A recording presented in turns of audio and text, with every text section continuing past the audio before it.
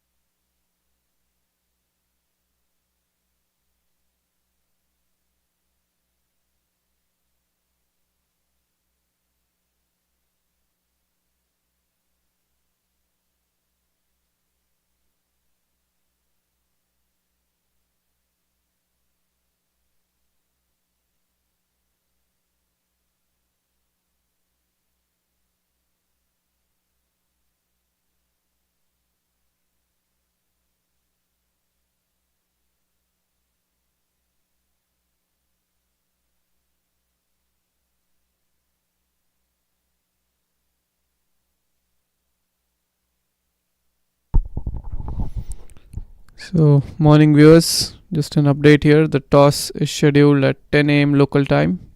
That's about 13 minutes from now, and we'll keep you posted after the toss.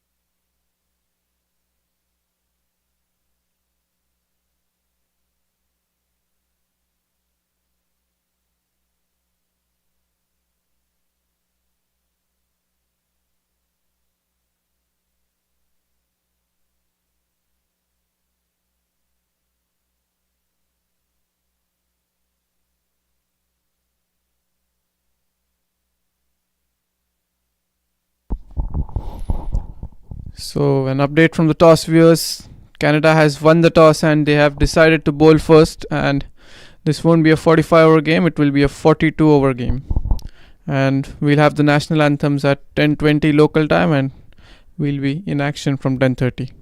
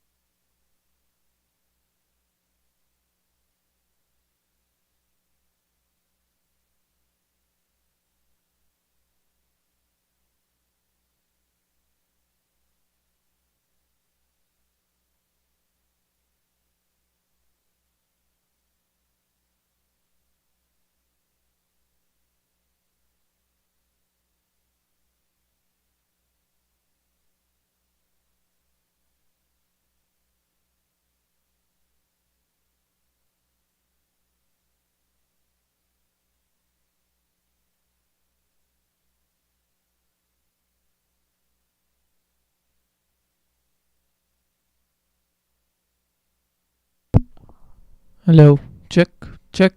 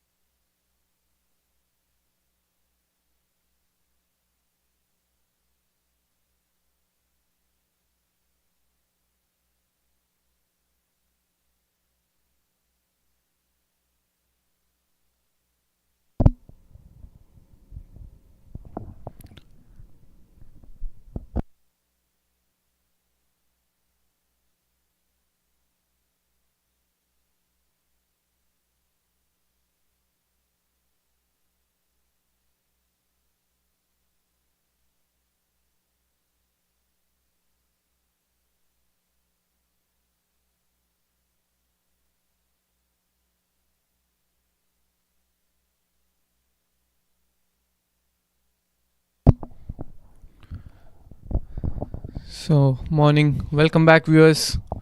It's about 10:30 local time here at the Moosa Cricket Stadium, and some good news coming in.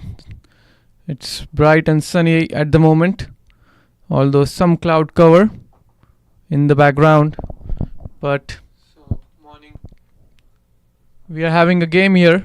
It's about a complete game, not a 45 but 42 overs that are to be played. It gets dark here by 5 p.m. about 5:15, so we have to finish the game off by then.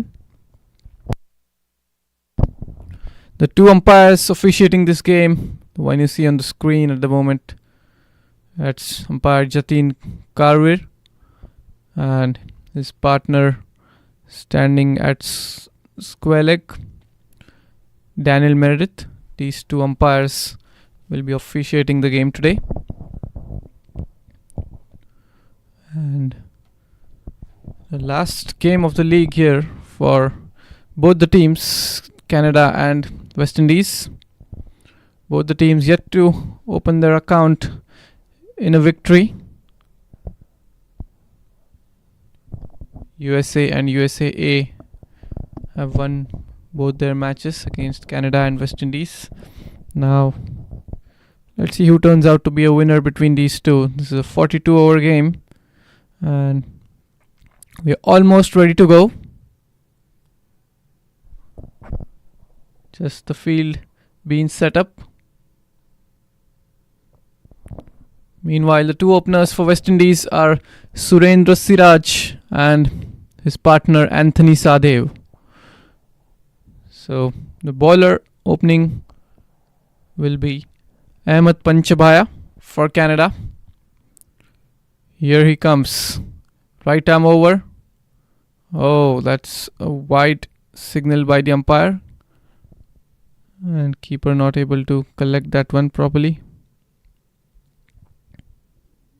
So first runs on the board for West Indies, coming in form of extras. Wide delivery. It's a left hand right hand combination.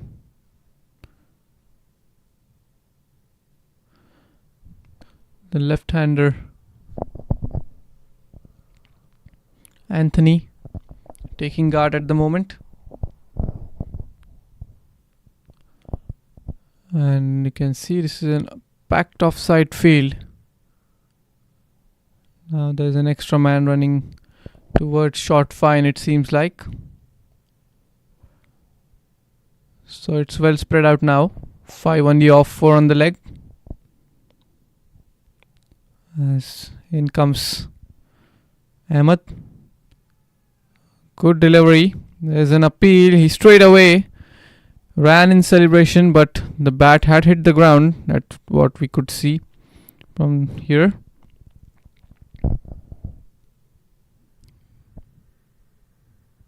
But different conditions today, different ground. Will be interesting to see how the pitch plays here. There was rain overnight, so a beautiful ball that. Again, this is not the old Moosa pitch that we used to have. This pitch has got some bounce in it now.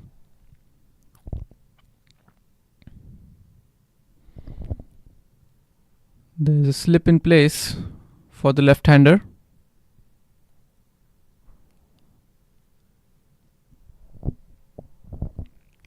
He's coming right arm over from the Macy Ranch end. Slip and a gully for the left-hander.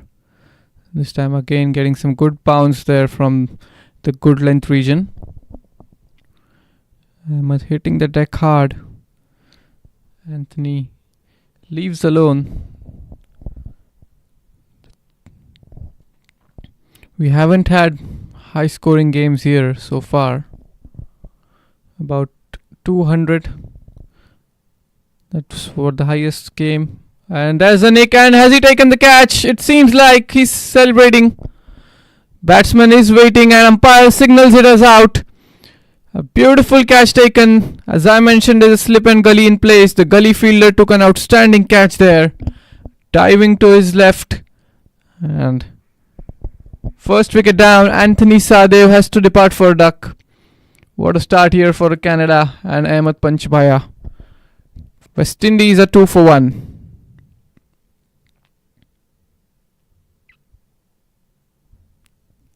We don't have the third umpire technology today in this game. What we had yesterday at PB5. Well, but what a start here for Canada. Wicket in the first over. Left-hander has to depart. Got an outside edge on that one. And beautiful catch taken.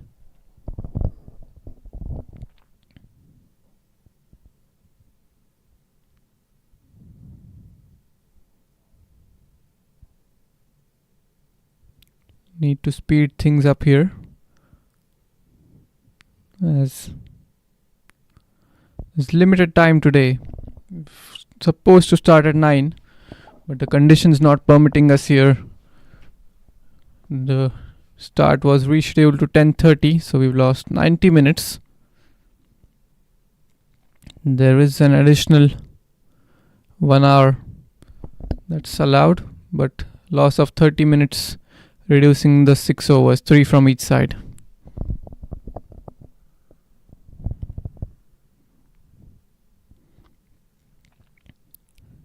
Two balls to go in this over.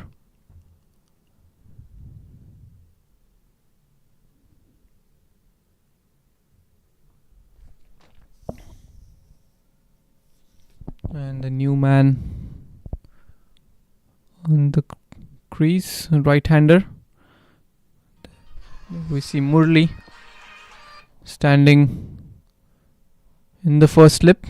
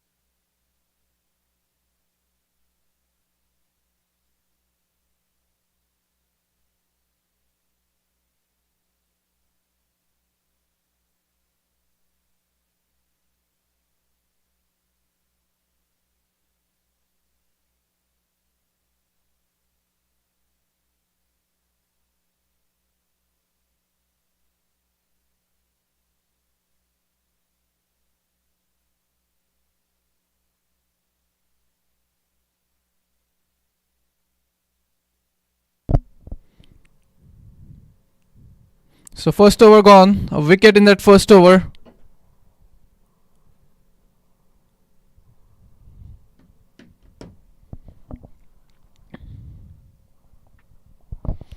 The new man in at number 3 is Sudesh Dhaniran.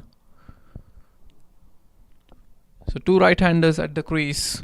Davinder Singh Bajwa is bowling from the PL end.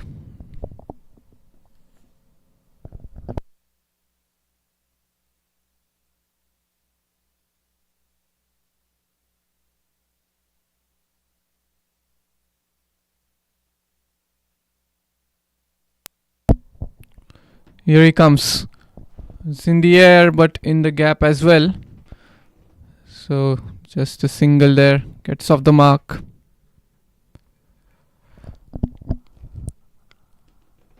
Surendra Siraj getting that single to get off the mark. He changed strike in the last over, but that was on a wide delivery.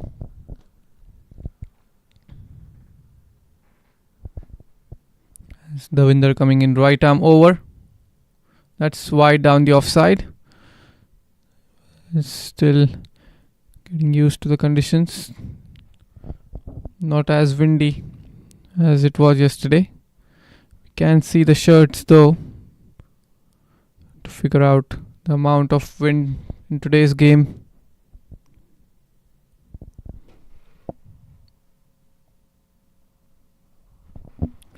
He's coming in.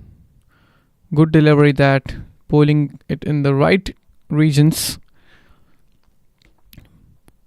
tempting the batsman to drive it on the off. Batsman leaves it alone on its way. Sudesh Dhaniran. We haven't had high scoring games in this tournament so far.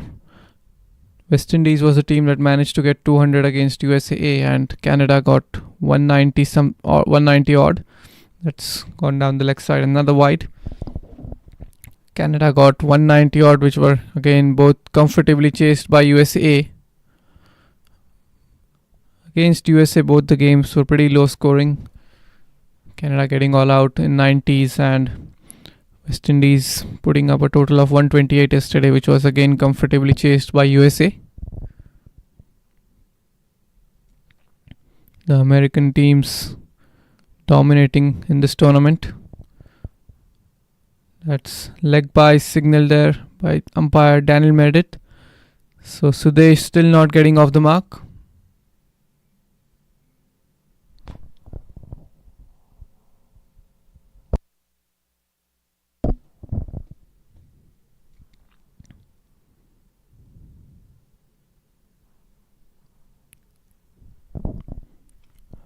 Well, we have seen here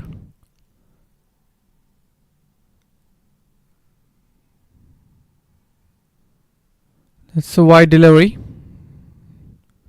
Straying down the leg side again. We've seen here in the couple of games that happened not on this ground but making use of the early conditions, cloudy conditions. The batting becomes pretty comfortable in the second innings as compared to the first. The sun out, it dries the surface, the outfield gets quicker. West Indies need to make use of the first power play here. They need to play it on without losing a wicket. It will get pretty much comfortable to bat on for the next 27 overs after the first power play ends. Oh, the ball pitched up way further. Batsman not reading the length correctly. That's Surendra Siraj.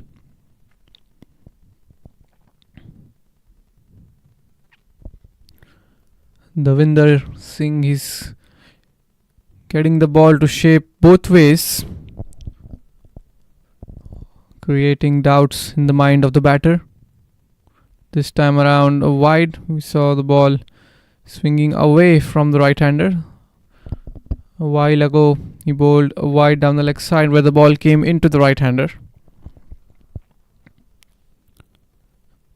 Just not getting his line right. The length is in the right spots. He's pitching it up, making the batsman want to drive that ball. just not getting the line right at the moment. That's a dot ball to finish off that over. After 2 overs, West Indies are 8 for 1. This is the scorecard so far. 1 wicket for Ahmed.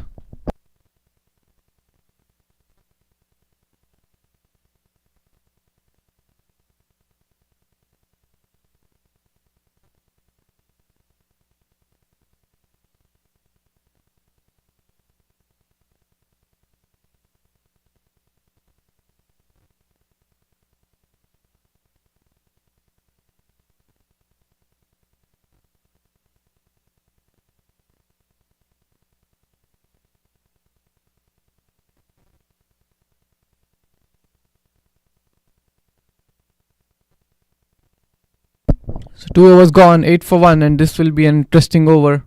He's hitting the deck hard, getting the ball to bounce. Ahmed Panch Bhaya.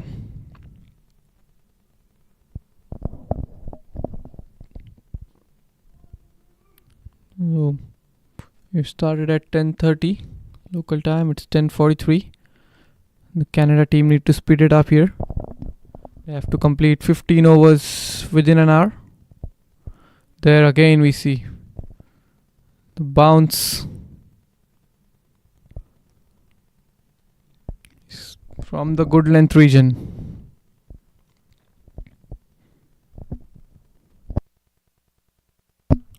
Always creates a doubt in the mind of a batter. He has to watch the ball till the very last moment. Leaves it alone this time outside the off stump. Being cautious here about the top order batters. Sudesh yet to get off the mark. But Canada, they have got a really good start here. They need to be very tight on the extras.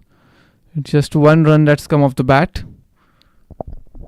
Can't give away so many extras early on.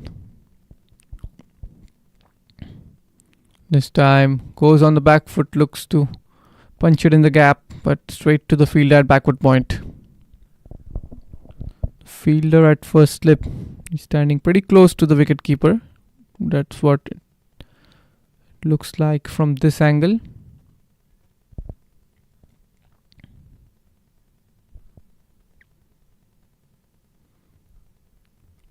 Here comes Ahmed. That's down the leg side. He has picked this one on, and looks like it's gone all the way. Yes, that's the first 6, and what a way to get off the mark there. Pitched up on the leg stump, and all he does is flicks it. And he's got this power in his arms to clear the boundary. 6 towards deep backward square leg. For a shot that. And that will get him going.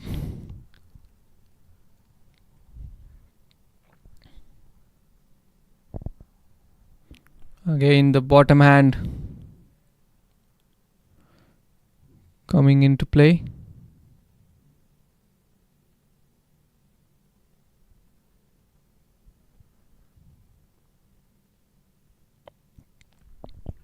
So let's see how Ahmed responds here to that 6. That's the region he tends to bowl. And dot ball to finish off that over. After 3 overs, West Indies are 14 for 1.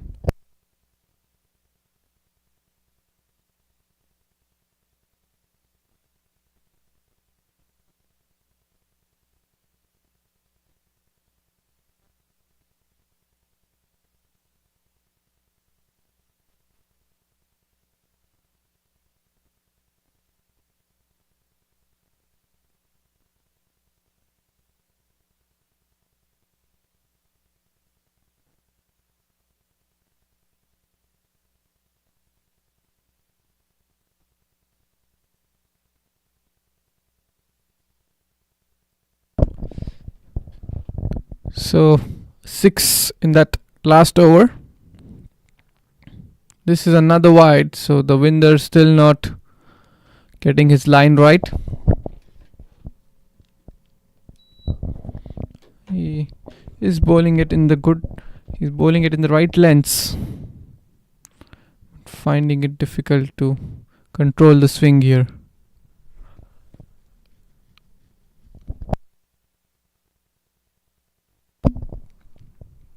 That's a full delivery, but again down the leg side. It's wide signal there by umpire Daniel Meredith.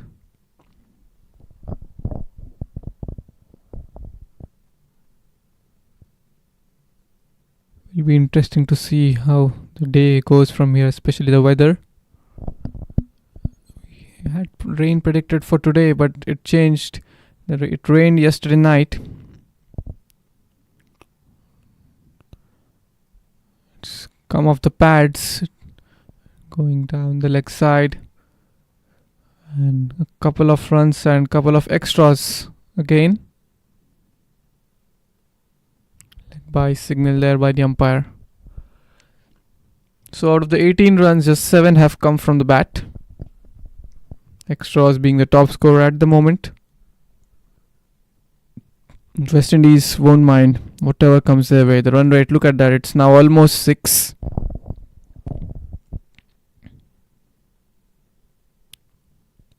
As the winder coming in, that's a good length and line. Leaves it alone this time, Surendra Siraj. You have to be patient on this wicket.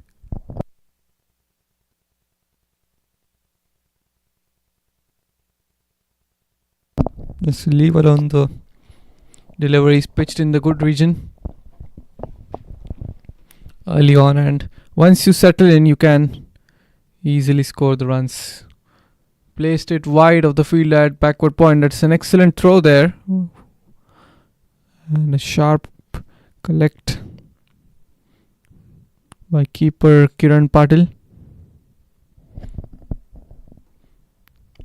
Had Kiran not got a hand to that throw, it would have been 4 overthrows on top of that single.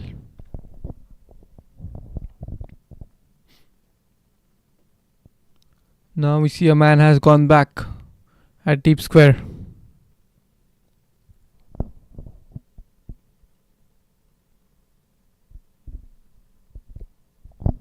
So deep square leg for Sudesh. That's the region where he hit that 6 to get off the mark. Still one slip in place. In comes the winder. Oh, this is a no ball. Yes.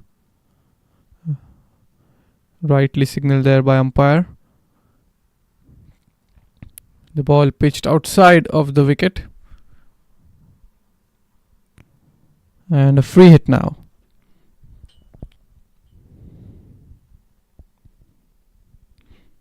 So let's see.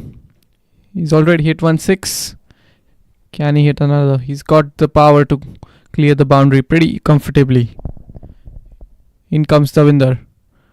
Shuffles across, makes some room and places it in the gap on the off, but ball not reaching the boundary. Just a couple of runs. So things not going Canada's way at the moment. It started really well for them. The first over was perfect. Just a couple of runs and a wicket. But now look, they're just not able to hold on to the momentum there.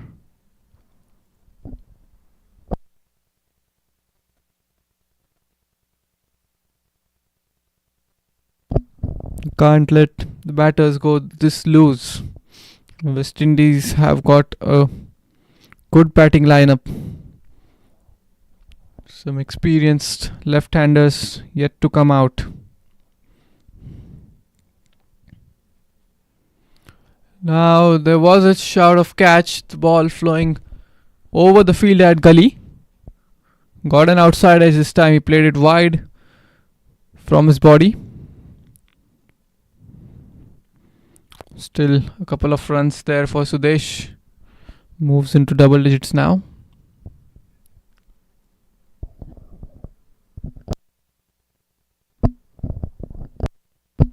(22) this partnership now of 20. The run rate 6.2. And another wide, and the keeper has not been able to collect this one. So that makes 3 wides. Pretty expensive over this. I believe there will be a change in bowling from the PL end for the next over.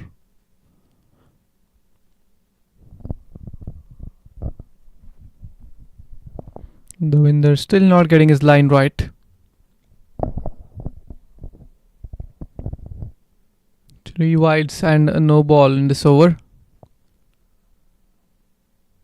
And that's left alone outside the off stump this time around. 4 overs gone. It's 27 for 1 West Indies.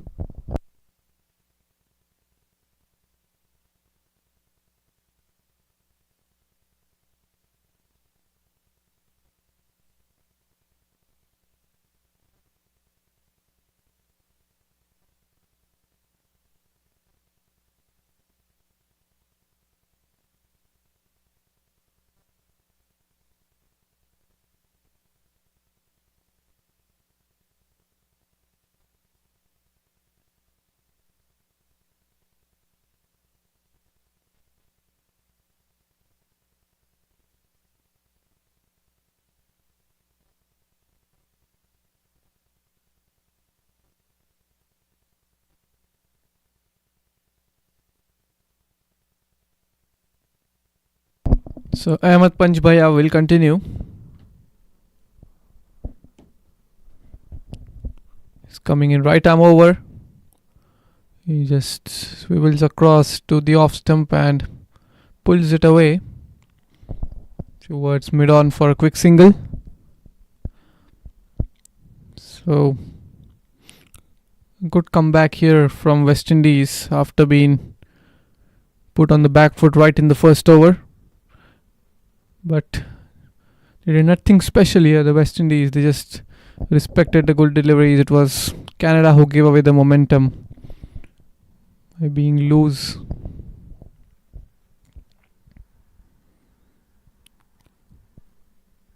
Sudesh has already smashed Ahmed for 1-6.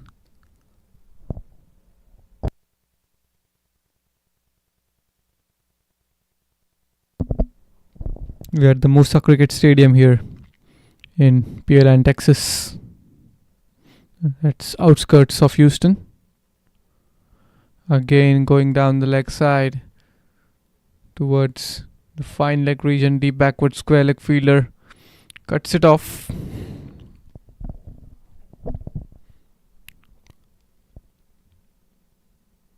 So that's important here. It's not just about looking for boundaries but also rotating the strike early on. That's what these two are doing.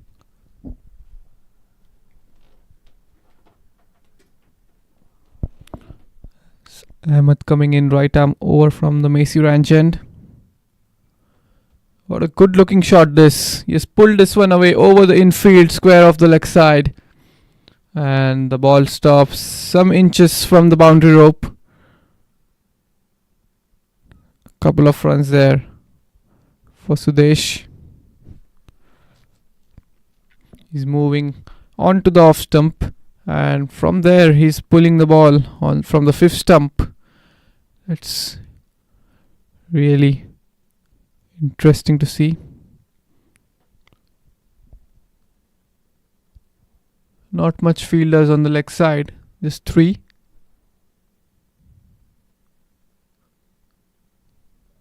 That's another wide. So Canada are giving it away here. They had the momentum early on, and with all these extras and loose deliveries, they are giving away the momentum back to West Indies.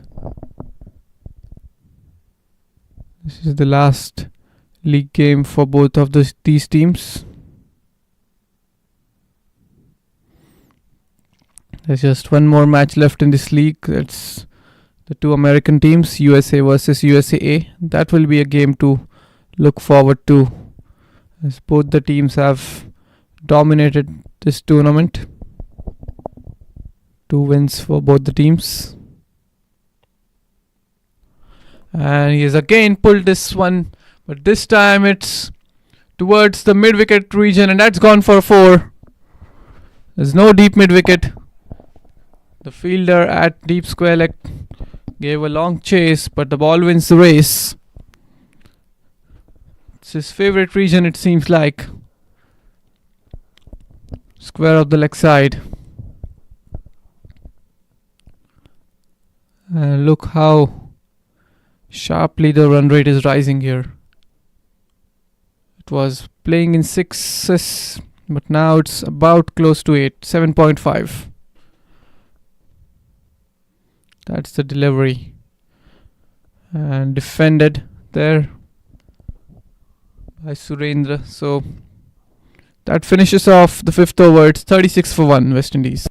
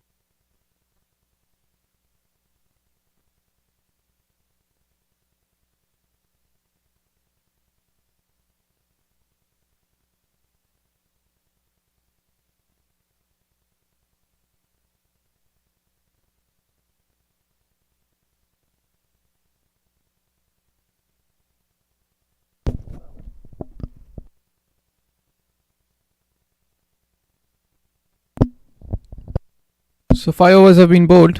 36 for 1 West Indies. It's still a long way to go. 42 over game this.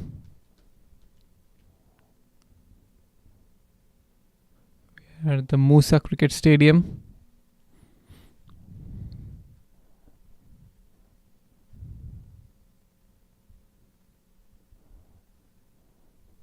There was some stoppage in play, and it's Raja who's coming into the attack.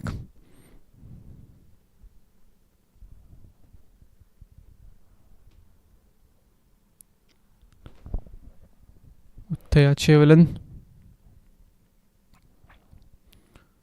And he's again pulled this one from wide outside the off stump. That's gone towards the deep mid wicket region. A couple of runs there. Outfield not as quick because of the rain from yesterday. Just look at the projected score there. 309. That would be a really good compatible total on this surface.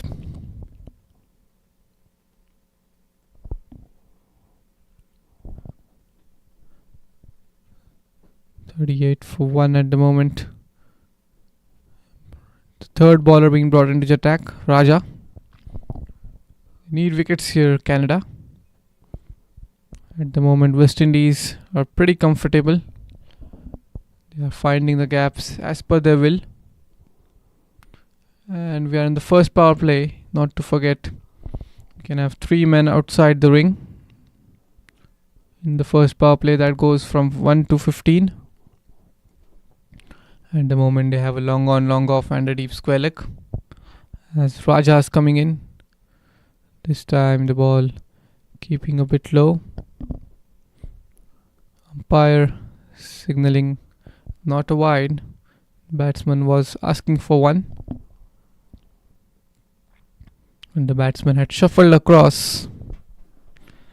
So the wide line too shuffles along with the batsman. If he shuffles before the ball is being bowled. That's a good delivery by Raja. That's the length he should be targeting. Pitching it up on the 5th, 6th stump. No slip in place now, as he isn't getting much movement there. The winder was getting a lot of movement, but he was just not getting his line right.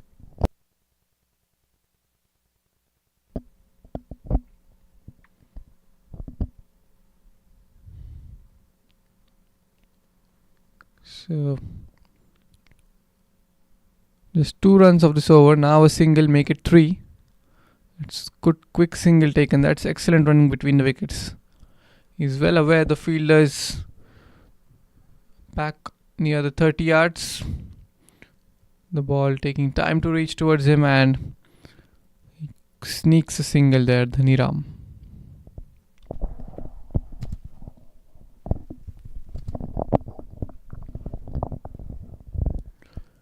Surendra Siraj batting on 9 of 12.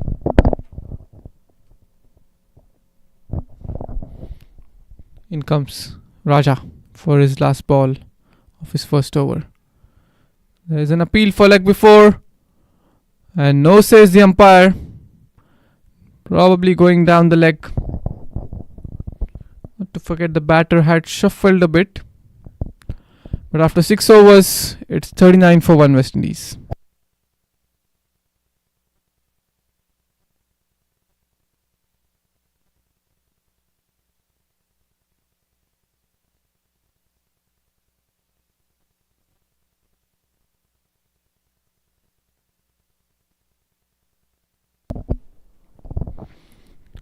Is a very experienced senior umpire, both of these two guys here.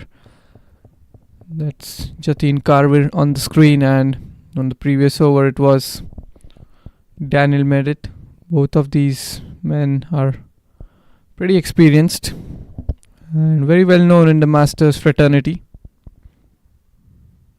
And look at that bounce. I don't know what this appeal was for. Umpire just having a casual laugh there for that appeal. The ball almost waist high.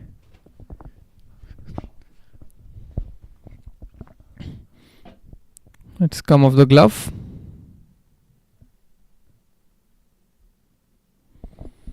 You need to speed things up here. They've taken 34 minutes to complete 6 overs. That's about 6 minutes per over, but the scheduled time for an over is 4 minutes. They have to finish an over within 4 minutes. Let's cut away on the offside. And has he taken the catch? It looks like he has. Yes, that's the second wicket. Surendra Siraj gone for 9. And Canada strike here. Just as the partnership was building up well, he bowls one wide outside the off-stump ball, swinging away. And Surendra looking to cut that one away, but ending up giving a straightforward forward catch in the hands of the backward point fielder. So second wicket here for Ahmed. It's been a good start for him. 40 for 2 here, West Indies.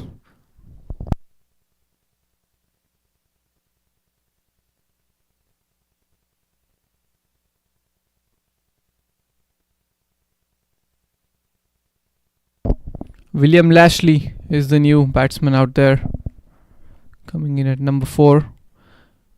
William Lashley was the only bowler to get a wicket in yesterday's game against USA.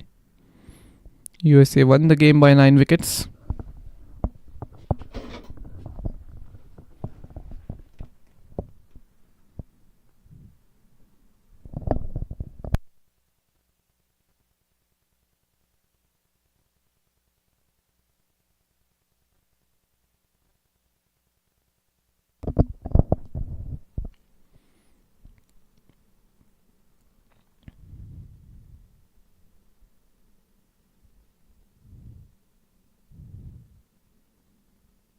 So initially they thought it was a left-hander.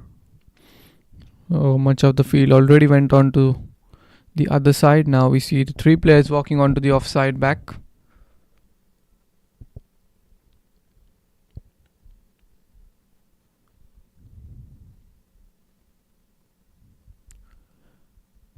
And William Lashley, umpire just signaling him that you gotta be quick there, batsman. We don't have much time today. Here comes Ahmed. And looking for a quick single to get off the mark, but there is a fielder at mid-wicket. He rushes into the ball.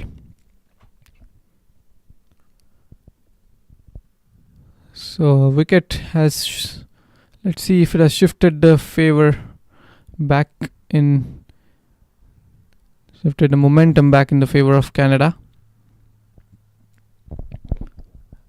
They need to grab hold of this from here going forward.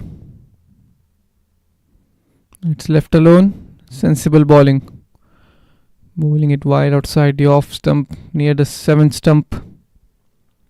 6-7 stump. Wanting the batsman to have a fish out at it.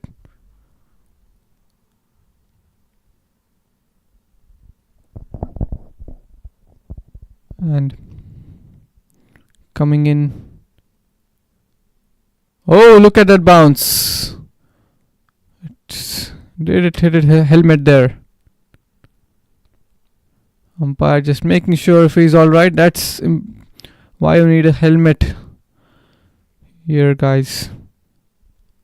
And that bounce from the good length region.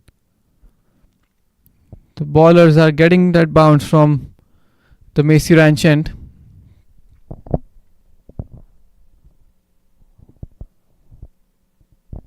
It's not coming from the PL end, but when you pitch it in that good length region, the ball is taking off.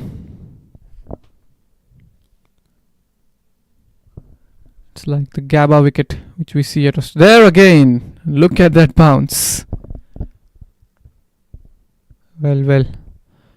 7 overs gone. West Indies are 40 for 2.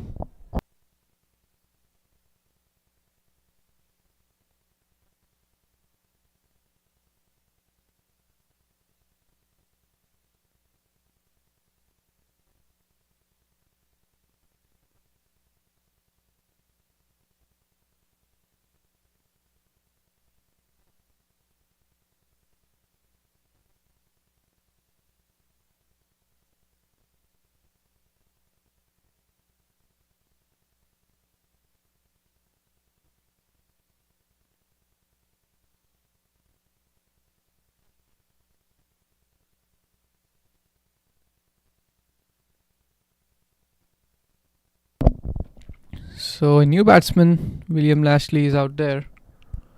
That's in the air. Shouts of catch it, and he has taken the catch. That's the 3rd wicket down. West Indies, they are giving it away here. And again a set batsman has to walk back. Sudesh Dhaniram gone for 15 of 21 balls. Well. So it's Raja who strikes. It's into his 2nd over. Again the ball was pitched up. It felt like the ball stuck into the surface. It came a bit late onto the batsman. And an easy catch in the end towards the covers region. So 40 for 3 West Indies. Some technical issue with the scorecard, it seems like. It's not updating. West Indies are 3 down.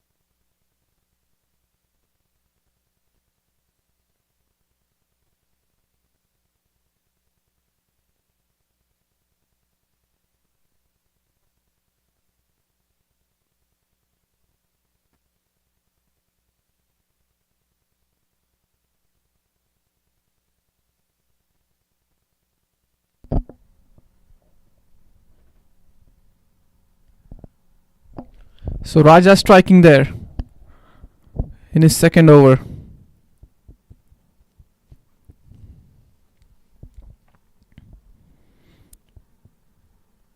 And A left-hander out there in the middle. That's Sunil. Sunil had a good outing with the bat yesterday. He started off well actually. Wasn't able to carry it on from there. Got out in his 20s.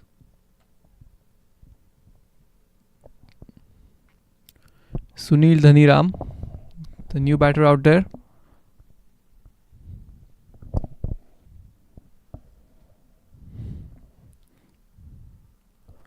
And what a start there for Sunil. Straight away, ball pitched up, width on offer. He smashed the cover drive. It's gone for a 4. What a way to get off the mark here. Beautiful shot that from Sunil. Just too much width on offer there by Raja. And he allows the batsman to free his arms right on the first delivery. Well, it will be interesting to see his approach going forward.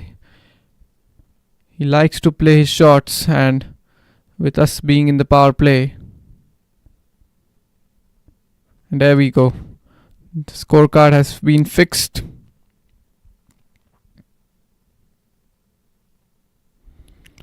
So dot delivery there. Always a great feeling for a batter to get off the mark with a boundary.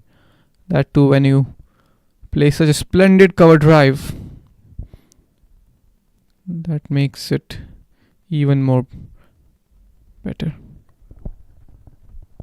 Current run rate of 5.8. A good delivery that. Excellent ball. And look at his football skills there.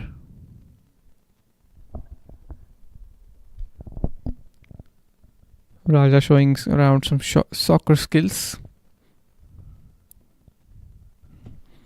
And not to forget, all these guys playing out there are above the age of 50. So let's punch down the ground. A single towards mid-on. So that shows the kind of fitness all these players have. Play for 45 overs in both the innings. Do a lot of running. And bear it out in the heat. This shows the fitness level of all these players. Now William Lashley will be facing for the first time on this end. So wicket and 5 runs in this over so far. Canada have made a good comeback in the last 2 overs. I believe one more over will be given to Ahmed Panchbhaya.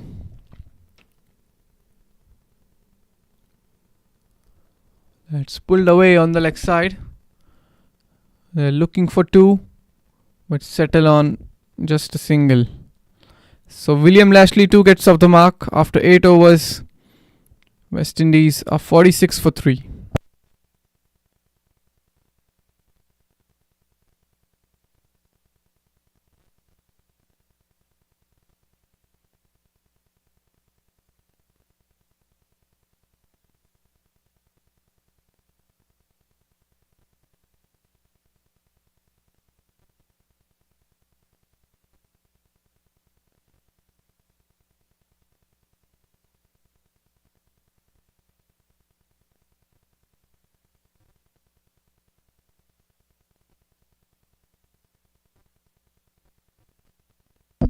Yes, rightly given his 5th over there, Ahmed.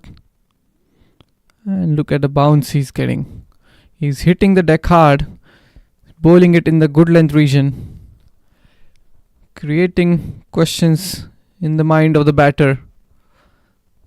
William Lashley was almost hit on his helmet in the last over.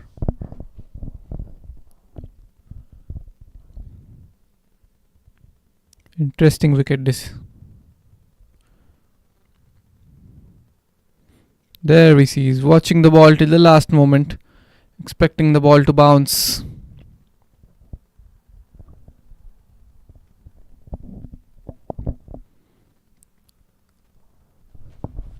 Three fielders on the leg side at the moment. There is a backward square leg, a mid wicket and a mid on.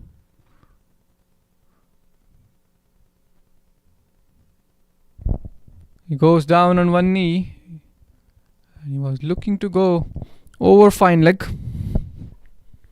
but the field is well set. Ball going towards the backward square leg fielder.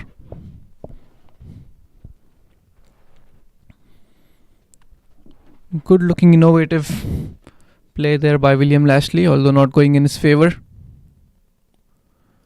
This time around, that's a sensible leave, covering the stumps, making sure the ball's going away, and a safe leave in the end.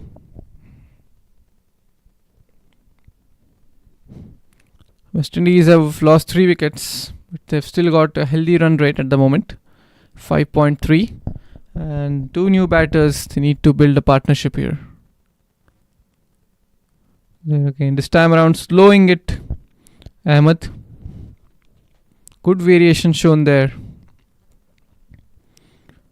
5 overs, 2 wickets and 18 runs. Outstanding scorecard there for Ahmed. Economy rate of just 3.7. He was struck for a 6 by Sudesh.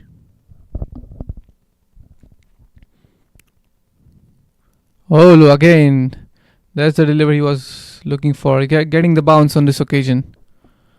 So 9 overs have been bowled and it's 46 for 3. It's 16 extras so far.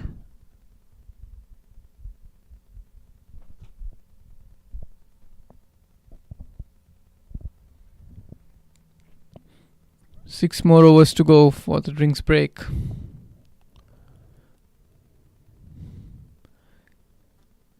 Julian Boyce, I believe, will be the next man to come in. He missed out on a really well-deserved half century yesterday. Got out on 49, and last thing a batsman wants to get out is run out, and he got run out by a direct hit, trying to get to the striker's end. And of course, Raja will continue.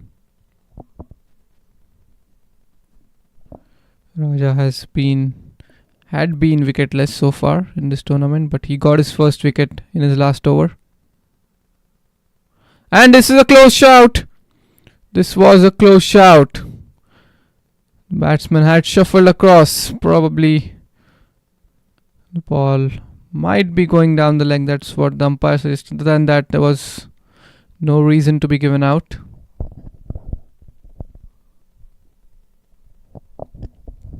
Well, umpires, of course, are always put under pressure when the ball strikes the pads. That was a beautiful delivery up front there from Raja. It's wide signalled.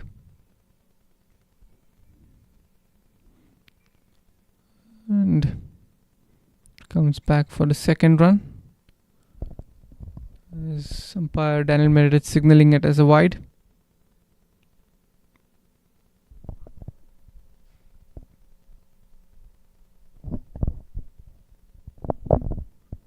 So 1 run short of 50 here, West Indies.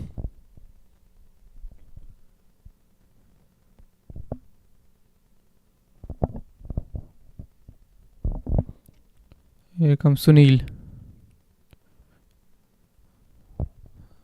Sunil facing. Let's hit down the ground. There is long off. Only a single. That single brings up the 50 for West Indies. He should be looking to bowl the delivery that he bowled on the first ball. What a beautiful ball that was. Pitching just outside the off stump. Ball swinging in. Stick and struck the batsman right on his pads.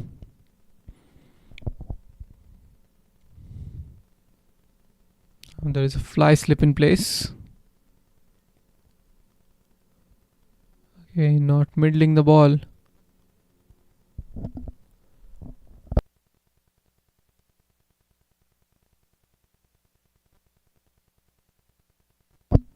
William Lashley has been watchful out there.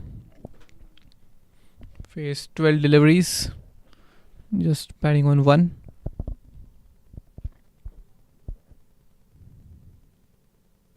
It's defended off the back foot. This time around, again looking to showcase his soccer skills, but not able to collect the ball. But what a spell today for Ahmed Panchpaya. 5 overs, 1 maiden, 18 runs and 2 wickets, 24 dot balls in his 5 over spell. Just look at the accuracy there from him. Oh, what happened there? The ball didn't bounce as the batsman expected it. He thought it was almost coming on to hit his face. The ball is not bouncing from this end of the wicket.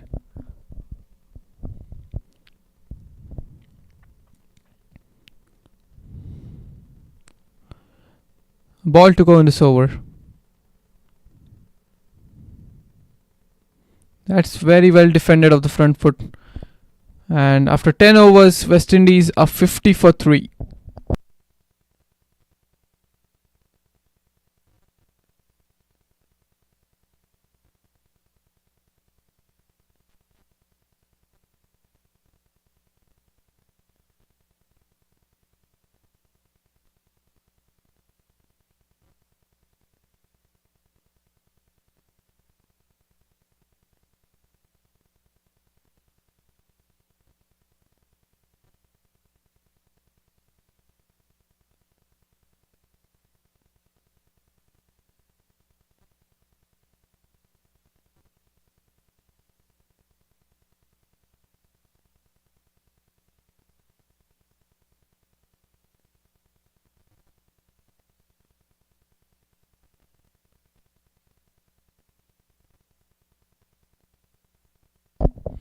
And 6 over spell.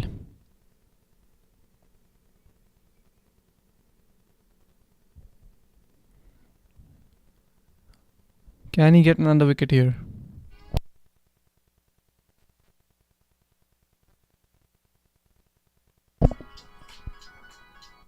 Beautiful ball and well left in the end by Sunil.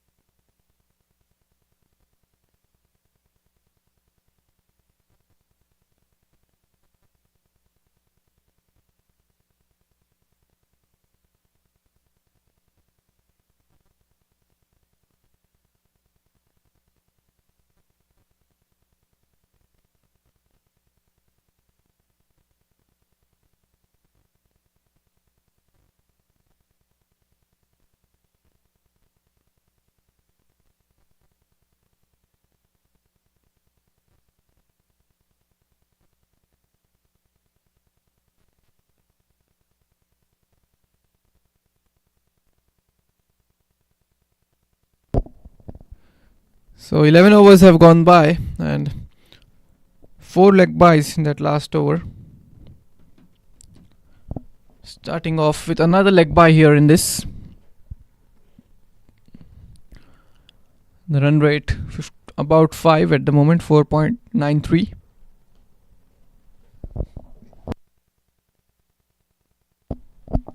Now they are getting a fielder in, both the fielders in. That's good tactics by the captain. Long off, long on, both brought in. They want Sunil to try and play a shot. There's an appeal, certainly bouncing too much on this occasion. This is a good decision by umpire Daniel Meredith, and of course probably pitching outside leg as well.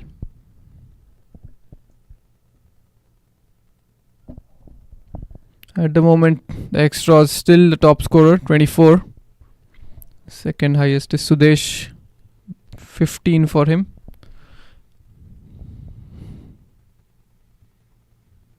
And again a beautiful looking cover drive, but not able to find the gap.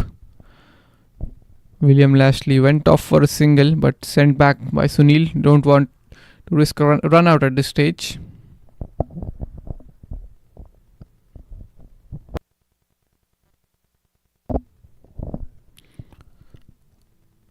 Just 1 run in this over coming off the leg bye. The run rate has dropped significantly now. It was close to 8 at the stroke of the 5th over. Now it's below 5. Oh, has he dropped it? Well, it seems like a missed opportunity. This should have been caught. It wasn't very difficult. Well, Raja certainly deserved that wicket. He's bowling really good in the good channels. And a dropped catch. Easy one. Maybe the batsman would have got in the vision of the wicketkeeper.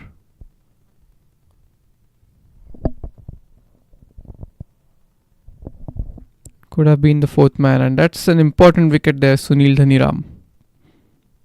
If he sticks, he scores pretty easily. We saw it yesterday. Misfield, allowing them a couple of runs.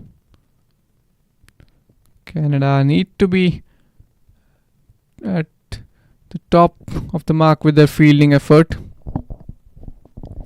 They've got the momentum back in their favor. They just can't get it away from them so casually. William Lashley was stuck on a single run for about 16 deliveries. Now these 2 runs will allow him to settle in a bit.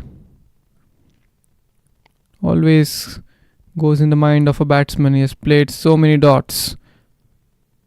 Need to try and find a way to score runs, but now they're allowing these runs easily. After 12 overs, it's 58 for 3.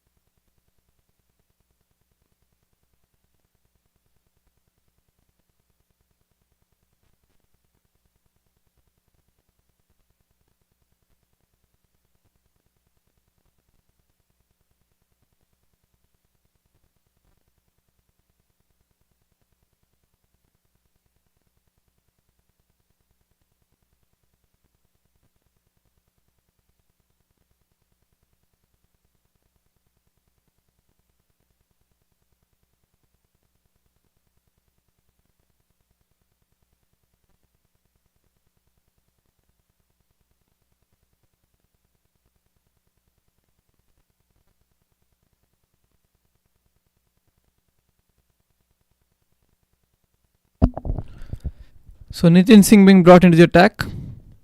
Finally, Ahmed has been replaced from the Macy Ranch end.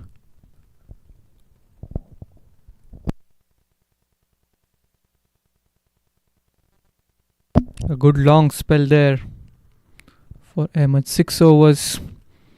He bowled 2 maidens in the 6 overs. Out of the 36 deliveries that he's bowled, he's got 30 of them to be dot balls. That's the pressure he created from one end. He caught 2 wickets as well. This time around, a loose delivery, pulled away, and they come back for the second run. Again, ball just not having the legs in it to reach the boundary. Outfield on the slower side today. Well, the keeper would be having in his mind about the dropped catch in the last over.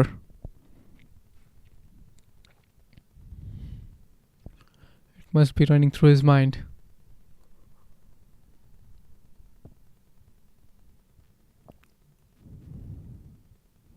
And this time around again, short on the leg stump.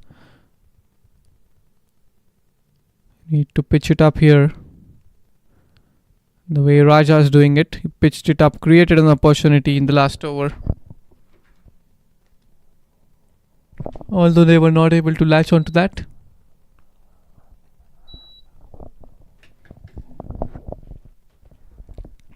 There we see the captain Iqbal placing the right field for his bowler. It's the right-hander on strike now.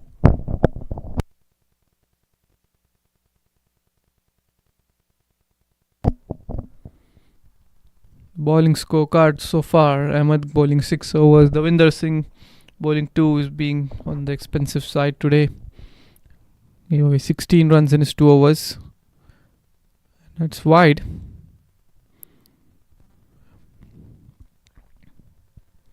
Four overs for Raja, 16 runs and 1 wicket. Nitin Singh now is into his first. Still we haven't seen spin being introduced yet. Sticking to the medium pace bowlers.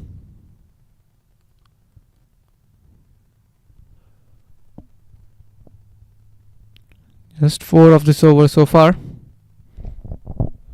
West Indies need to do this for the next 10 odd overs. Keep getting 4-5 runs every over.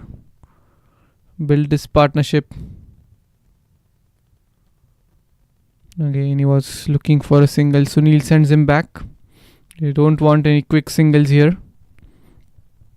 Just 2 boundaries and 1 6 in this match.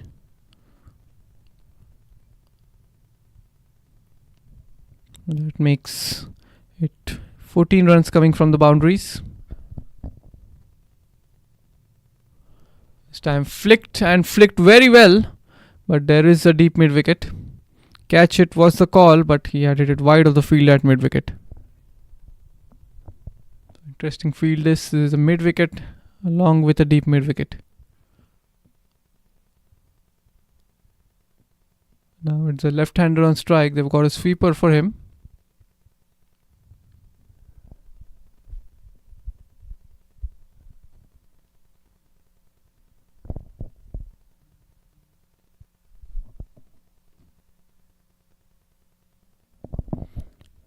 Here we go.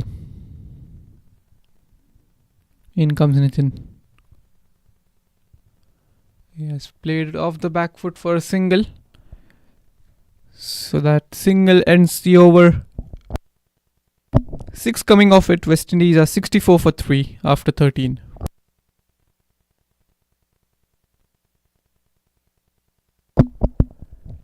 And will be interesting to see if they continue with Raja over here. They managed to bowl about 12 overs in 1 hour of play. That's too slow considering they need to bowl 15 per hour.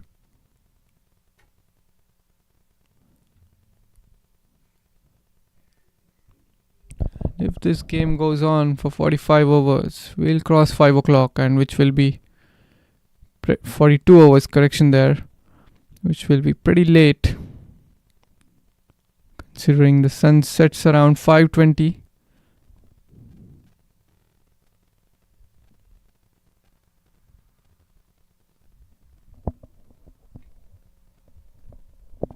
Batsman just having a change of gloves there. All this time wasted. Have to be very quick.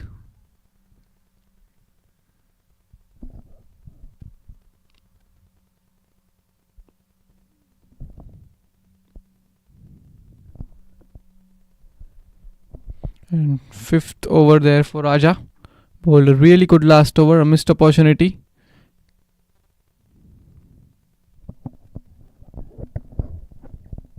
And he's got much of the field in. Rushing in right arm over from the PL end. Oh, that's pitched way fuller and driven in the gap and deserves the treatment. He deserved a certain boundary on that one. Just 3. They will still take it.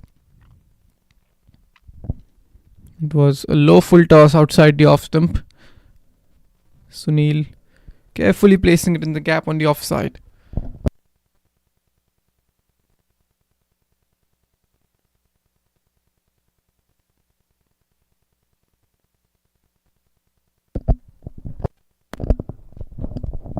West Indies need to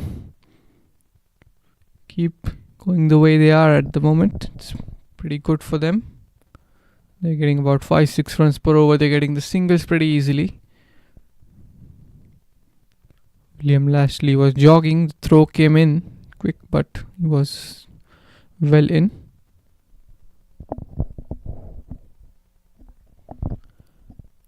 .1 the run rate at the moment. Now it's crossed 5 once again.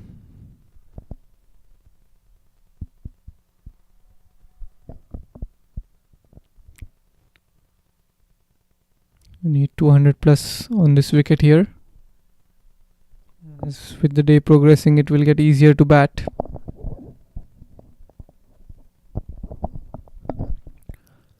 We've had some rain predicted in the afternoon. Hopefully he stays away. That's not the line he would be looking to bowl. Another easy single there for the left-hander.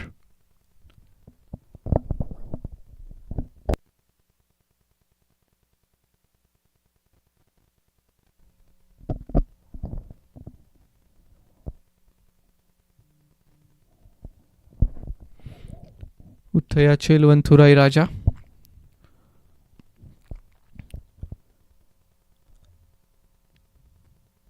.16 dot balls for him. Canada have given away way too many extras today.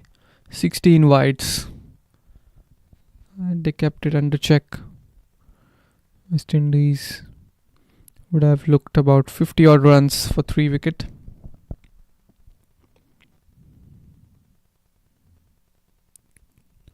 And we would have already been back to the drinks break.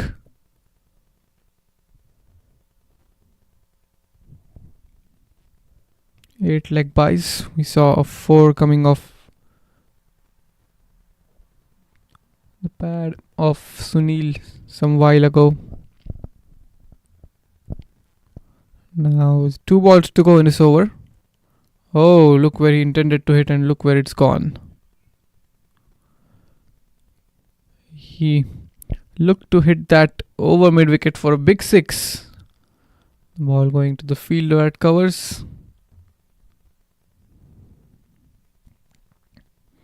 Again, not middling it here. William Lashley must be losing his patience. Just got 5 runs of 24 deliveries. There is an appeal. This one probably going down the leg.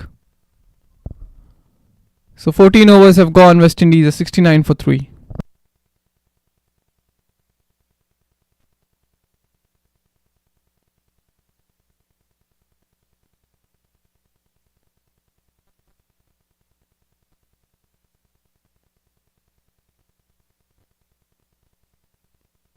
And looks like the players have taken a quick drinks break. We'll be back in a couple of minutes.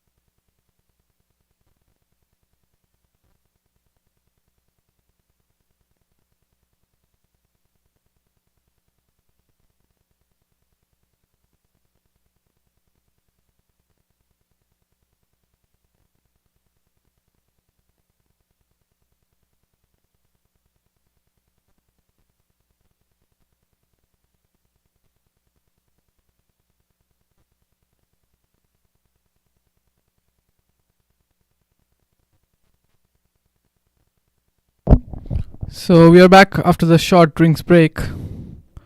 14 overs have gone. West Indies are 69 for 3.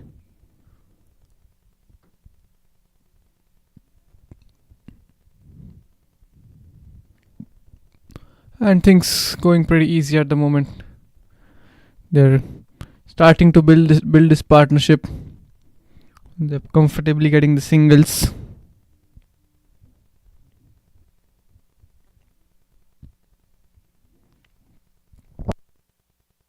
That's the partnership 30 of 42.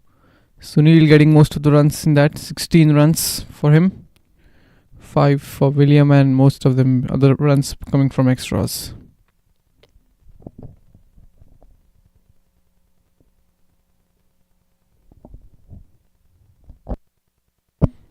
Let's defend it straight back to the bowler.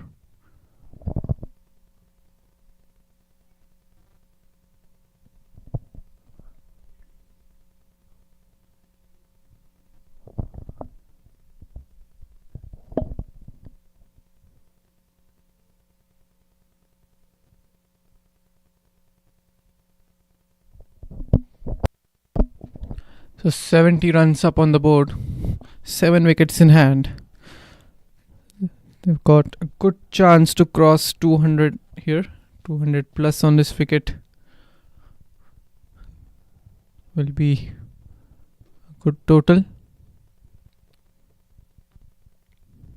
Nitin not getting the ball to bounce as Ahmed was getting from the deck. Was getting it to bounce from the good length region.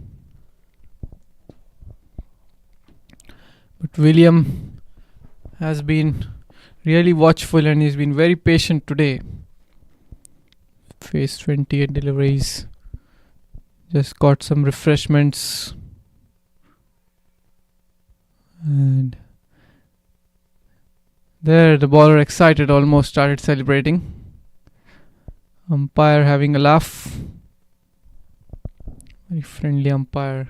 That is Jatin Karwir.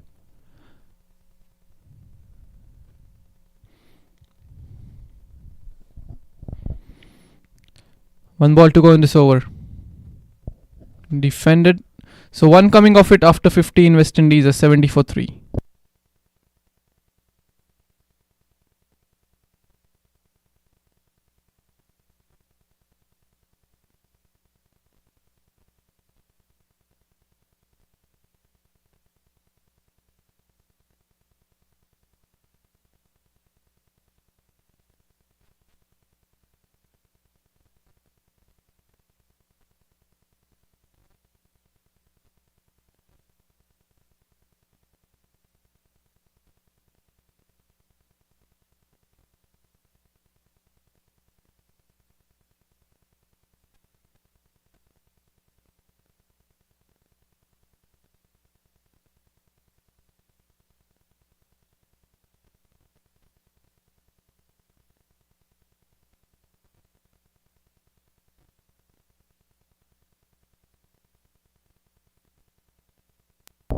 So Raja to continue, this time pitched up and smashed down the ground for a single.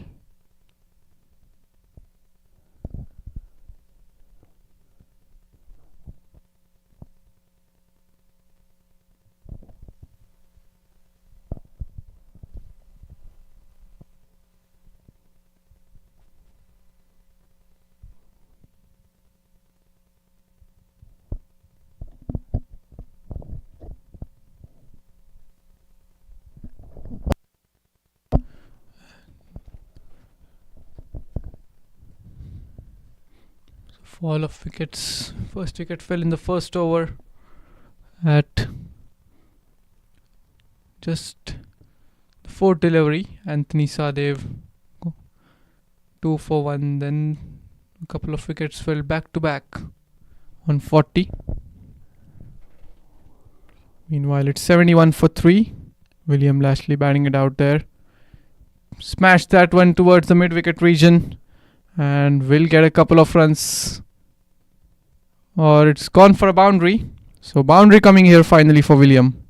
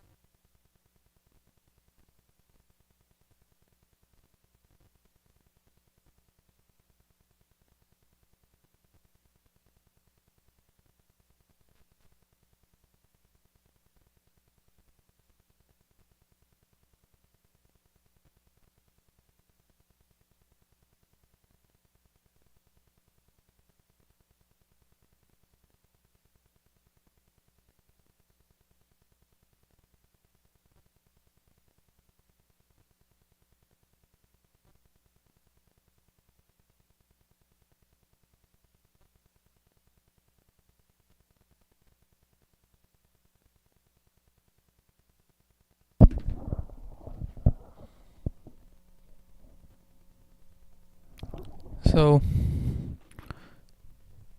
West Indies getting back with the momentum there. They're easily getting these runs, and the partnership is building up strong here.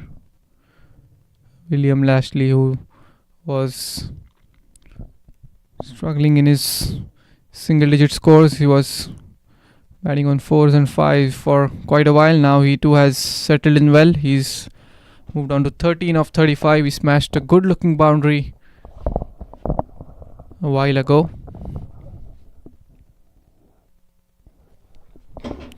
Good delivery this time up front from Nitin Singh, attacking the stumps. But again, after the break, the West Indies have come up really strong. You can see it. They are easily finding the gaps.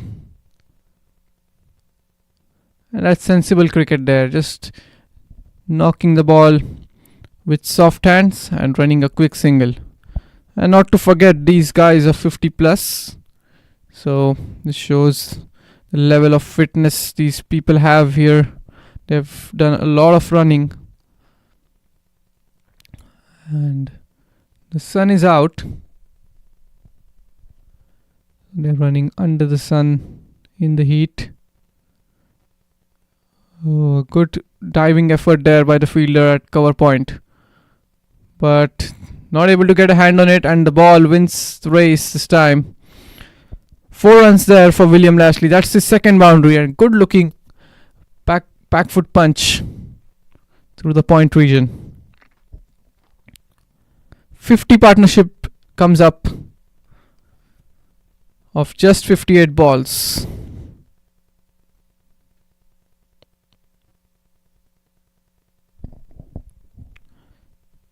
And a ball to go in this overs. Expensive over, this 7 coming off it.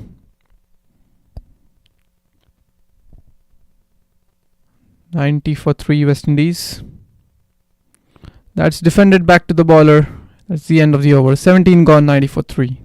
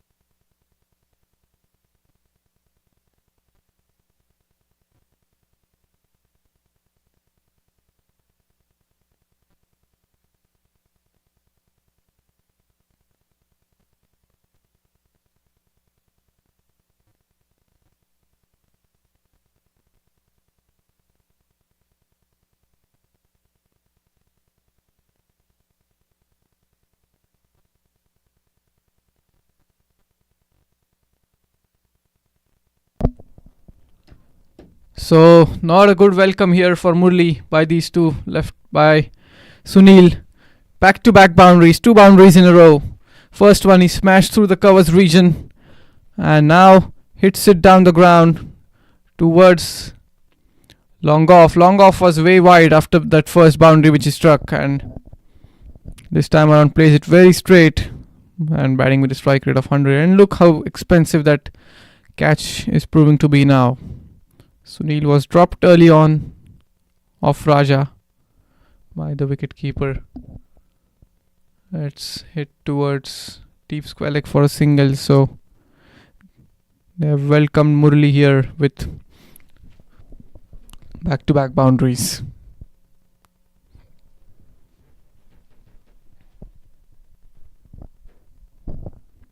So 1 run shy of the 100 here, West Indies. As in he comes. That's pulled away off the back foot. Another single on offer. And that single brings up the 100 for West Indies. Looks like it will be a big total on the board if these two keep going.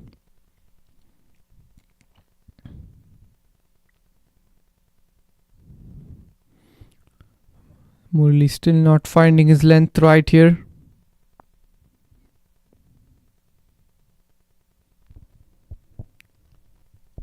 Look how easily they are getting the runs.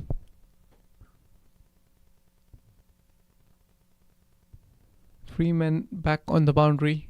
Long on, long off, and deep square leg for the left-hander. And a deep mid-wicket.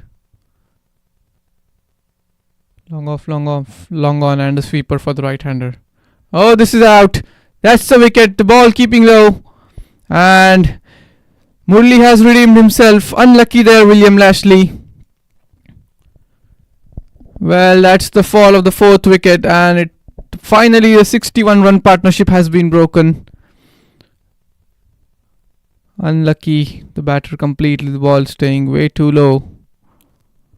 101 for West Indies. And it will be Julian Boyce to come into bat at number 6. That's the end of the 18th. Murli gets his first. 101 for 4.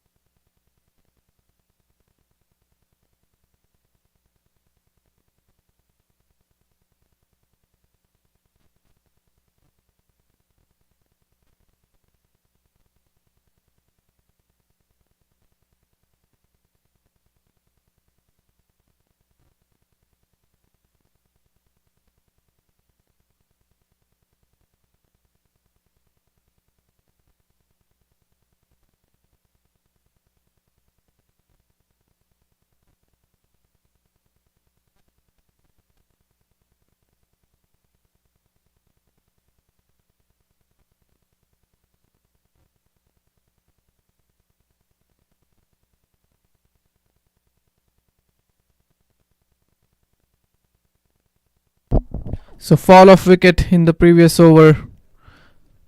Spinner Murli getting the wicket. And it's Julian Boyce who comes out to bat at number 6.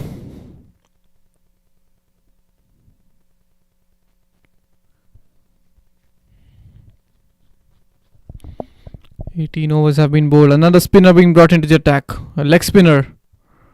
Good flighted delivery to start off with, but he has hit this one pretty well. The ball stops some feet away from the boundary rope. Found the gap really well again. Sunil has now got used to these conditions pretty well, it seems like, making good use of his feet and finding the gaps perfectly.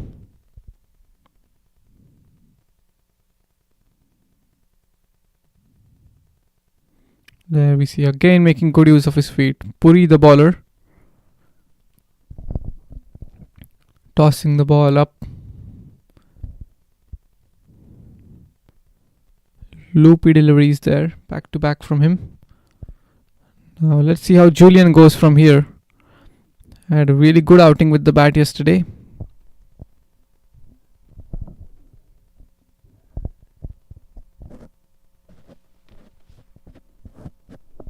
In he comes.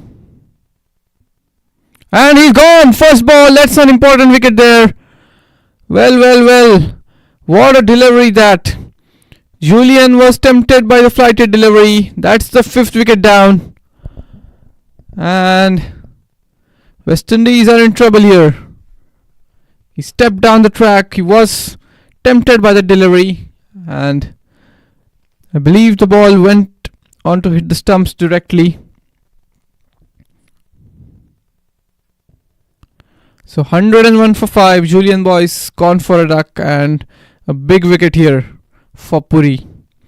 West Indies 101 for 5.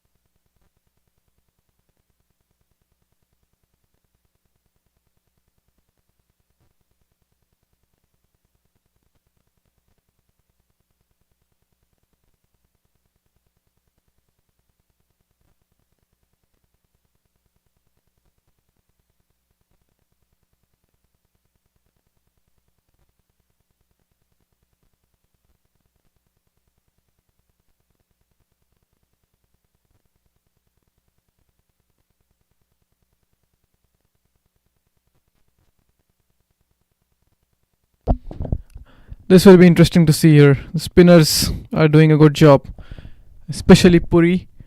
The way with his tossing the ball up. Now it will be against the right-hander. It's Daniel who's come out to bat.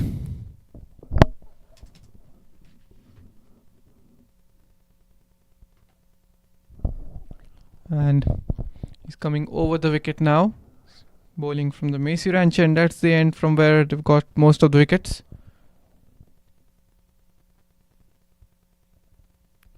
Daniel Sadev coming in at number 7. Over, loose delivery this time around. Short ball, easily dispatched for a boundary. No, a good effort there by the fielder. It felt like the ball will win the race, but the outfield is not as quick, and the ball stops.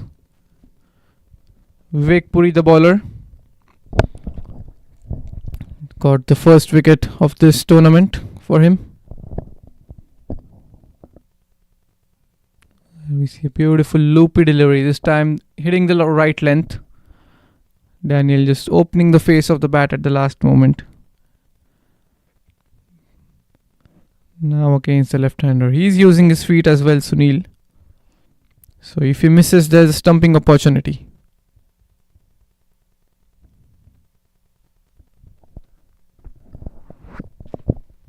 Here we go, last ball of the over. Oh, full toss, and that ball had boundary written all over itself.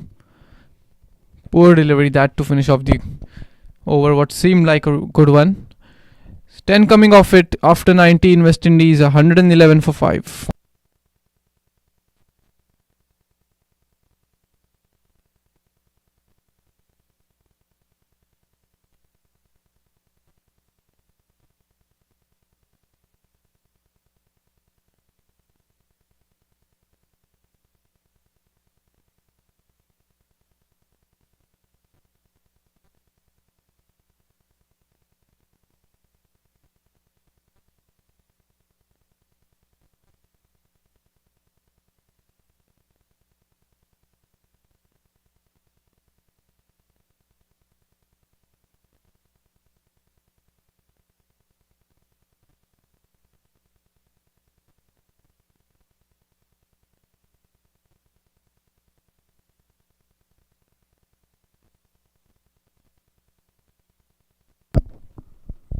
So Murli into his second over. Two spinners getting wickets in their first over itself.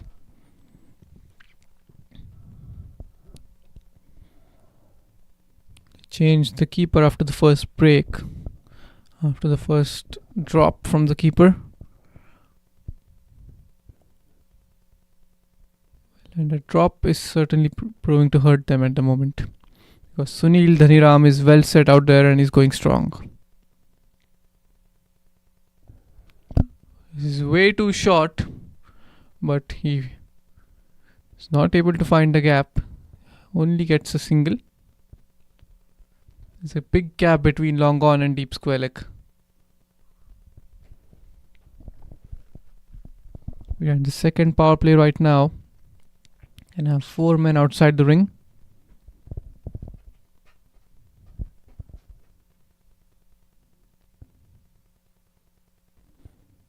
It's turned towards mid wicket. Daniel Sadev played a very confident looking shot on the first ball, although that was a loose delivery.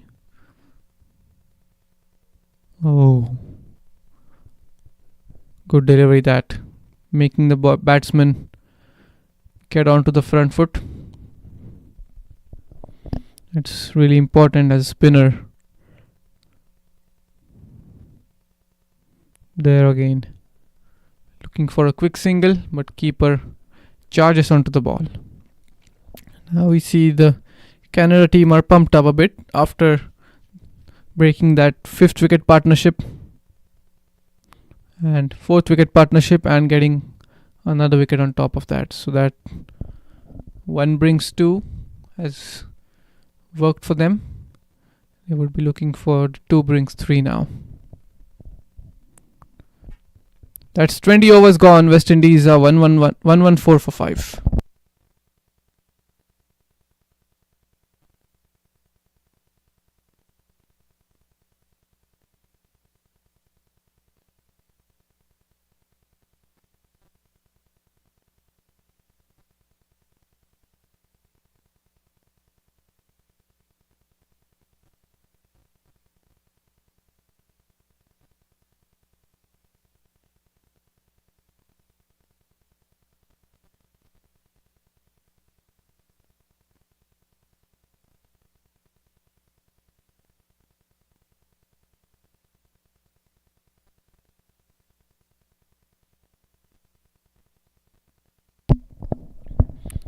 So 20 overs have gone by. Still 22 more to go. Now we see Daniel coming out with a hat against the spinners.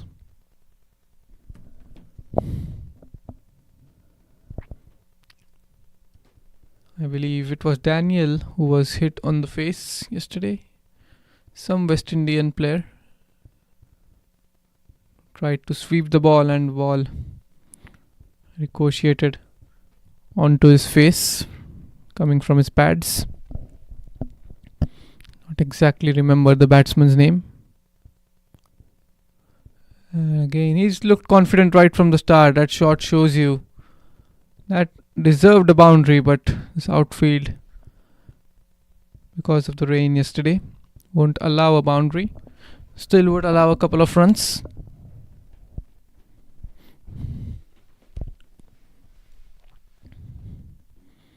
Good start to the over here for the West Indies. Again, it's pretty poor delivery, too short. Coming back for the second run, makes it easily. So 3 doubles on trot there. Sunil has already done a lot of running there. Both the batters just having a breath. The new wicketkeeper, as you can see, is Kingsley. And has he taken the catch? He's given him out. Yes, that's the 6th wicket. So the keeper juggled the ball for a bit and finally took the catch. That's the sixth wicket. Daniel Sade was looking good out there for the 10 balls that he faced, but he has to depart. No hesitation whatsoever there from the umpire Jatin Karwin in raising his finger. And an excellent decision that. Again the ball tossed up, it was pitched up, tempted him into playing the off drive, getting an outside edge, the ball turning away from him on this occasion. That's what caused the outside edge, and that's showing the back of Daniel Sade. It's 120 for 6 West Indies.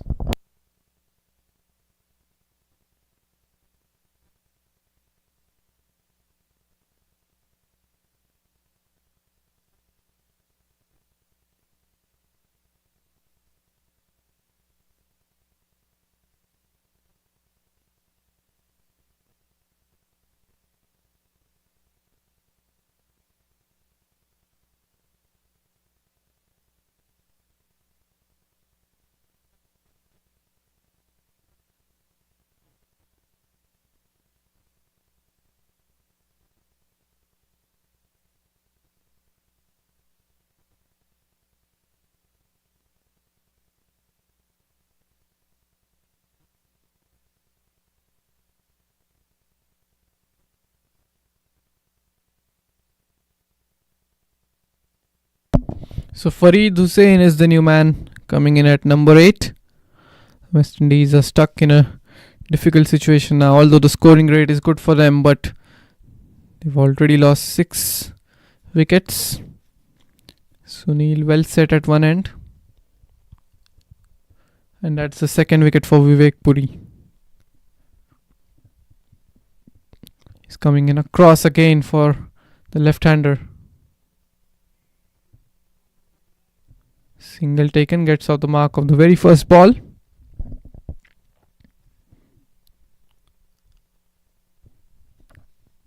Looks like spinners getting some help out of this wicket.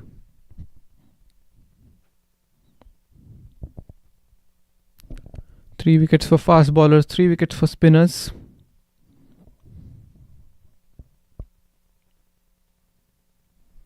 Comes down the track towards the pitch of the ball and smashed it wide off mid-on. Another couple of runs there. Doing a lot of running, Sunil Dhaniram. Moves into 40s now. After over number 21, West Indies are 123 for 6. 29 extras so far.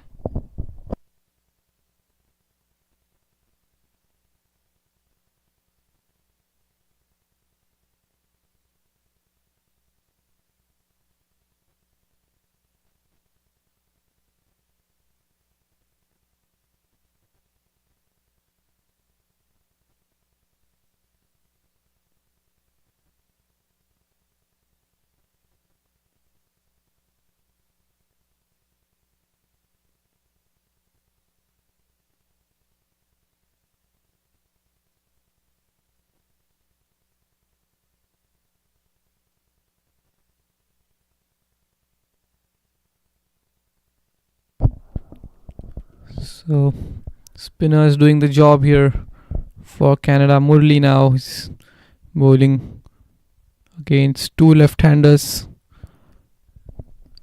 We'll be looking to make the most of this opportunity. Off spinner always considered an advantage against a left-hander.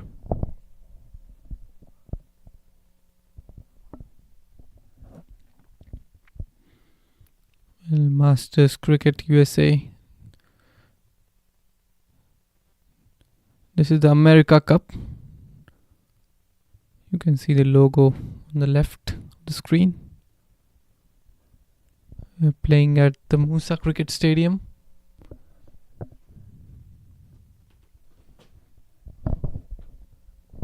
This is an ICC approved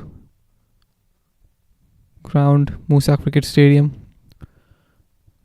Great facilities, having the umpire's room, commentary box, the media room, the VIP room, some stands out there for crowds. Excellent facilities here. Well, that has to be a wide. Yes, it is. Now, Canada have to grab the momentum in their favor to make the use of this new batter out at the crease. They have to create the pressure on him. Sunil now is moved into 40s. He's pretty comfortable out there now.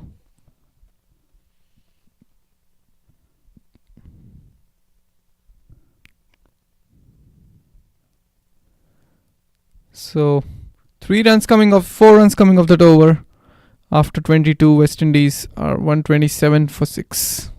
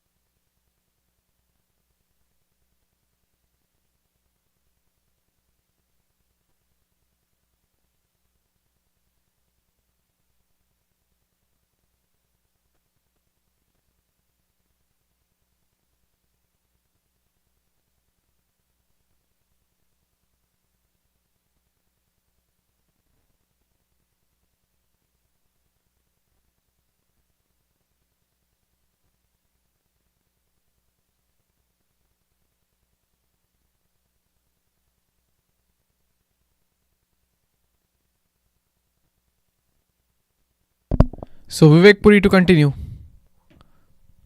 He's either bowling the wicket deliveries or pitching it way short, or the full toss. That's why he's been on the expensive side today. But still 2 wickets. He'll take that.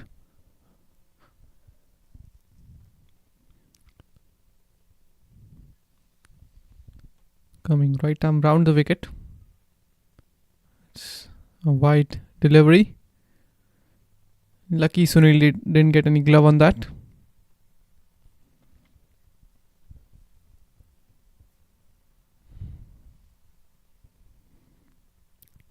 Coming in. Comes down the track. And good effort done there by the fielder at mid-off. They still come back for the second run though. A lot of running here for Sunil. I believe he has struck 4. Yes, he has struck 4 boundaries. And the rest of the runs have been running between the wickets. Okay, and there we see he's making really good use of his feet there. He's reading the length very early and going towards the pitch of the ball, smashing it down the ground.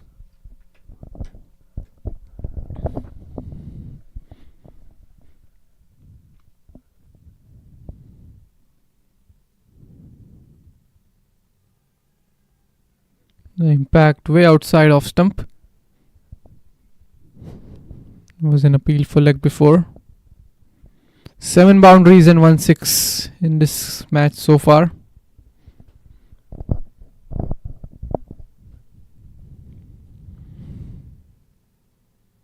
Oh, was it an opportunity or did it come off the wicket? By the looks of the players, it looks like ball had bounced. But a good diving effort there from Vivek Puri. 50 plus in the heat, still giving it everything, these players.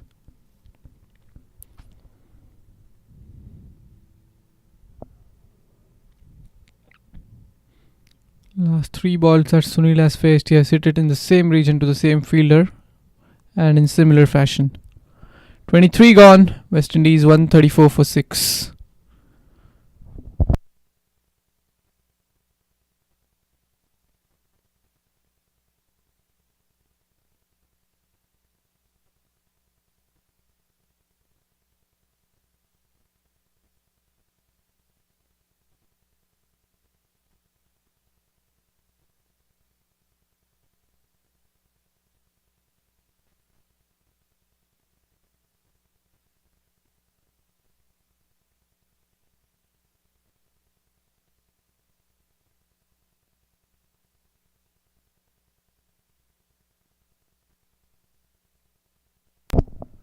So it will be Murli to continue. Just taps the ball down towards short third. There is a fielder back there. So at the moment, pretty even. Wickets falling, the runs are coming. And played it aerial wide of mid wicket. Another single there.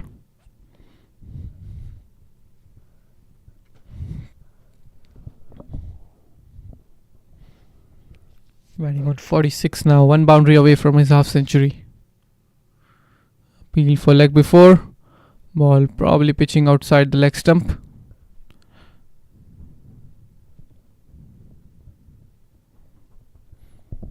He's been good with his decisions today. Umpire Daniel Meredith. There have been plenty of appeals against him. And single taken down the ground. Yes, they're talking about appeals. There have been plenty of appeals. Oh, look at that. It's gone for 4. For a while, it looked like a single, but a misfield down the boundary are allowing a 4.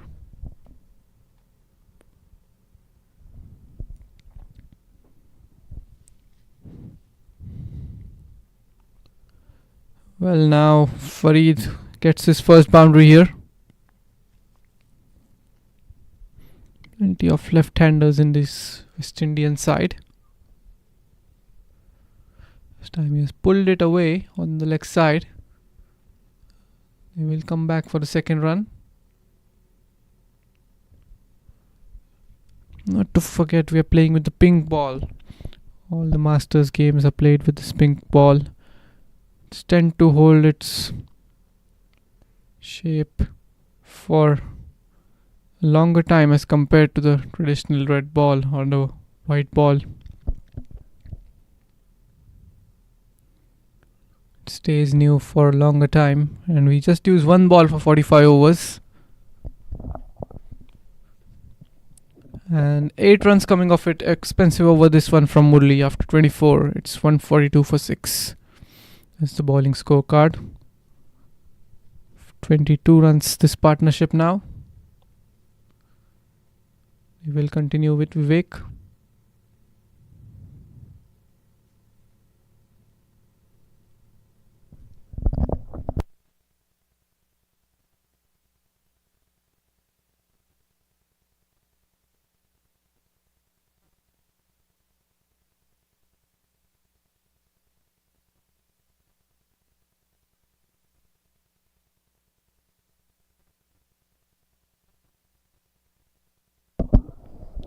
It's 12:30 local time here. Considering 14 overs every hour, still lagging behind by 4 overs. So, not to forget, there is a drinks break which has to be taken after 28th over. If West Indies play all their 45 overs, I believe it will be 2 o'clock to finish off the innings.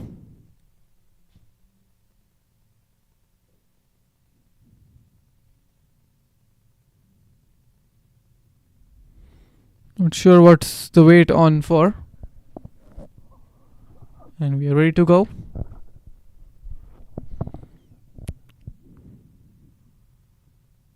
This time swept and swept fine. There's nobody back. Again, the ball stopping in front of the boundary rope.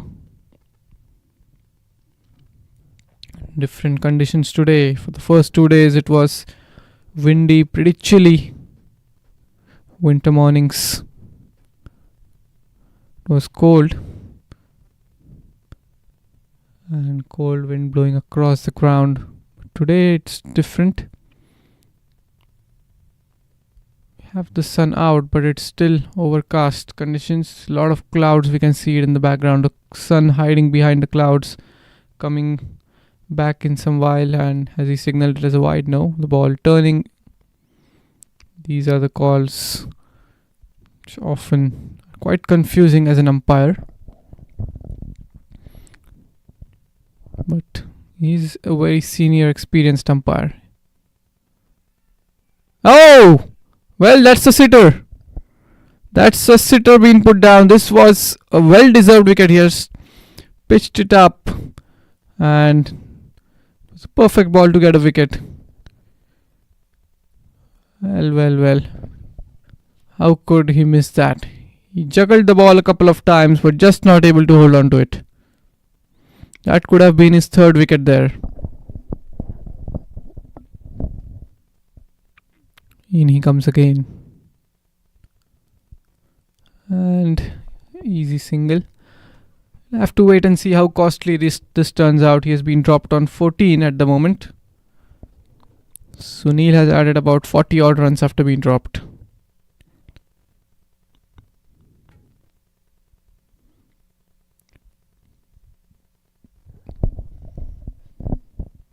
Bowling well this over.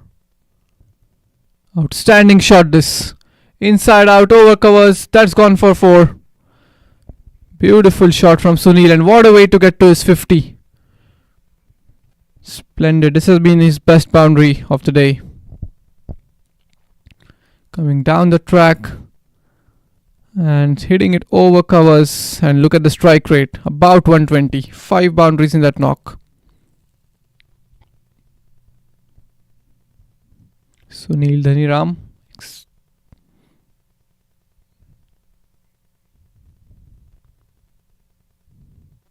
Excellent knock that. Oh, there's the ball turning. 7 coming off the over. 25 gone. It's 149 for 6.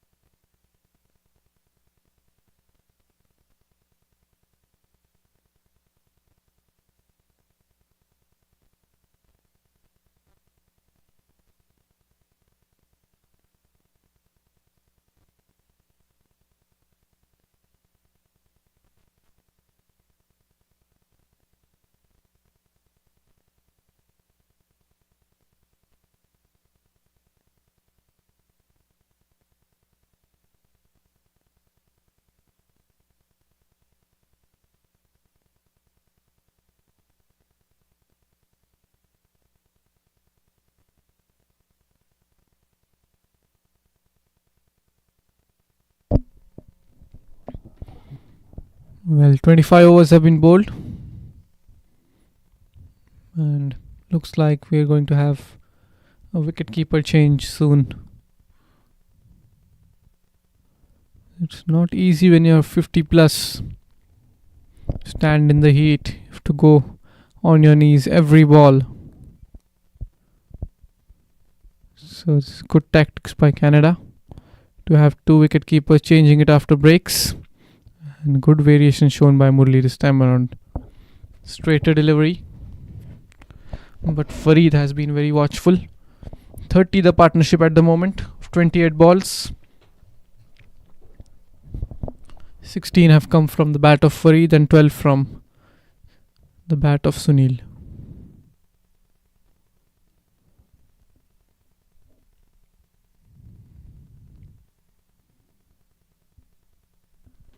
We're about 2/3 into this game now, after 2 overs. Into this innings rather, not game.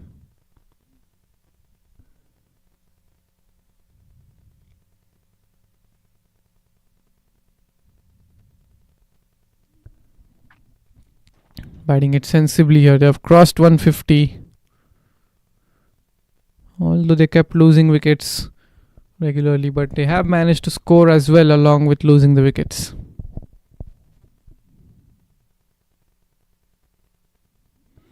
And look, how quick he's still running there. Farid wanted that single. Sunil rushing towards the strikers, and he isn't tired. He's been out there for about 1.5 hours now.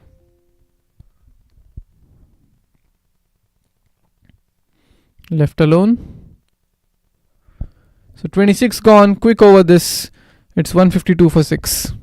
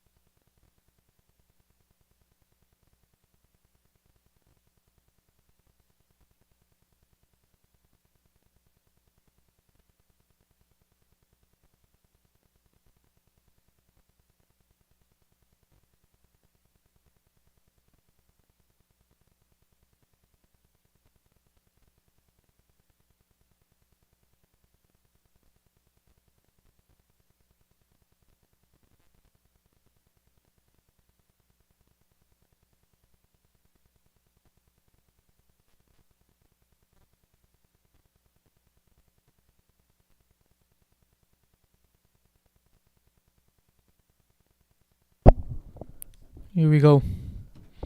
It's in the air and ball lands safe. Difficult chance.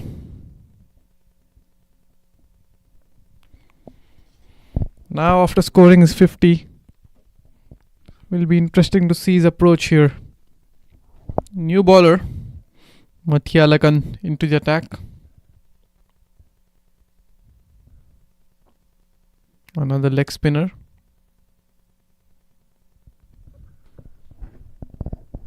Still about 16 overs to go from here. You can easily get to 250 if these two keep going for the next 7, 8, about next 10, 12 overs.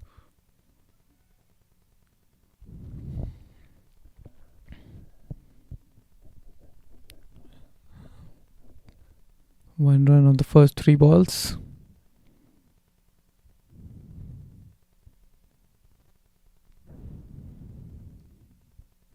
Off through the back foot, it's a catch and he has made a mess of it. He was placed correctly for the catch. It felt like he held on to it. But the fielder at mid-on has put it down. Well, you cannot give away so many opportunities here. You have to grab onto those. That's the second drop now for Sunil. 154 for 6. Make it 155. Quick single taken. They were left ball watching for quite a while, but in the end decide taking the single. Mathialagan won't be happy.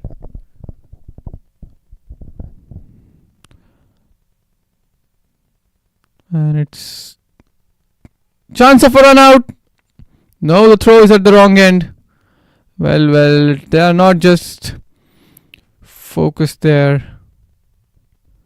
This had to be a run out had it be thrown towards the bowler end. Was yes and no out there in the middle. It's Kiran Patil, the wicketkeeper, who is back on now. Last over before break. Murli to bowl it.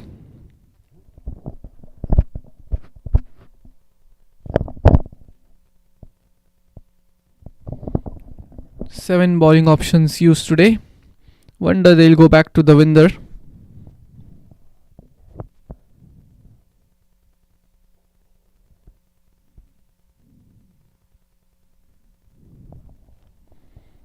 In comes Murli. Catch, it was the call. Oh! He didn't reach towards the ball. Reacted pretty late. And that's the 4 drop.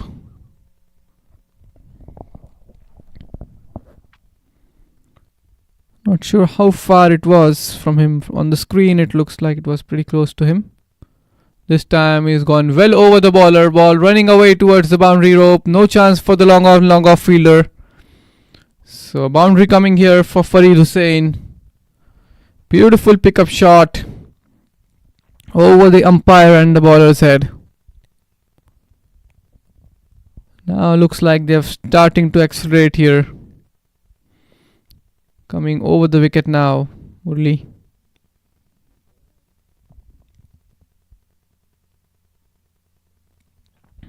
That's defended straight back to the bowler. Farid Hussain was dropped on 14. He's added 9 more runs at the moment.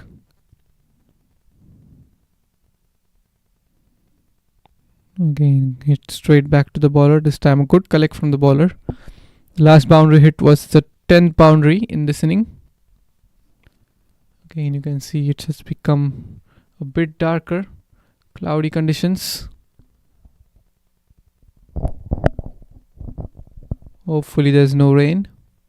Otherwise that will cause additional delay.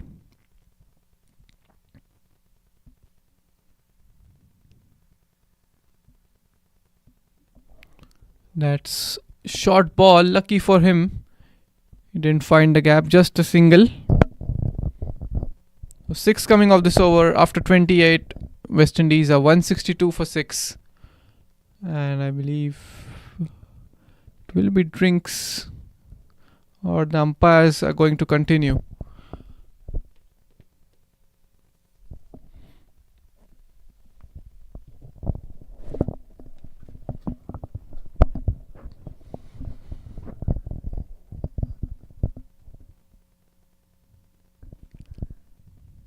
Looks like the umpires have decided to continue, or they're going to take a break after 30. But if they have decided to skip this drinks break, then it's a good decision by them, since we are lagging behind. It's already 12:45 on the clock.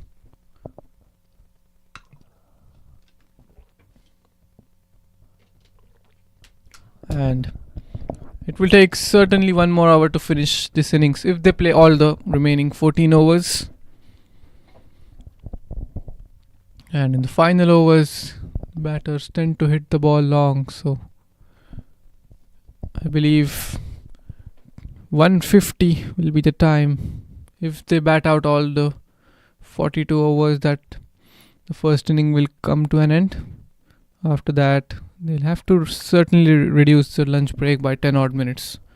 Otherwise, if we start at 120, 220, 3 hours, 42 overs, very difficult.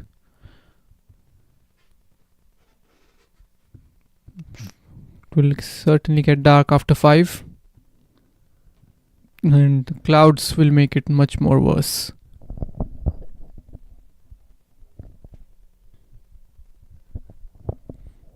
But the way these two are set, it doesn't look like a fall of a wicket sooner. Again, stepping down the track, looking to hit it between the 2-point fielders. But does a good job using his feet there. Jersey number 27 for Canada. Mathia Alagan had created an opportunity in his last over. A catch towards fielder at, and it's pulled away. It will be another boundary. This is a poor delivery. Short ball down the leg side. Nobody back on the leg sides behind square. So easy pickings here for Farid Hussain. That's his 3rd boundary now. He's batting on 29. He too would be eyeing a half century here. 29 of 29 for him.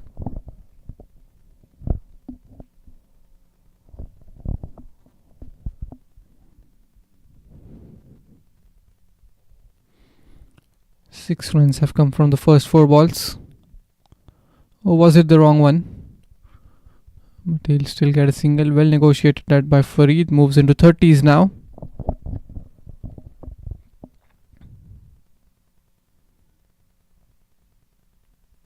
We were able to see the shadows of the batters some time ago, but now we can see it's getting much more dark.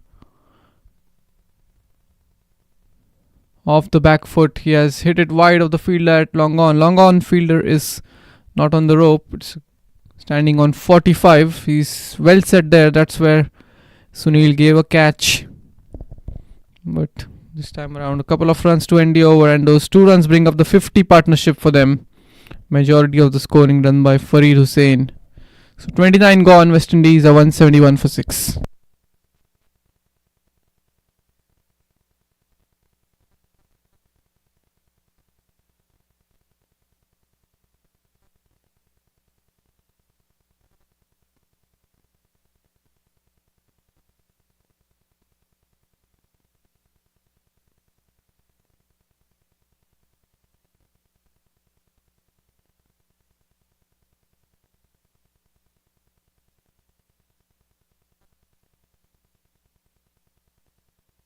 Yes, this is needed at the moment. You see how quickly Murli is ready to bowl his over. Quick change is certainly needed here. 13 overs to go. Short ball pulled away in the gap. It's running away towards the boundary, but the fielder cuts it off for a couple of runs. Good effort done there by the fielder in the deep. Applauded by his teammates. 7th over on trot for Murli now. He's given away 6 runs per over. 1 wicket.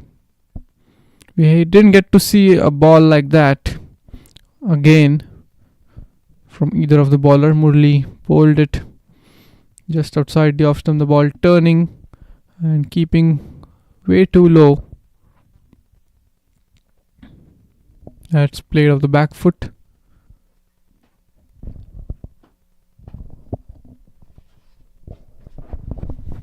So the run rate now, you can see it's inching closer to 6. They will be looking to score 250 here.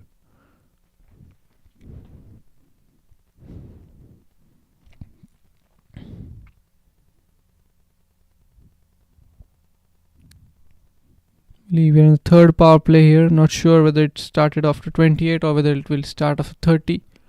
But in the 3rd power play, you can have 5 men outside the ring. It's proving pretty comfortable for these 2 left-handers out there in the middle. The good thing with 2 left-handers or 2 right-handers is you don't need to change the field after every ball. It saves some time. Murli has bowled this over pretty quick. Let's finish this over in about 2 to 2.5 minutes. That's what needed at this stage. 7 overs there for Balasundaram Murli. 30 overs gone. West Indies are 176 for 6. And are we having a drinks break here? Yeah, it looks like umpire has called for a quick drinks break.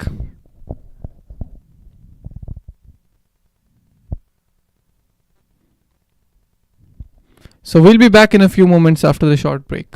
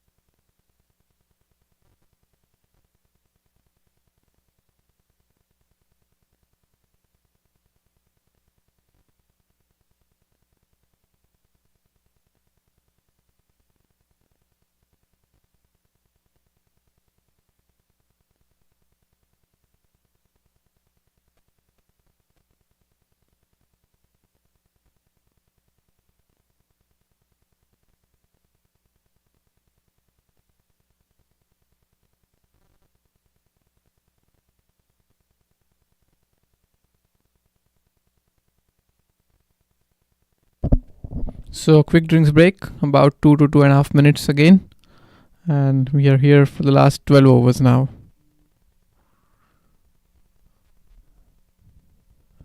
Mathia Lagan Ishwaralingam to continue. He's into his third. He's bowled really well today. He's got 1 wicket, 1 dropped catch on his bowling.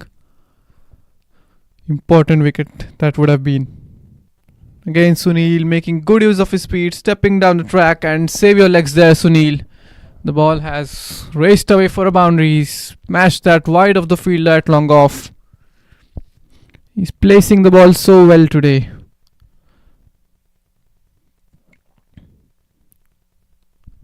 And now we see the fielder at long off is standing a bit wider than where he was initially. Just a correction there. The long off fielder is in his place. It's deep extra cover was being brought in from sweeper. That's in the air, and this will be a difficult chance. But that's taken. A good catch there by the fielder at long off. Jersey number 4, you see. It looks like it's Noor who has taken the catch. And finally a wicket here. The well set, dangerous looking Sunil Dhaniram has to depart for a really good 62. And Mathia Lagan, that's his first wicket. He had created an opportunity early on where a catch was dropped of Sunil. This time around, a high catch taken by Noor. Really good catch. He had to run some yards to get towards the ball. But that catch sees the back of Sunil Dhaniram. That's an excellent knock from Sunil. Comes to an end. West Indies 181 for 7.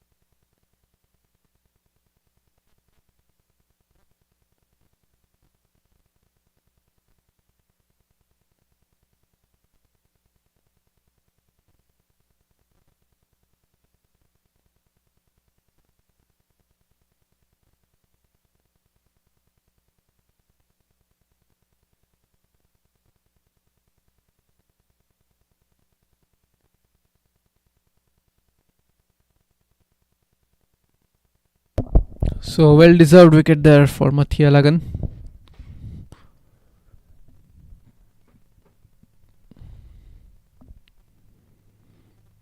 West Indies would have been all out, I believe, had Canada grabbed on to all the opportunities that came their way. Starting off with Sunil, who was in his single digits. Again, it looks like we're having some problem with the side screen, which has been fixed. It's the captain Zameen Amin who walks out.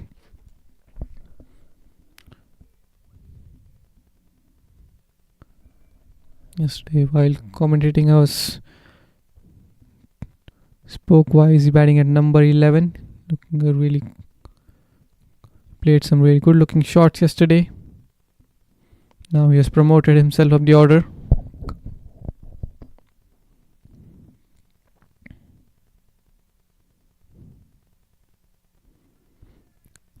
Going forward from here, will be interesting to see the approach from the senior partner Farid Hussain.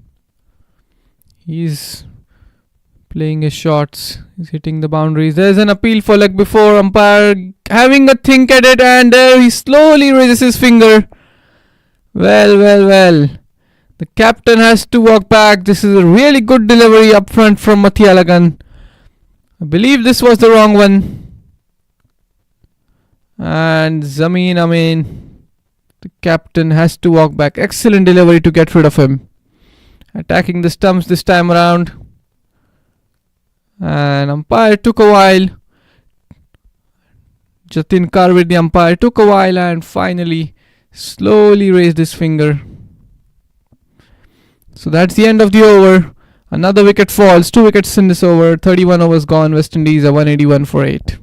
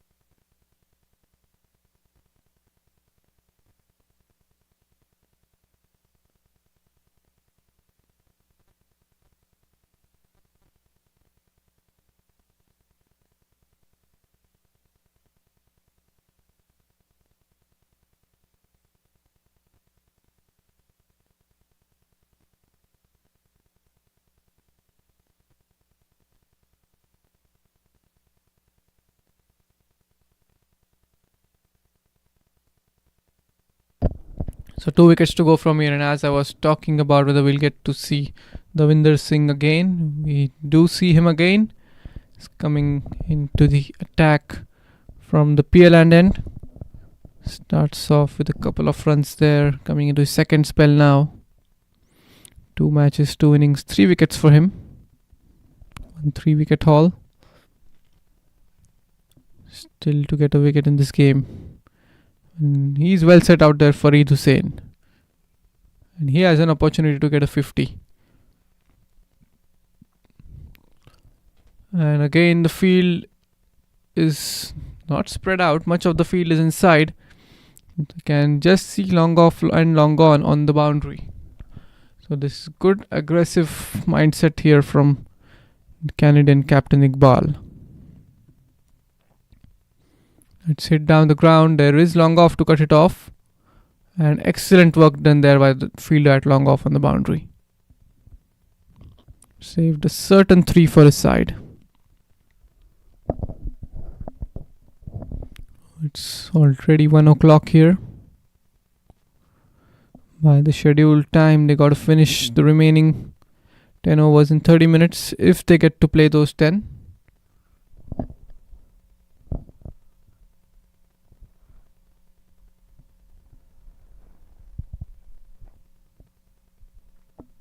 Will be an interesting contest here if West Indies end somewhere around 200 to 220. It will be a really good chase. Outside edge, lucky there.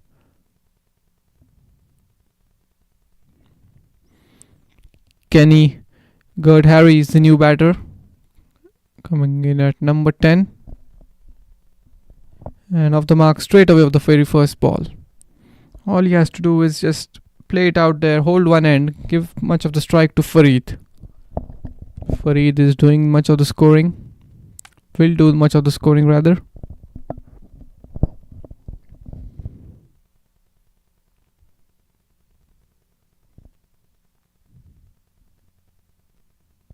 Ten more overs to go after this one. It's flicked just straight to the fielder. Will he look to take a single on the last ball, or does he have trust in his partner?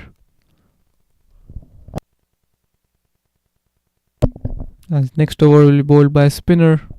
He's bowling really well. Swing and a miss. Lucky didn't get an outside edge. 32 gone, 185 for 8 West Indies.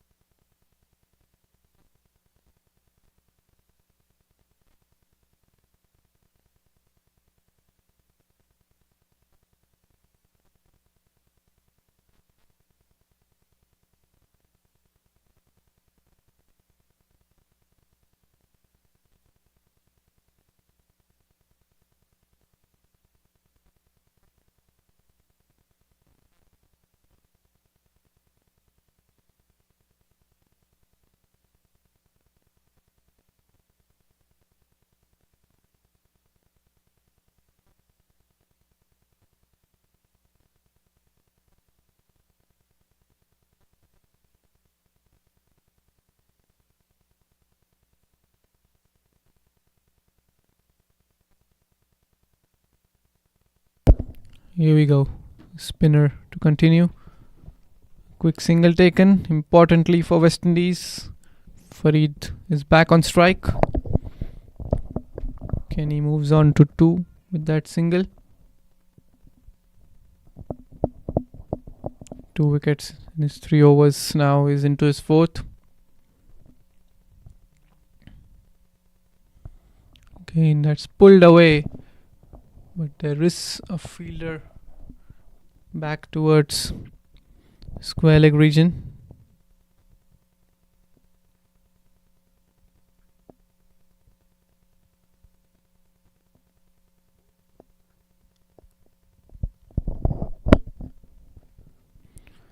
Two singles taken.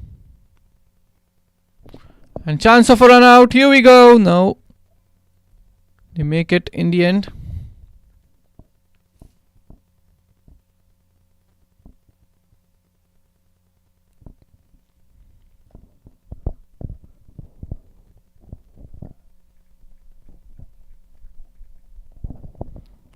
And a single taken down the ground again.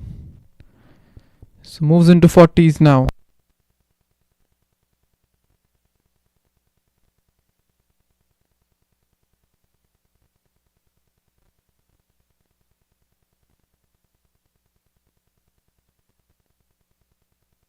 There's a loud appeal. This time umpire has a laugh and says not out. Well, he's creating opportunities here.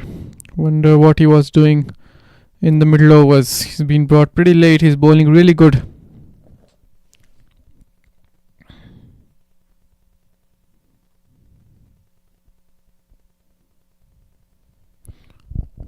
One ball to go in this over. It's cut away.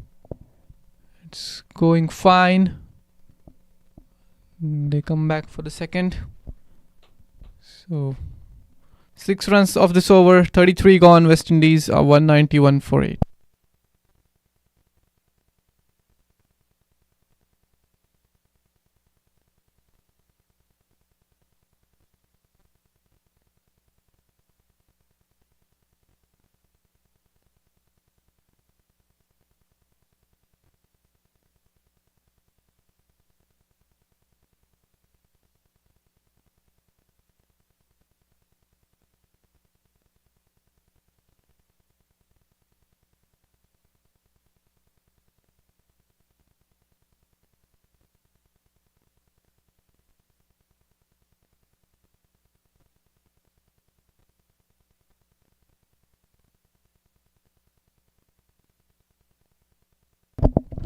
Nine more overs to go. Davinder to continue.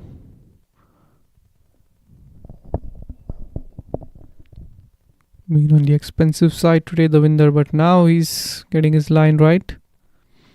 Started off early with plenty of wides.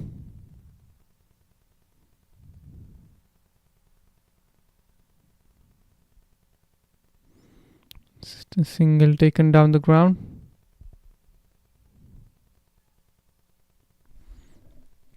So he has trust in his partner. Kenny batting on 5 of 5. First thing they would be looking from here on would be to get past 200. Later on, Farid would be eyeing on a half century.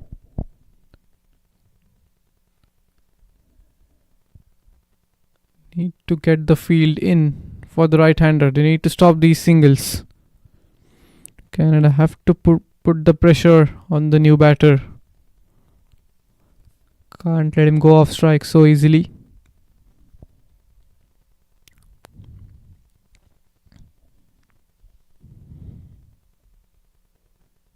Full toss. Just a single, nothing more. Smashed down the ground. And this has been a really great knock here from Farid Hussain. He was dropped once on 14, but he has cashed onto that opportunity.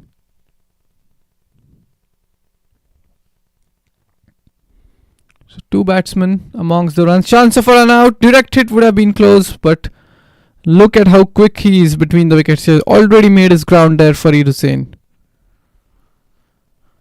So fit even at this age. 17 balls, 14 runs this partnership now. Still a ball to go in this over.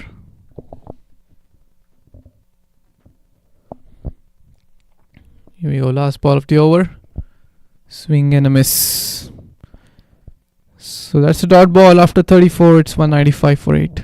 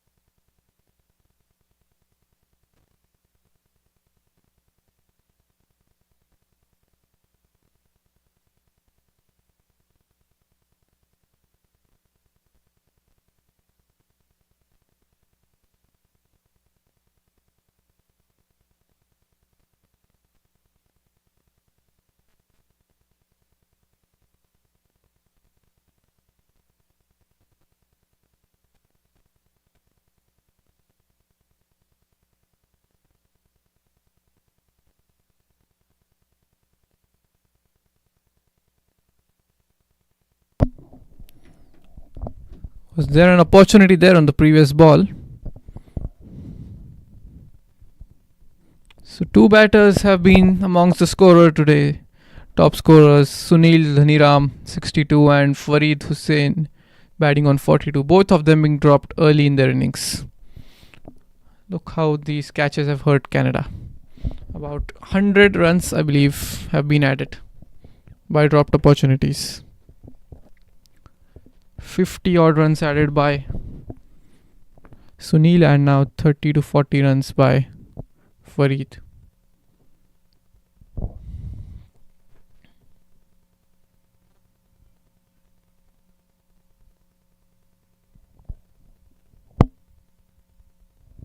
And look how coolly umpire Jatin Karvir has handled this situation.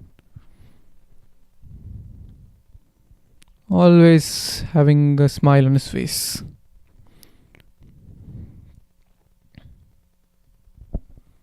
That's punched off the back foot. Single taken. Mathia Lagan has 3 balls here in this over. He's got Kenny back on strike. Now would be looking to bowl a wicket delivery. Probably the wrong one. The one that he bowled to get rid of the captain, that was amazing delivery. This is a leg spin. Gets bat onto that. Single taken. Kenny is batting well here, covering the line of the stumps. He's giving the strike to the well set Farid.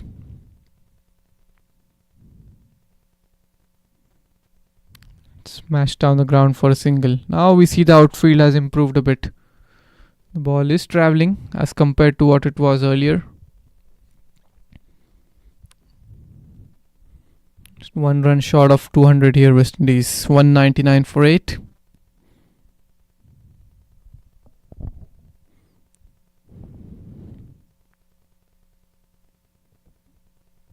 And single taken again in the similar region. Throw again at the wrong end. Keepers should have had a shy at the non-striker end, but nonetheless the single brings up the 200, and after 35 overs West Indies are 200 for 8.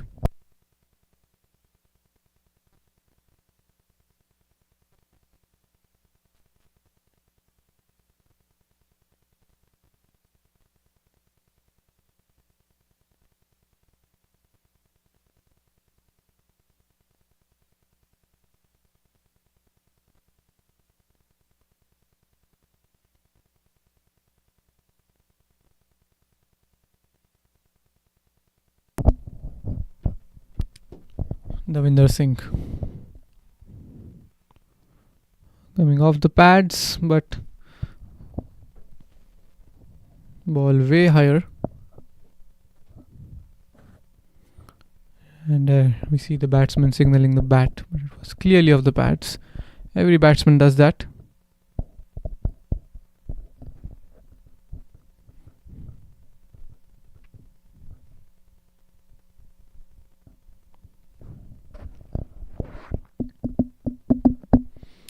It's a healthy run rate right from the start for West Indies. 5.7. And I believe they have put up a good respectable total on the board. That's gone for a boundary. That was smashed very hard down the ground. I believe misfielded at long on. Moves on to 48 now. West Indies have put up a good total up on the board and given their bowlers something, not something, pretty much a good ask to defend for.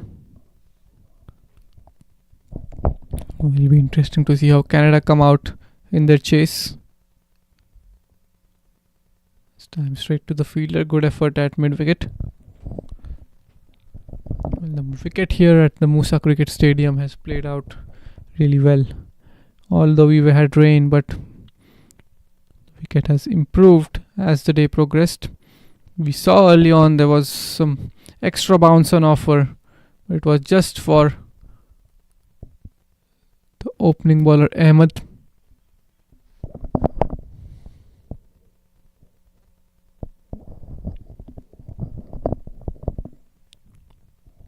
Two dot balls in a row. Batting on 48 at the moment.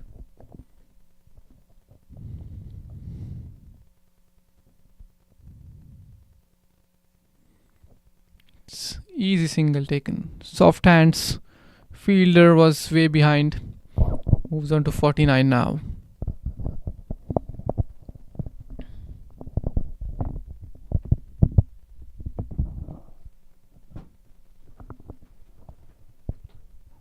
One ball to go in this over. Much of the fielders in except for long on long off. Standing at 45. A wide ball again from the winder. He's bowled 8 wide deliveries.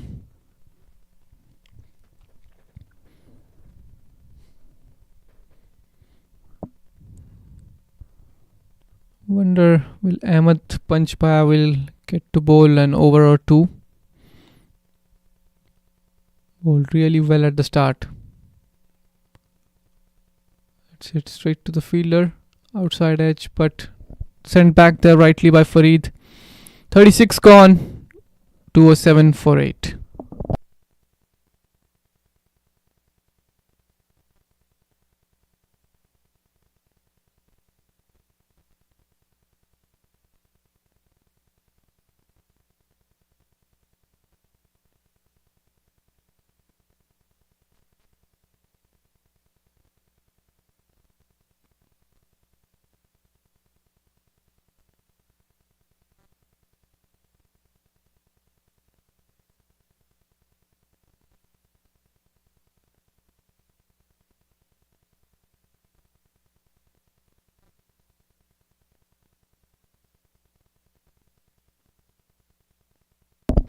So Mathialagan to continue. He's bowled 5 overs, now into his 6th. And that single brings up, not a single, they come back for the second, but a couple of runs bring up the 50 for Farid Hussain. What a knock this has been. A silent knock, you would say, as he came in when the well set batter Sunil Dhaniram was going. And from there onwards, after the fall of his wicket, he has carried on the innings and made his team cross 200. There's an appeal, not out, says the umpire, and he's just letting him know the impact.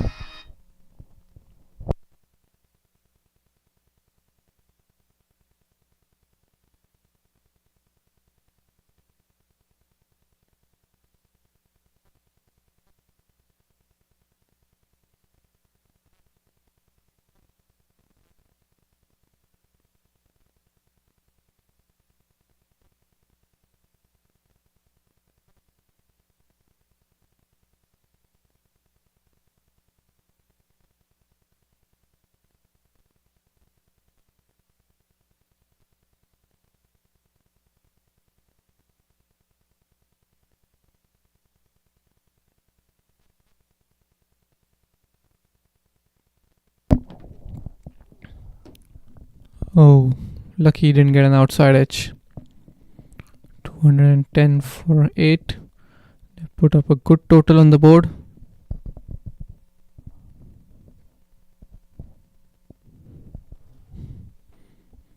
Five more overs have to be bowled after this over. So it's already 120 on the clock.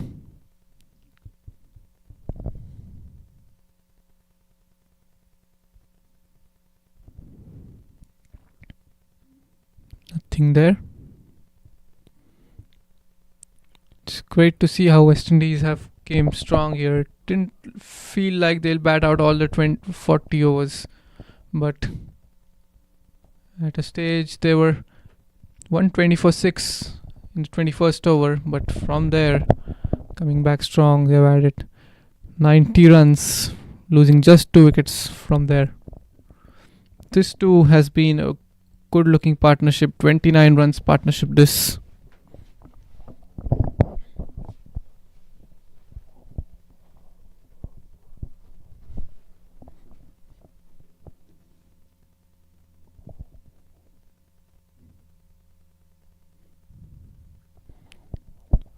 So Davinder Singh Bajwa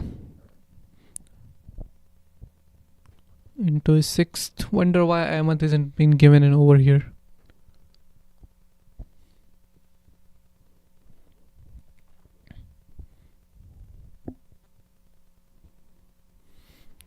At least take 20 odd minutes to finish the 5 overs. It's not been signaled a wide by the umpire. Farid thought it was.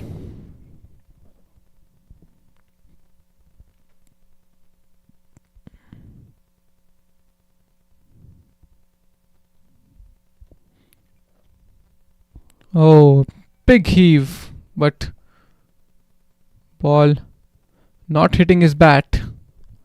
Had he connected it, it would have been out of the park.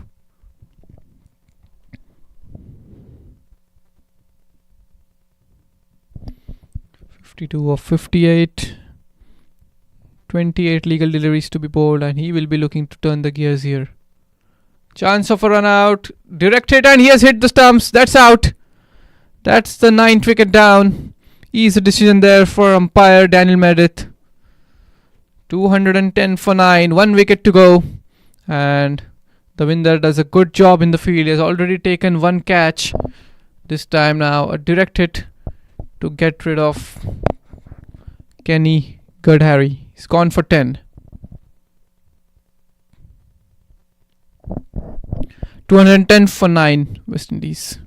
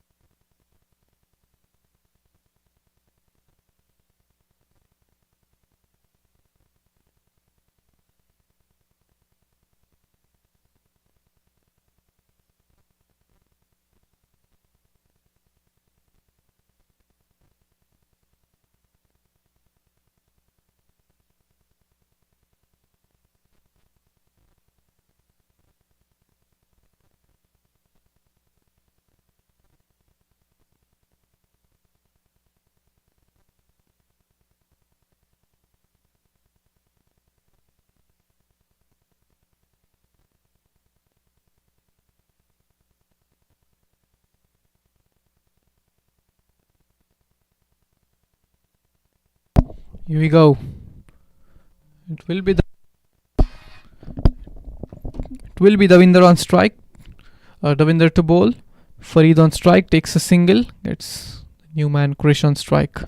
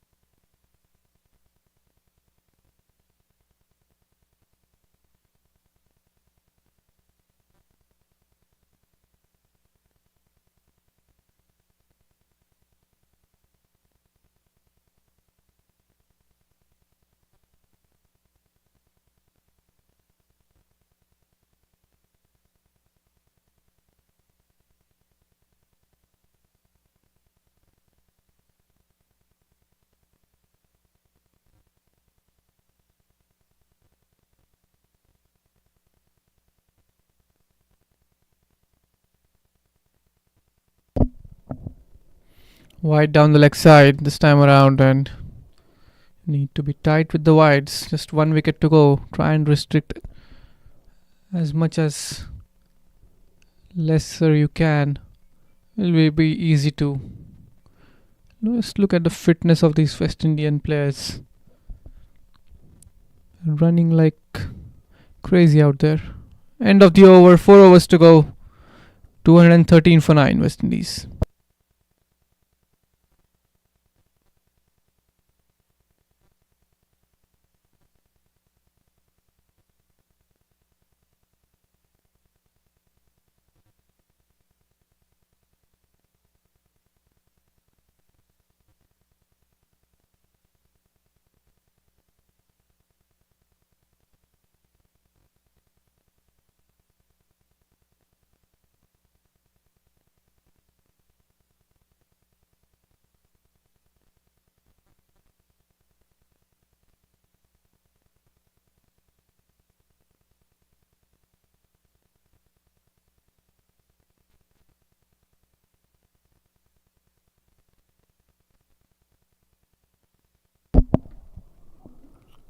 And he had shuffled across.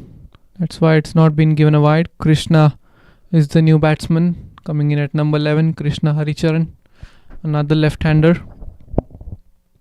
This is certainly a wide. And still not given. He says the ball cut the line. Close call there.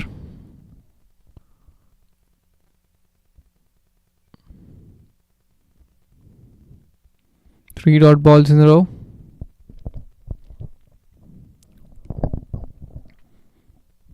Thialagan eyeing for his third wicket there.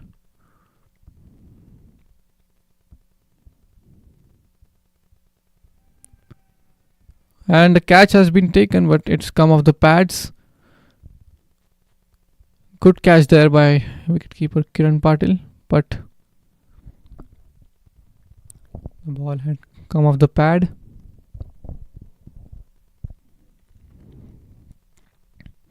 Tried to play across. This time around gets bat on ball. It's placed in the gap. Certain 2 here. And a good throw there by the fielder at deep extra cover. Jersey number 27. Long square boundaries at the Moosa Stadium.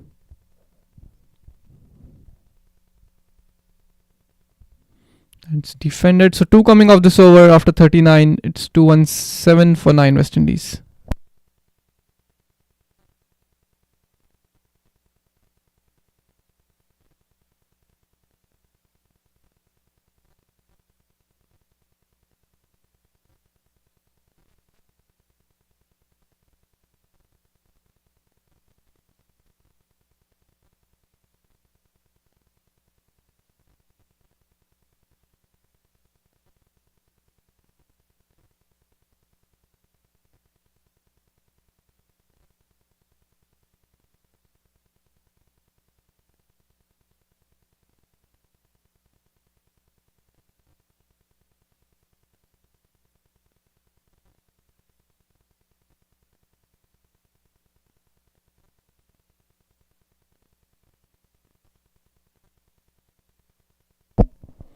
Three overs to go. Davinder to bowl. It's gone in the gap once again. But this time around to settle in just for a single.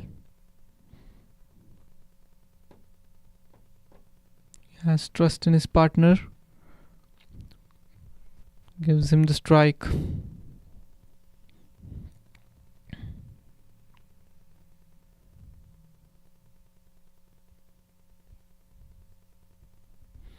Now coming in again, right arm over. A low full toss on pads, and that's dispatched for a boundary. Beautiful shot that from Krishna. That's why Farid has taken a single. Krishna has the ability to hit the boundaries.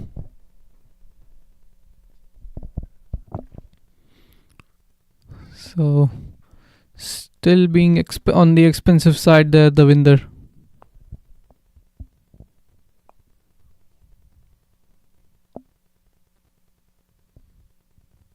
Now believe they'll get an extra man out of the ring. There is a cow corner in place now. As the winder coming in. This time defends it. The plan would be to play off all the 42. Try and get 230, 240 if possible. 15 legal deliveries to go. 2 per ball from here will get them close to 250, 248. It's gone up in the air and fielder coming underneath and takes a wonderful catch. Well, he tumbled twice after taking that catch and he held on to it. Excellent catch taken there. Again, it's jersey number 4. Jersey number 1. But nonetheless, what a catch that. Just as we were talking about the plan where they were looking to finish the play off all the overs. Takes stunning catch in the end to get rid of the last wicket. So Farid Hussain stays not out in the end. It's Kinsley who takes the catch. But 222 is what West Indies have managed to put up on the board. 2 batters getting amongst the runs. Sunil Dhaniram getting a half century, 62 for him. Farid Hussain getting 56, not out. Some batters chipped in. William Lashley, Sudesh Dhaniram. And the bowling scorecard. Finally, the winder getting a wicket to his name. Ahmed getting a couple of wickets early on. Raja getting a couple.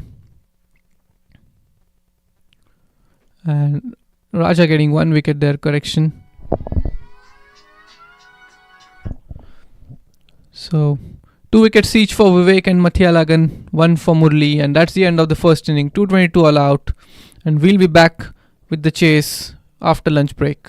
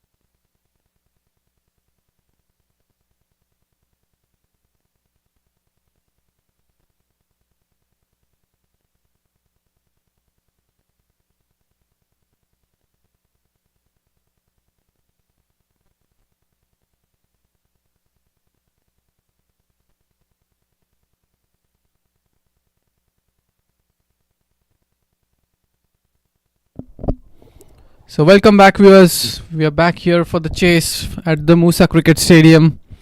Cloudy overcast conditions as Canadian openers come out to bat. It's Kinsley who's coming alongside Raja. Kinsley Sebastian Pillai is coming along with Uttaya Chelvan Turai Raja. Here we go, first ball. That's driven but straight to the fielder.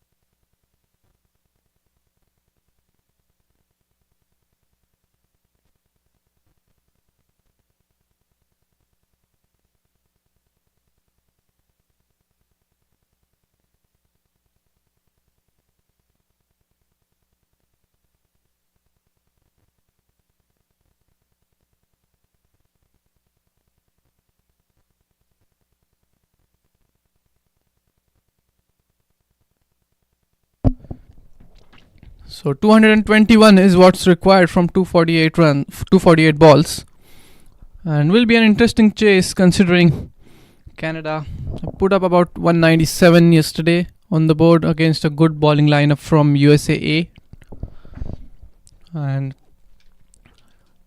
things have eased up a bit as compared to the morning conditions. Outfield is a bit quicker than what it was early on in the morning.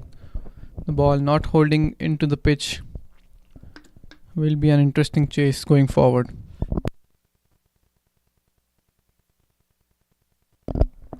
But it just won't be singles and doubles. Someone has to play a knock like the two guys played from West Indian squad.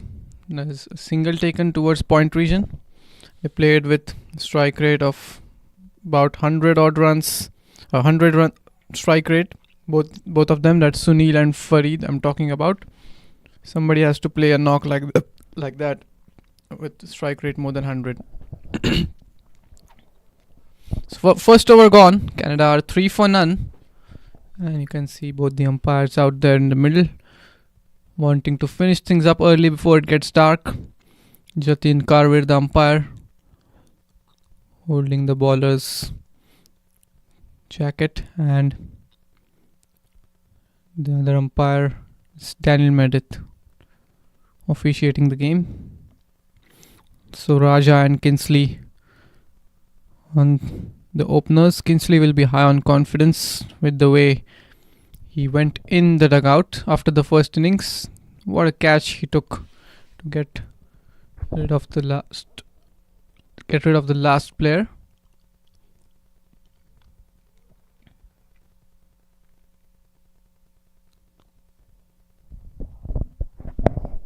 Second over. It's Sudesh Dhaniran into the attack. Sudesh chipped in with the bat, just not able to get along.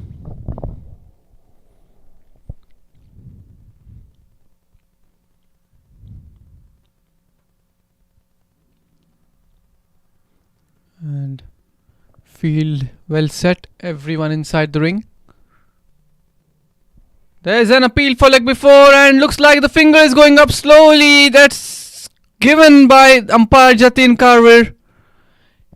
And look, the finger's still going up. I like this fashion of giving a leg before.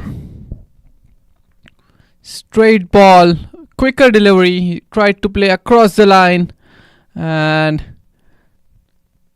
Jatin Karwir raises his finger in his slow fashion. First wicket down, and it's Iqbal Mohammad, the captain, who's coming into bat at number 3.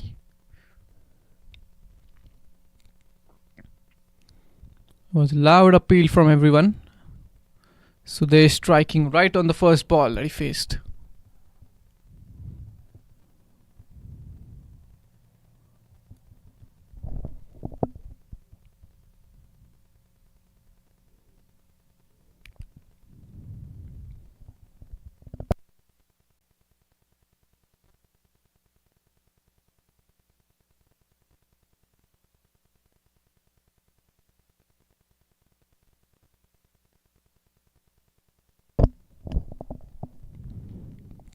Would have been interesting had we got replays here.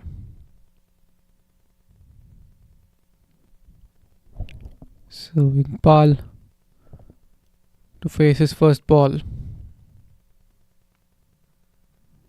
It's a good looking confident shot right off the first ball. No run there. It's not a big ask considering the required run rate inside 6, but the conditions, this is not a flat batting track. This is a really good track which is helping both the batters and the bowlers.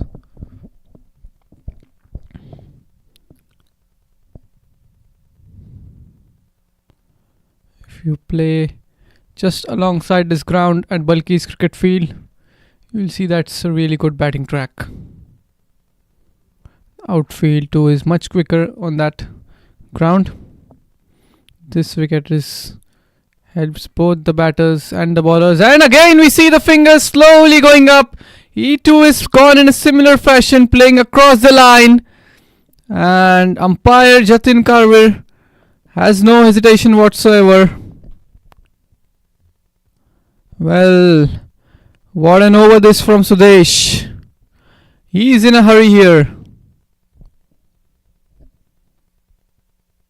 And it's good to see both the batters given out LBW. They didn't have any hesitation with the umpire's decision. They straight away looked at the umpire, giving him out, and walked off without even confronting. That's really good to see from batters. Generally, batsmen tend to question even the plumbest of the plumb leg befores, but nonetheless, Canada are in big trouble here. 3 for 2.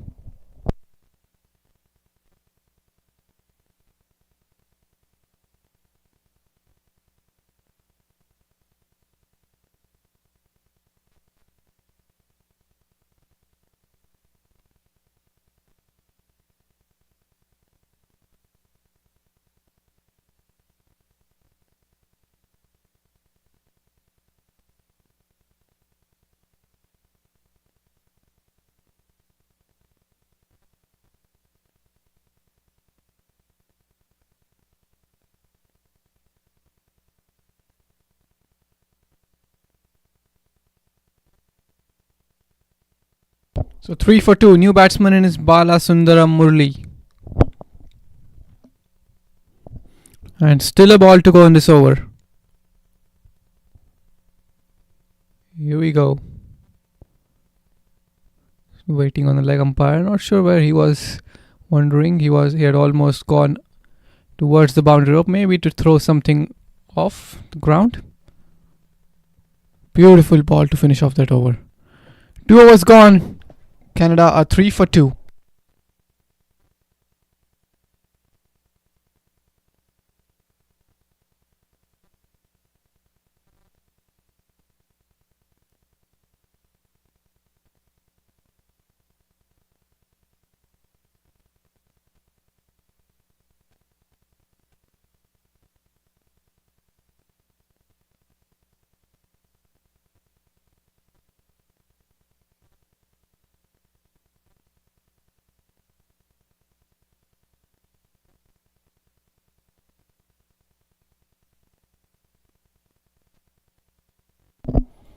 So 2 overs have gone. Canada are in big trouble right at the start. 3 for 2. 2 wickets for Sudesh. It's punched off the back foot. Beautiful shot. It's in the gap. Ball's running away towards the boundary rope. And it has stopped some inches from the boundary. The batsman just taking a casual walk. Not running in the extra miles at the start. Saving the energy. They've got a lot to run here. Raja is still out there. The number 1 and number 3 batters are back in the hut. And now we see the sun has come out from behind the clouds. And varying his pace this time around, a bit slower than what it was before.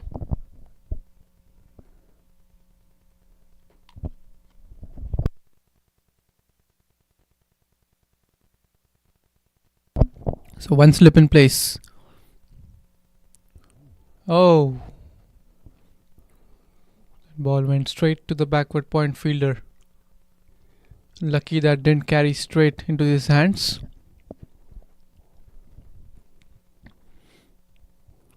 But and looks like, as I was talking about the sun coming from behind the clouds, it's also started to rain here. As you see the players jogging off the field. It seems like a passing shower, as we have the sunlight along with the rain. Umpire still waiting out there.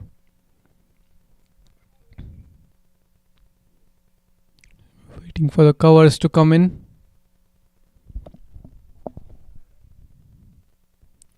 And looks like it stopped raining. Yes, certainly it had to be a passing shower.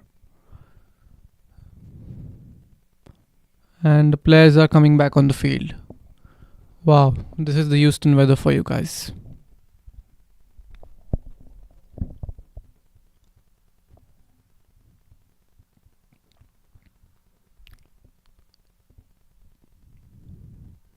That's good news here from the Moosa Cricket Stadium. We'll be resuming play in a couple of minutes from now.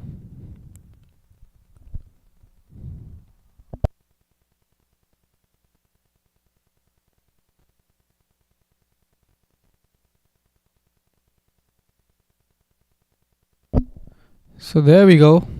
We're all set. It stopped raining. You can see in the background the groundsman with his vehicle, just having a look at the big clouds hovering above him. But it's good for the game here. The rain has stopped. We'll get to have a full-fledged 42 over game, if not for 45. And it's tucked towards short fine for a single. So 3 overs gone. Canada are 6 for 2.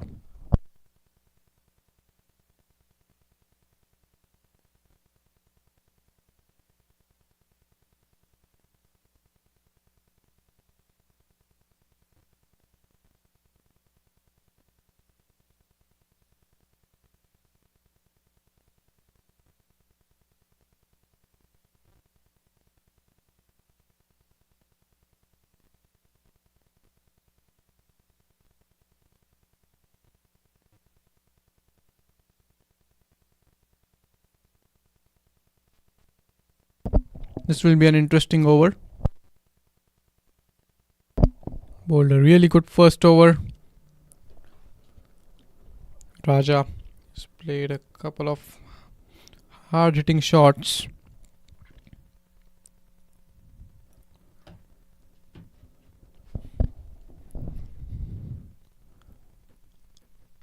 And straight to the fielder.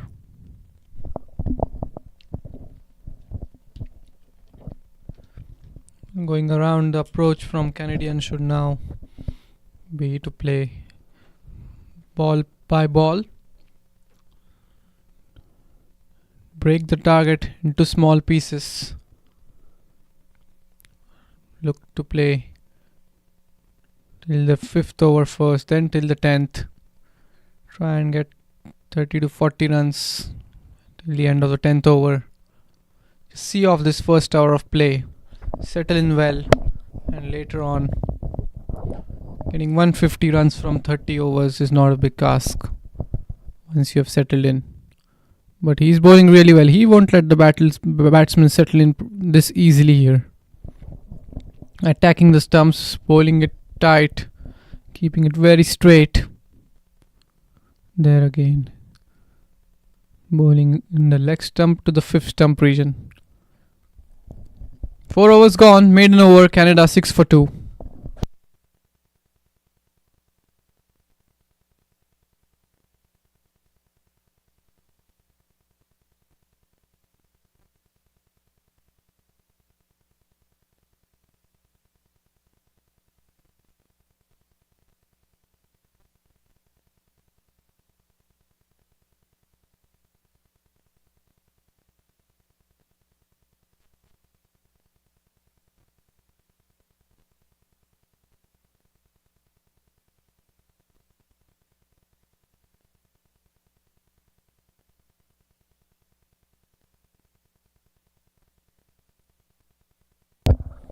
Here we go. It's Kenny Gerd Harry who's brought into the attack. Was it a short run there from Murli? Or did he ground his bat inside the crease?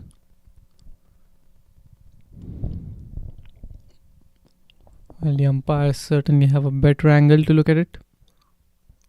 Standing just right next to the crease. Kenny into his third now.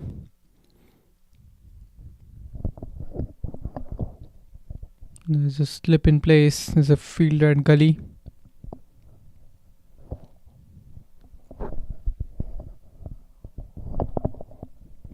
Kenny was, of course, the number 10 batsman, and there, surprising bounce for Kenny.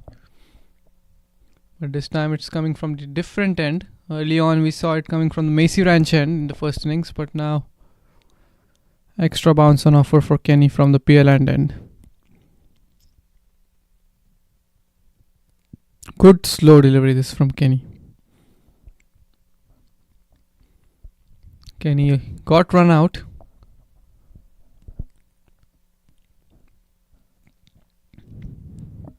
Still the required run rate below 6.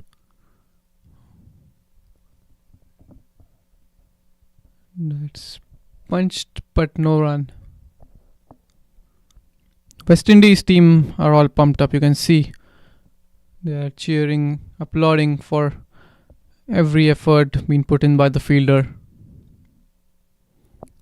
2 wickets have gone, both of them leg before, both in the same over. This is a short delivery wide. Was it an opportunity? There's a dive being put by the fielder at cover point. Excellent diving effort that. Not sure whether it was a catch. Couldn't make it out from here. Get a single in the end. 5 overs gone. Canada 9 for 2.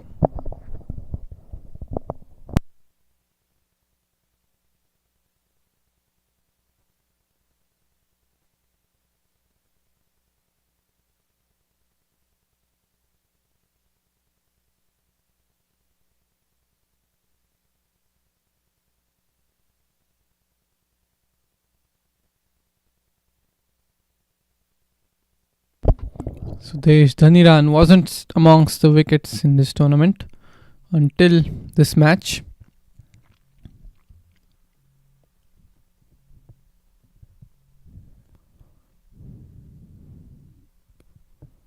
Played off the back foot. Nothing more than a single.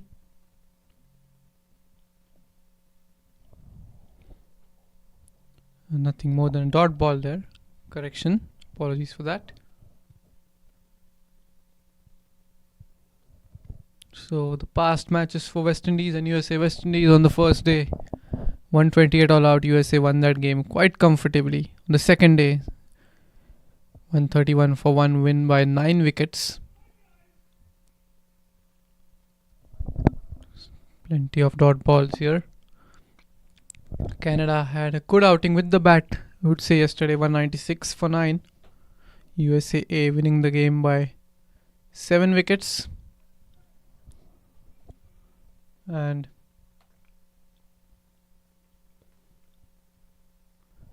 the matches before that, Canada all out on the first day, 86. USA won the game by 10 wickets. And USA again, they have won both the games by 7. West Indies putting 204.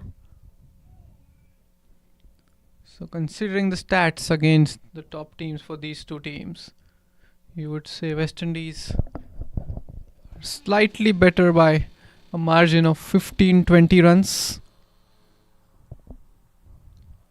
That's played off the back foot and a single. So that's the end of the 6th over. Canada are 11 for 2.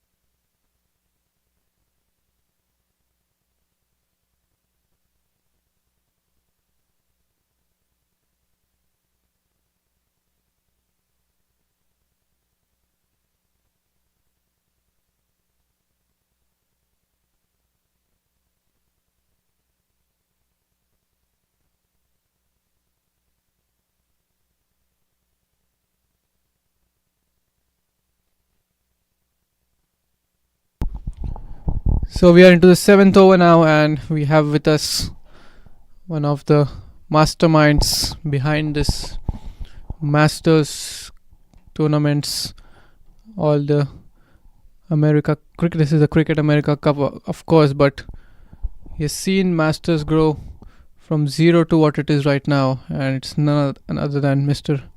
Arun Vittala. Good afternoon, Mr. Arun sir. Pleasure to have you in the commentary box. Good afternoon, Nara.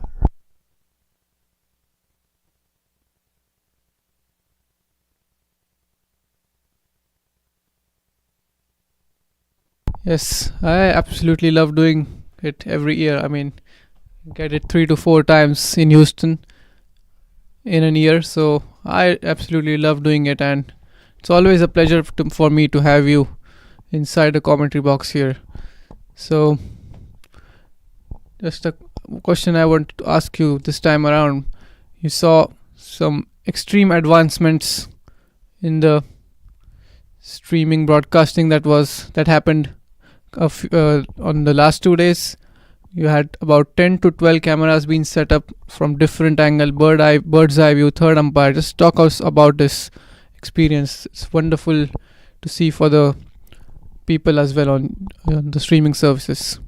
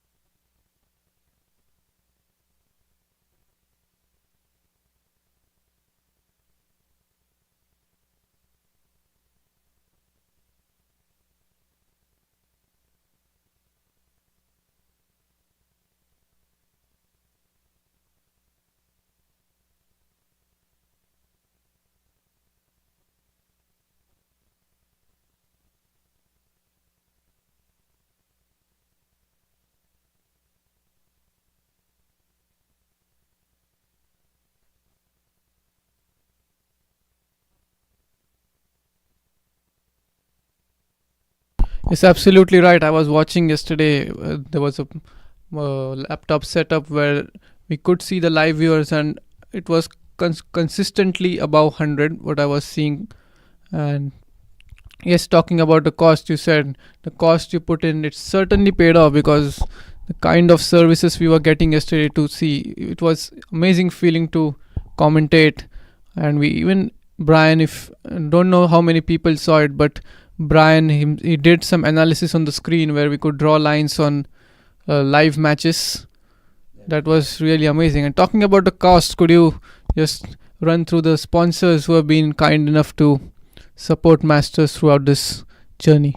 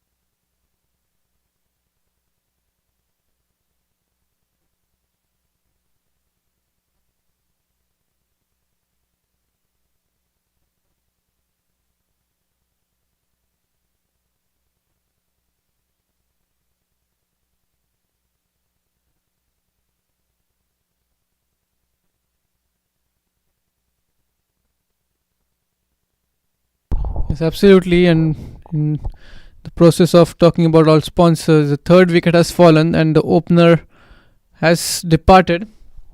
So Canada are in big trouble here at the moment. 18 for 3. The required run rate has gone above 6. And I think there's a missed opportunity there looking at the faces of the players. The ball was in the air for a while, going towards the fielder at short covers. This is good aggressive captaincy by the West Indian captain Zamin Amin. And again, coming back where we're talking about so many people involved in this, the volunteers, the EC member, the top order, the top management, and of course very senior player members like you. What drives the passion to do all this? Like, apart from, yeah, this was nobody's main work. Everybody has family and their job and businesses, but what drives to take masters at this level, at what we are seeing?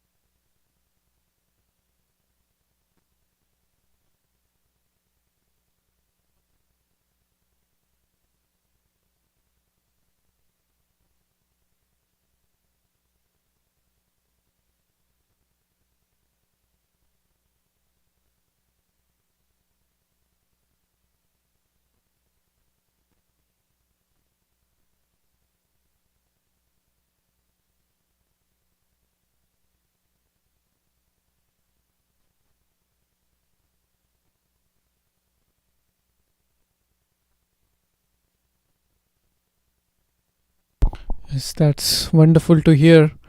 Of course, as you told, it was a really big success, the tournament that was held in Dubai. And coming back to the match, Ahmed Panch Bhaya is coming to bat at number 5. He has struck a boundary of just his second ball that he faced. He had a good outing early on with the ball. Now he'll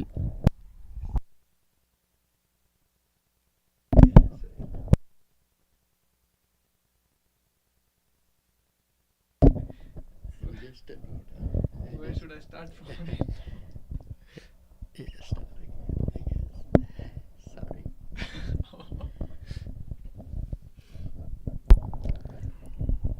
Well, Go on and then we'll get there. should I just check on YouTube if it was on or off? Yeah. Good idea.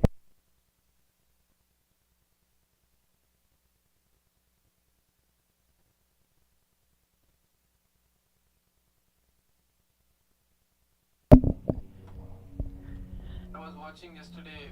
There was a as you said yesterday to Brian screen wearing it was off. Yeah. So apologies, we've been talking for quite a while now with Sir Arun, and it turns out that his mic was not working. Now it's on, and we'll get back to the questions that we were asking. So just Bear with where us. should we start from? No, it's Good. an interesting way. This is now Groundhog Day. So we'll. But again, going back to. At least let me remember some of the questions you had Yeah. asked, and one of them being. Probably the advancement in the technology that Masters has That's seen correct. over a 2 to 3 years period from now. Right. So talking about that, the guys, for those who are listening and watching right now, let me tell you this: Masters Cricket USA is so incredibly proud to have done what it did and what it's doing. At least the first 2 days, and it'll continue to do that again tomorrow. One of our marquee games has 12 cameras, a drone, a third umpire, and a front umpire camera. I don't know what you call that, but umpire cam, where you can see a no ball. So we've introduced the no ball, front foot no ball. We've introduced stumping. We've introduced run out. All these for the first time. And thanks to Hassan, our streaming company, who is just as passionate, like I said, just as passionate as me, that he talks all day about what else he can introduce, and we are just blessed to have him as our partner, and who has signed a 3-year contract with us and has joined us in the journey to take Masters to very, very new and high levels of streaming. I hope I answered your question, Rahul. on That's that. absolutely right, and even I was there with him for these 2 days commentating, and it was a wonderful experience where we could do live analysis. And there's the 4th wicket down. He's bowled him, so Kenny gets his second, and it's Balasundaram Murli who goes for 8. So Tried to play across the line on a straight ball, and paid the penalty for doing that. it's absolutely right. That's the 3rd wicket that's fallen in that similar fashion, playing across the line, the ball targeting the stumps, 2 of them being leg before, and this time around the ball knocking off the off stump. So 4th wicket down, and coming back to Part of the reason for these kind of decisions by batsmen, of course, is because they're chasing a huge target.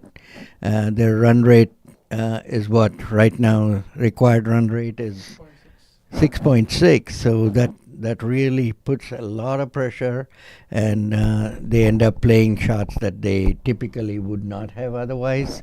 But it looks totally out of place playing a shot like that. It's absolute, and that results because of the excellent field setup, which doesn't allow the easy rotation of strike, keeps the batsman on strike for a while, adding the pressure from the dot balls. And in the end, the batsman loses his patience and gets frustrated and tries to play a heave to release the pressure. But How many fielders do you see outside of this 30-yard circle right now? I don't see any. Everyone's inside. That's excellent aggressive mindset from the West Indian captain. And Zamin has been the captain for their over 40s, over 50s, and over 60s, and he's played all 3 age groups, by the way, and he's captained all 3 age groups, and he's played for the USA national team at one time, and he's got a lot of wickets for the USA national team. So he's a very seasoned cricketer. Wow, that's amazing to hear. I mean, players at this age, they're still so passionate about playing cricket. And look at that effort. Would you believe that the player diving there is above the age of 50? It's not captured on the camera, but that We can effort tell. there. Yeah, right. And yet another reason why the batsman will get frustrated and throw his wicket away. Rightly said. Uh,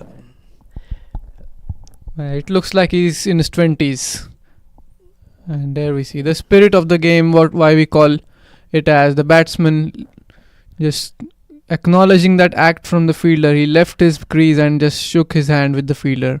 And Yeah. yes, this question I wanted to ask, the spirit of the game, where we see every player here plays in the right spirit. We never see any fights on the field or any uh, umpire decisions being questioned on the field. They always play within the right spirits.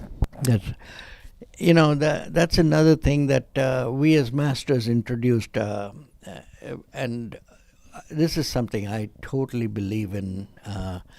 Spirit of the game is so critically important, and not abusing or challenging an umpire is so critically important that we as masters have a very tough code of conduct, policy, and a document that people have to adhere to, which also includes coming out of the batting, getting out, coming back. We don't like you throwing a bat here. All those are part of the penalties if you do that. And it's amazing we don't see that. The camaraderie is tremendous. This is what Masters is all about. It's not just coming, playing a game and going home. It's coming, playing a game, just like we had a banquet last night. It's playing a game, having a party, and everybody with enjoying each other's company, getting to know each other generally helps a lot on the field where there is no animosity. And that's the whole idea of what Masters experience is all about. It's absolutely right, and that's been placed towards backward point. He's getting some runs now. Nuruddin played a really good looking cover drive early on, which was stopped using a diving effort. I don't want to jinx him, but he got a 50 yesterday. Oh, Canada would be looking for one from him today. They need somebody to bat just like the two batters for West Indies played. They played with a strike rate of more than 100. If you might know about these two, can you talk a little about Sunil or anybody from West Indian team who's like having some memories with you? Both the Dhaniram brothers. If you've researched or you know about him, both of them have played good first-class cricket. Both have played Guyana and are good cricketers even at this age. They've continued playing, and they have been, I would say, the key players for the West Indies team for the over 50s. Always amongst runs and wickets. Yes, absolutely, and we can make out that there's a different level of professionalism from their game. That's right. They're good. They played against USA yesterday, but USA national team got them out pretty cheaply, and USA won a very good game against them with this same side. Got them out for 128. And chased those runs out very easily. They got a 100-run opening partnership, and well, that's the third dismissal in a similar fashion. And as you were talking about not jinxing it up, it's the same batter Nuruddin who has to walk back, and umpire Jatin Karwir there raising his finger in his slow fashion, which he quite often does. And it's the third dismissal, playing across the line, leg before. Well. This one was not bold, but leg before. But yes, absolutely right. And three similar dismissals, 3 wickets for Sudesh. All three have been the same. All three leg before, all three the right-handers and playing across the line.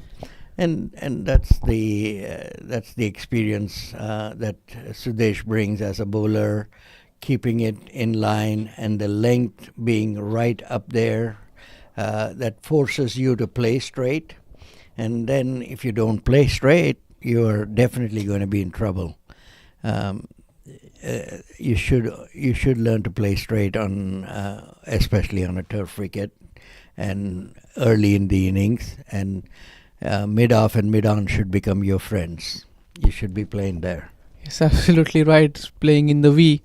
But again, talking about the Cricket America's Cup, it's been complete dominance by both the American teams. Can you talk us a bit through how the American teams have grown, be it over 40s team or the over 50s? It was a complete dominance in this tournament. Yeah, so I was going back to into history of Masters Cricket USA, and I remember our very first international tour, and that was to Canada in 2021, and that was our first international tour. And interestingly, it was Canada, USA, West Indies, and Canada A.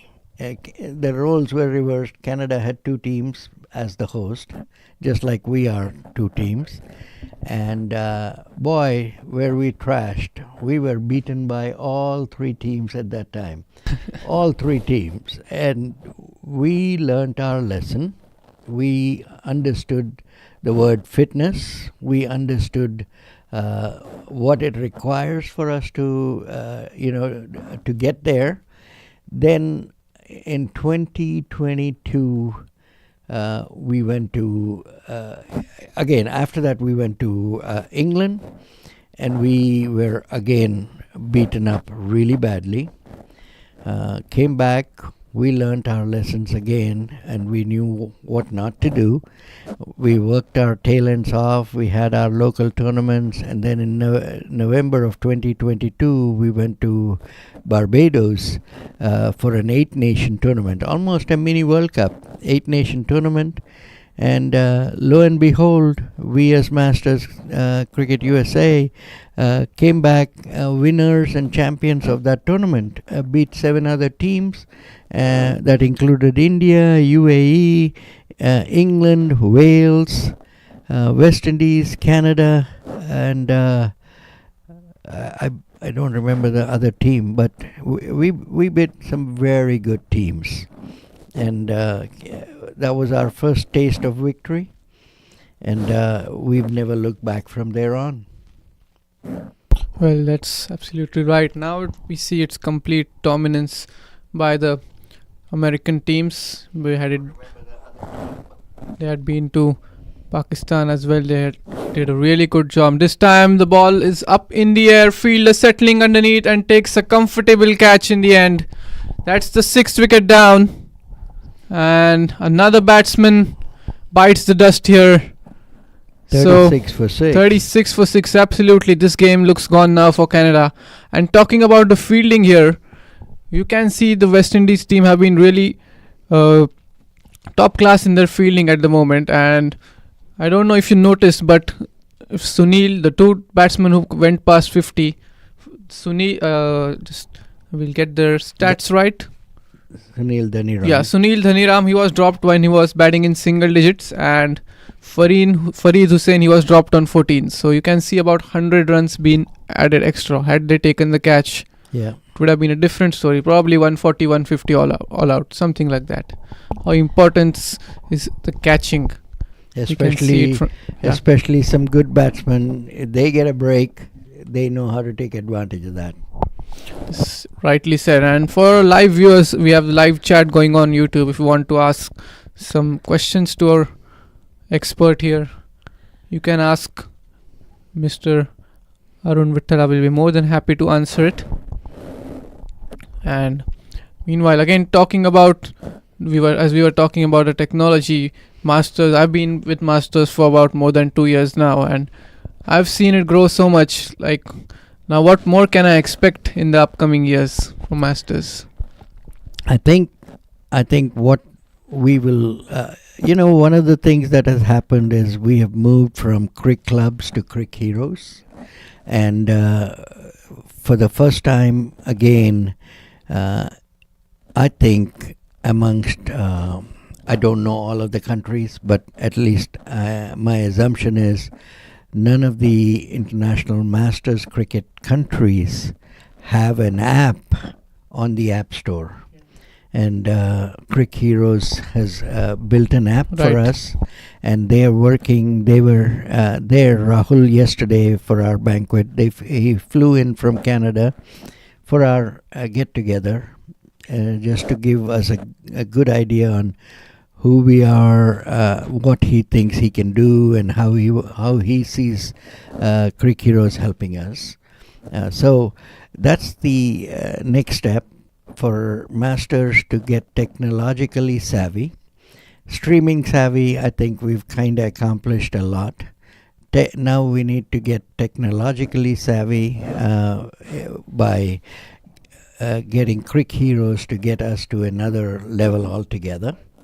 And then we'll probably work on other areas like our website and stuff like that to make it to where it's extremely user friendly and extremely informative. I don't know what that means at this stage. It's very generic, and I'll agree with you. It's extremely generic, but we want it to be. I always use this word or this line.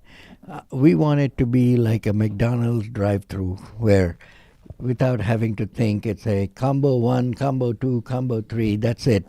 You don't have to think of anything. So we want to make it that simple for a viewer who goes to our website and says, I want to know this, this, this. It's up there.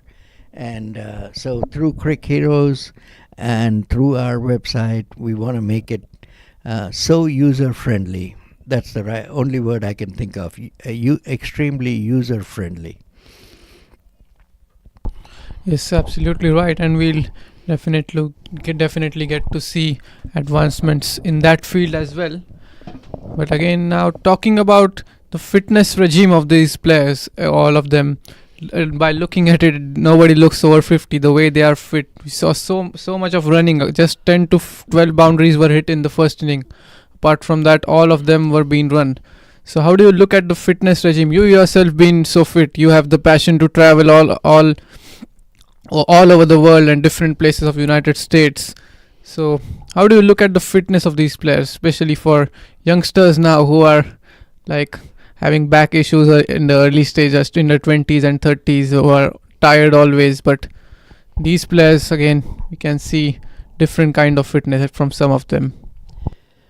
You know, the youngsters, I at this stage, I don't know what their fitness regiment is, but they obviously need to work at that part. But I can talk about my 40s and 50s and 60s players, the amount of work they put out, the amount of effort they put out, even though we keep saying you need to put out more if you want to beat an England or Australia, because they are a lot more fitter, Rahul. They are incredibly fit. They're very disciplined. In all forms, they're disciplined. They're disciplined with their batting. They're disciplined with their bowling. They're extremely disciplined with their fielding and fitness. So our goal is, they are our role models. We want to get there. We want them to, our players to get there. So we are working on some, I would say, innovative stuff. We are looking into some fitness trainers and some ways to having training sessions online, YouTube training sessions that people can, see it, get motivated, join in without restrictions of you have to join, but you can join. And we are hoping more people would kind of say, I want to be there, I want to be there. And we are thinking, we never stop thinking. That's one thing about Masters. We always want to get to a point where we absolutely want to make our players, the goal is we want to be the best in the world. Yes, absolutely. And I think one more point which I recently saw, every region had their own fitness test, I think, which was made mandatory to get selected to a higher level, I believe. Is it right? Correct. It's a national requirement now. if you want to qualify, to be considered for the for the international team, you have to pass certain fitness test criteria, which is different for each different age group. For 40s, it's a little higher, of course. 50s, it comes down a little bit lower, and for 60s, it comes down further lower, obviously, logically. But they have to meet those standards, and we've made that mandatory as of this year, and I'm glad you remembered that.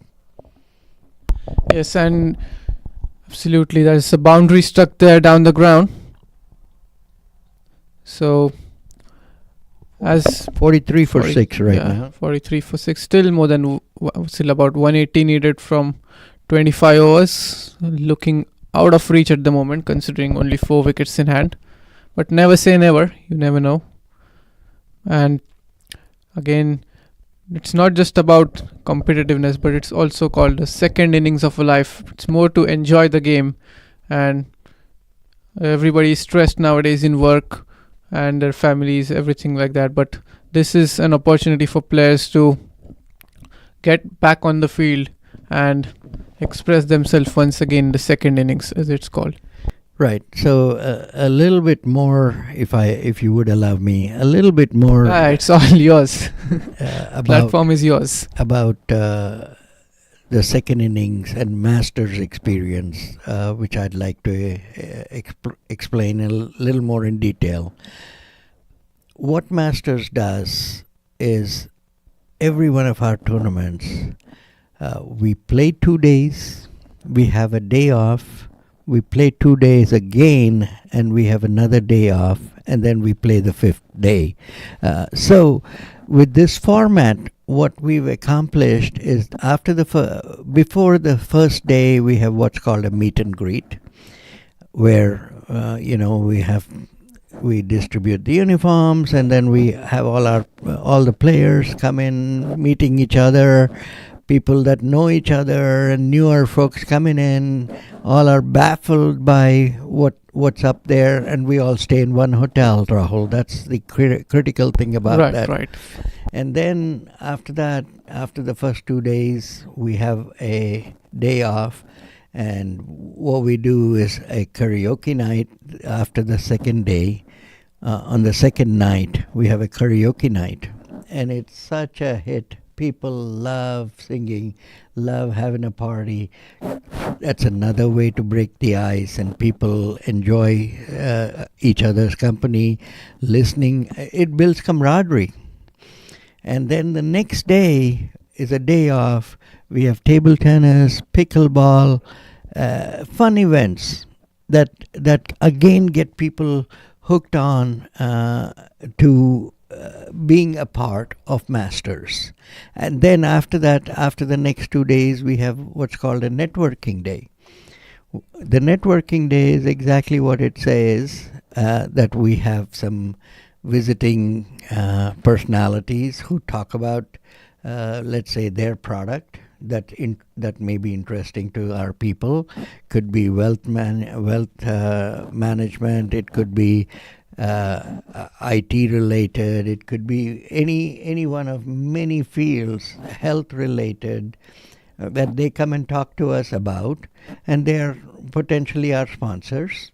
And these are very fascinating areas of interest, wide and varied areas of interest that people are hooked on. The last time we had a networking event, people were absolutely hooked on to it, and the questions they asked after each event tells me they cared to listen to it.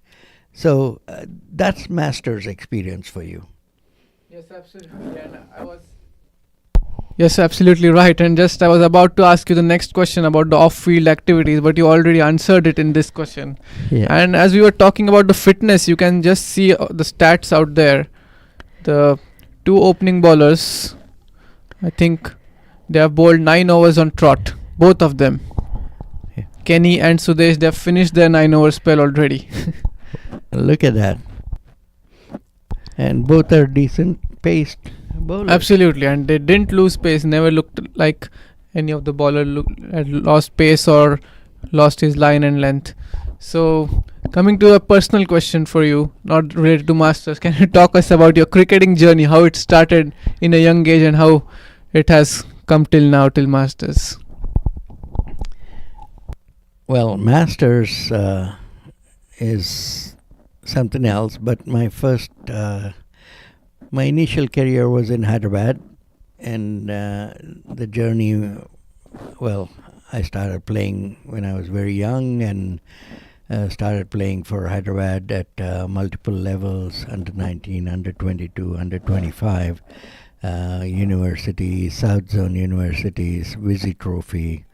I played some, what I think was very good quality cricket against some very good talent, including people like Kapil Dev, Arun Lal, Kirti Azad, Raman Lamba. From North Zone, all those guys were from North Zone. Sunil Walson, Randhir Singh. So it was good. I enjoyed my life, and then I was also playing what I think or what people would call semi-professional or whatever cricket, where you work for a bank and you literally never work. You Absolutely just right. play. Yeah. So we did that. I did that until I decided that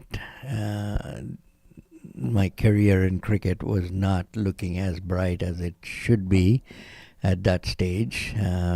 There was another left-arm all-rounder who was moving into Hyderabad, who had already played South Zone. So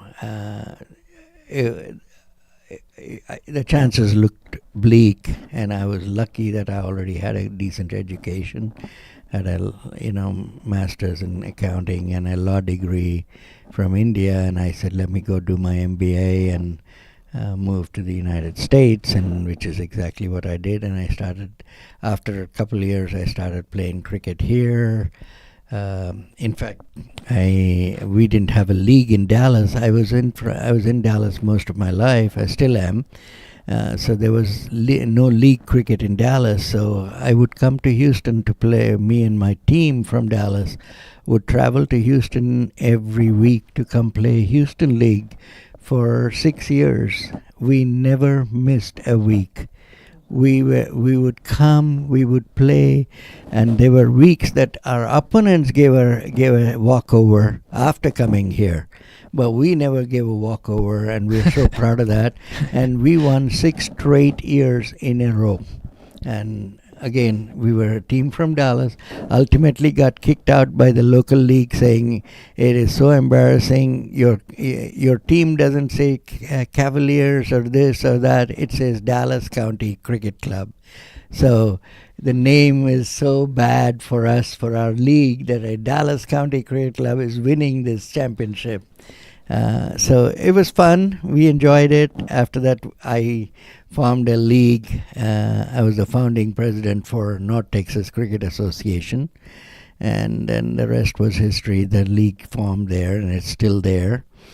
And it's flourishing. The Dallas League has done well now. That's my background. Well, that's excellent to hear, the passion that you have had in the games for all these years. Can you share your fondest memory of the game that you have played? Fondest memory, I would say Rohinton Baria finals.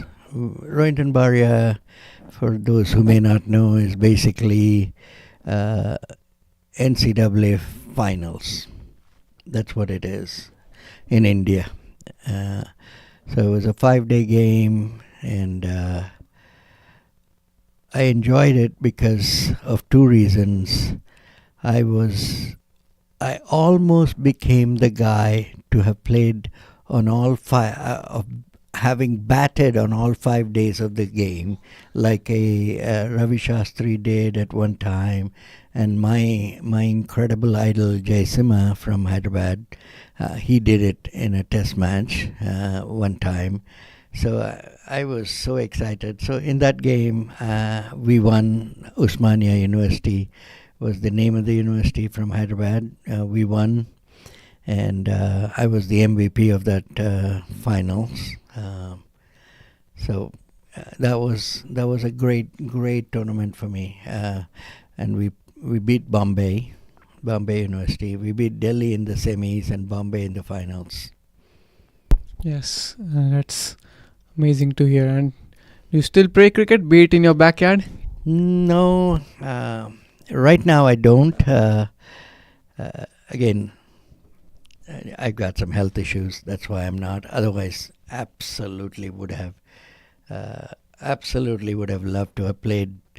I'm turning 17 next month. I would have easily started the 70s league here for Masters because the world body has 70s. I would have comfortably played for the 70s here in US. Unfortunately, I've got issues that takes over my ability to play. Yes, we know you certainly would have played it. The way which you are, each and every match you follow with so much passion, you travel all around. But coming back to the game now, it's Nitin Singh who's batting on 11 of 20 deliveries. Spin being introduced into the attack from both the ends. 20 overs have been bowled. Canada are 52 for 7. And so just a final question, final words. The mic was on mute while you were talking, so we would like to name some people that you would like to thank, because you already spoke about that, but the mic was having some issues. So once again, final question, just some players and management people or the umpires, even everybody that you would like to mention. That's a long list, Rahul. It's a very long list. Yeah. And you mentioned umpires.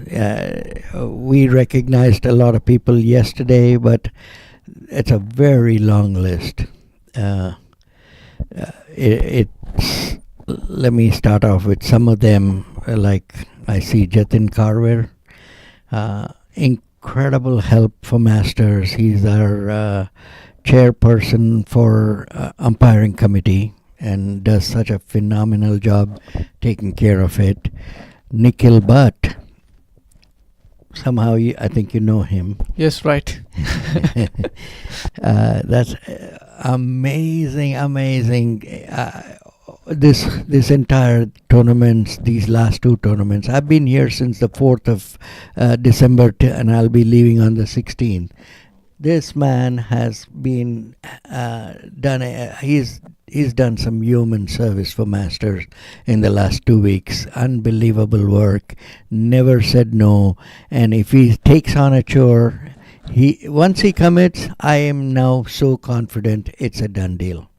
That's how good he is. Then we have Mustafa Himani, takes care of all the food and the food vendor. Just again another gift to us that has done wonderful service for the last 2 years. Terrific guy. He's also part of our committee, just like Dr. Nikhil.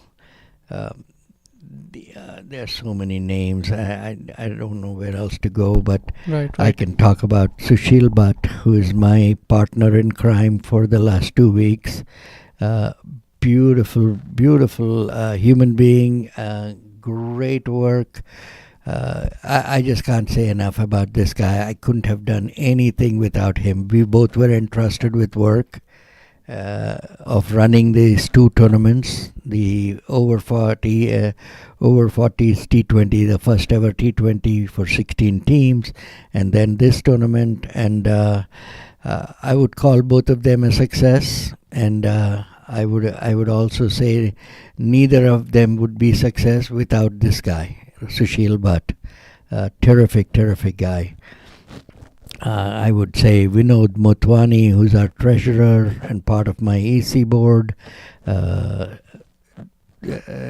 Suri, who's part of my EC board. Of course, Syed Shanawaz. And who can ever talk any less about this amazing founder, and I call him the CEO. He doesn't want the title, and that's Parakananta, just a amazing guy. All you guys who are listening need to talk to him once or twice to understand what an amazing brain this is, what an amazing dedication that he has for Masters. Outstanding, simply outstanding. Masters is where it is because of such leadership, and all these are leaders. All these people are leaders, but top of the leaderboard is what matters, and Parakananta is right on the top, and I can't say enough about how amazing this man is and what he does for Masters. Yes, that's a long list to hear, and really because of all these peoples we get to see tournaments of such scale. But now again, coming back to the game, both the batters have moved into their double digits now. 160 needed in 123 balls. The current run rate just inching closer to 3. And talking about the game, looking at this wicket, what do you think is a perfect line and length to be bowled as a spinner? I think the number one thing you gotta, with a score to chase like this, I think you gotta bowl up and make them play off the front foot and keep it stump to stump, and let them, because you got the runs to play with, they have to play across. And I would even open the space across, set the trap, and make them play across. I got runs to give, and they won't play straight, and keep a tight straight field and let them play across. All it takes is miss one, you got another wicket. It's absolutely right. You give away 2 sixes, third ball, Yeah, maybe leg before or bowled. exactly. We've already seen 4 or 5 wickets fallen by playing across the line, missing out on the straight ball. But one more difference was good use of the feet shown by the West Indian batters. This time around, we haven't seen much use of the feet from the Canadian batsmen. These two have struck a couple of boundaries now. William Lashley is into the attack. That's wide down the leg side, and ball's running away. It's Boundary. gone all the way for 4, and now you can see the outfield has dried up a bit as compared to what it was early on in the morning. We had rain yesterday night, and with the dew as well, so the decision was right from Canada to have a ball first, but things not going as per their plan.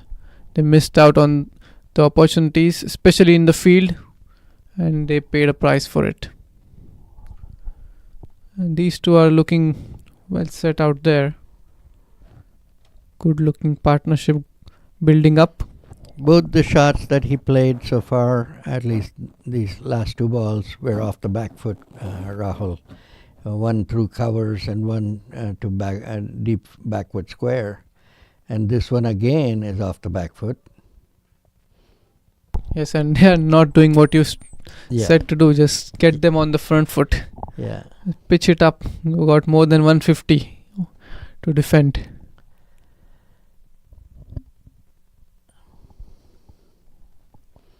He's batting on 17 now, Davinder. Didn't have a good outing with the ball. Just got the last wicket. Was struggling with his line early on in the first innings. But again, you can see the difference in the. And there's an appeal There. for leg before. No, says umpire Daniel Meredith. I'm probably going down the leg. Seemed like going down the leg. And one difference you can also make out is of extras. Just 9 extras so far. We have about 23 overs. And the number of extras. Again, That's another shot of the back foot. And this time he has cleared the fence. That's gone for a big 6. He believed in his power hitting abilities. There was a fielder back there at deep mid wicket. But look at how far he has hit. The ball's gone out of the park there. There's the partnership now. 34 of 27 balls. The highest for Canada. Absolutely right. That's the highest partnership. They've given 35 extras. The Canadian bowlers. The extras were the third highest scorers for the West Indies. It's William Lashley. He's already got 1 wicket, but pitching it way too short here. Part of the drill that I would suggest to bowlers is,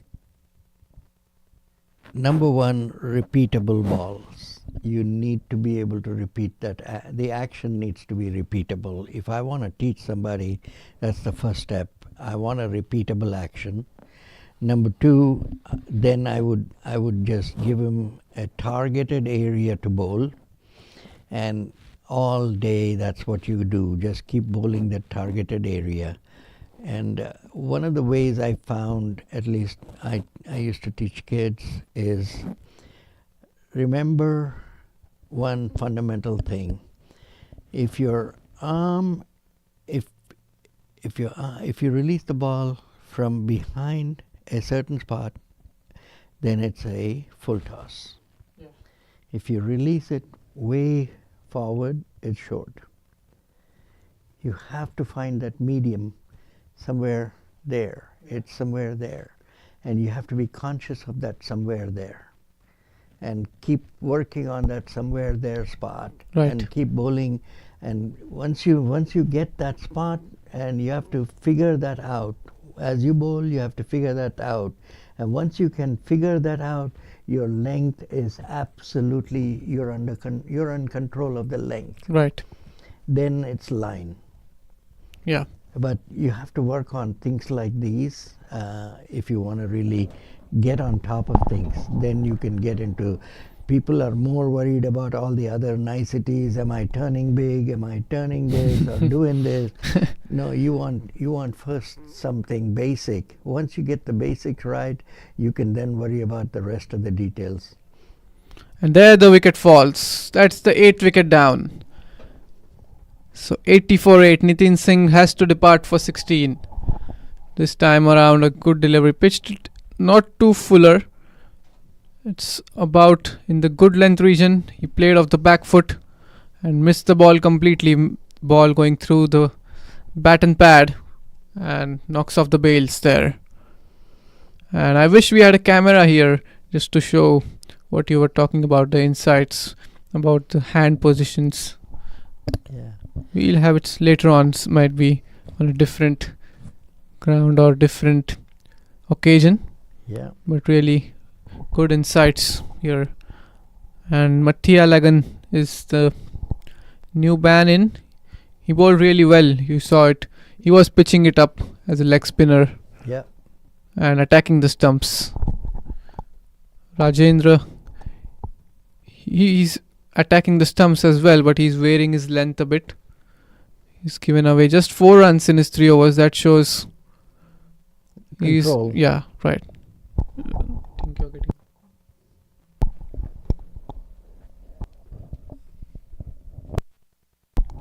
So 143 more needed from 110 balls. But the problem is Canada have only 2 wickets in hand.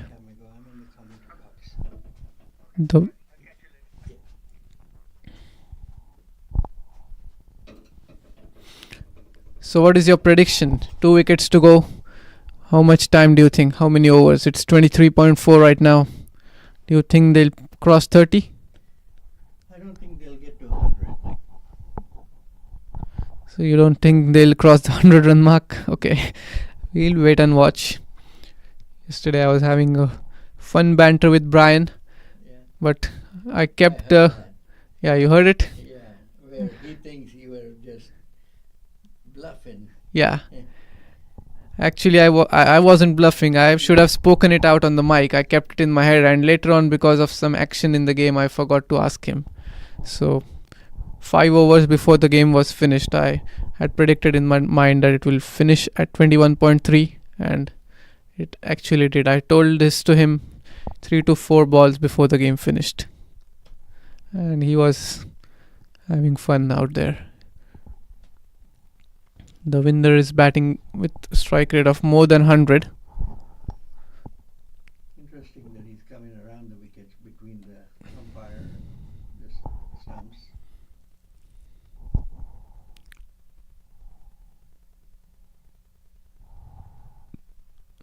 There you see again, good fielding effort, not allowing the single easily. And he's given the fourth over here. He's been on the expensive side today. And another loose delivery. But sometimes you need to show some intent out there. You can see all the batters, they're playing on the same kind of wicket, but Davinder has shown some intent to play his shots, and that's what helped him get about 25 odd runs now. 25 of 18.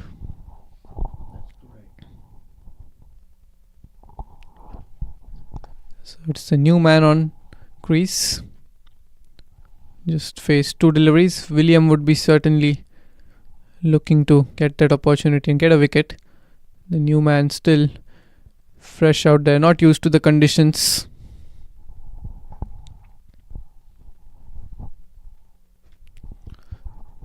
It's not easy to clear the boundary as well. Davinder did it with pretty ease. The square boundaries at Moosa Stadium are pretty big.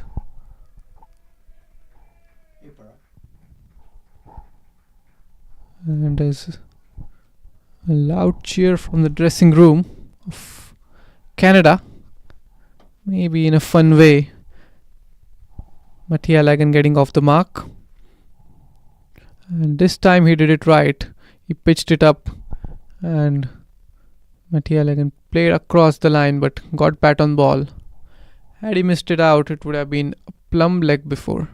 That's what we were talking about some time ago. Still 2 more balls to go in this over.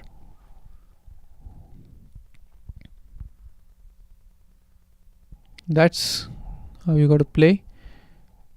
Playing with straight bat. But again, everyone inside the ring here. I cannot see any fielder outside the 30 yards.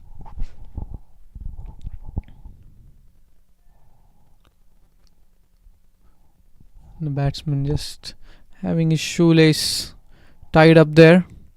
That's what causing the weight in the game. There is still a slip in place for William Lashley. That's wide outside the off stump. That's not needed at this stage. Just got to attack the stumps. And in the process of trying to score the runs, the batsman himself would commit a mistake. And an aggressive heave. And that gets to the boundary ropes. That's gone for 4. So nobody back.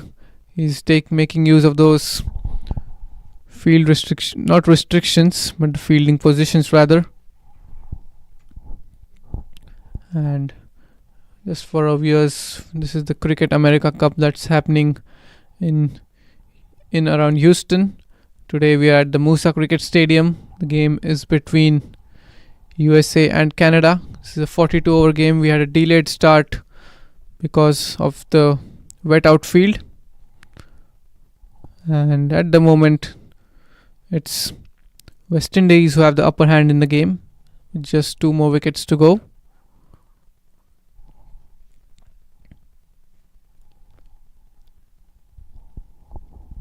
It's Rajendra into the attack. That's a short delivery down the leg side. Poor bowling, and that's gone for 4. He's well set. He's not going to miss out on that. Davinder moves into 30s now. Davinder is very comfortable off the back foot. He's certainly right. Most of the shots he has played have been off the back foot. It's a good observation there.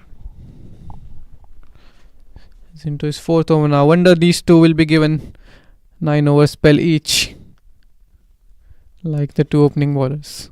Not often do we get to see the opening bowlers finish off their bowling quota in the first spell itself. That's in the air, but that was hit very straight. Mid-off fielder keeps it down to a couple of runs.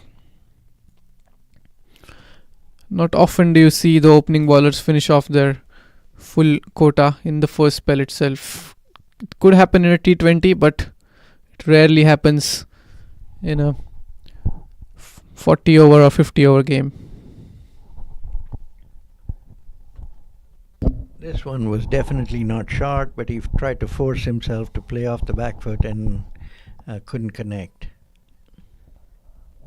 Yes, and again something similar, but this time he gets bat on ball and in the gap as well. So another couple of runs here for the Winder.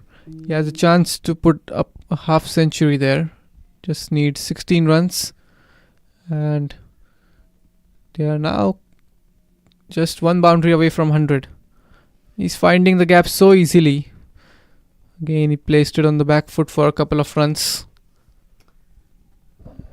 One of the fundamental mistakes that I see people at this level not doing is when they take the first run, they should turn in the direction of where the ball is going, so that they can see if there is a second run or not. This guy, Devinder, definitely did not do that. Yes, that's a very, what could you say, small things which experts like you or people who have watched the game, played the game for so many years point out. Even youngsters who are listening or watching the stream need to take a note of that. Some brilliant insights being shared here. I think we are having a short drinks break here, just for a couple of minutes. We skipped the first break, which was scheduled at 15 overs, just to save time, as we have to finish off this game around 5 o'clock since it gets darker after that. Still have 90 minutes for 5 o'clock.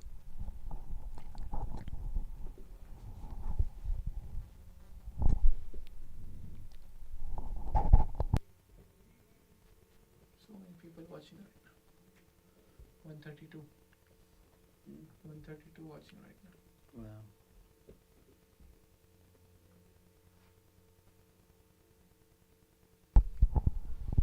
And this was a quick 1 minute drinks break, I believe. We already started back. 99 for 8 now. Need 1 run for 100, and the captain of West Indies brings himself into the attack. Coming left arm round the wicket, and short delivery pulled away, but one bounce into the hand of the fielder at mid wicket.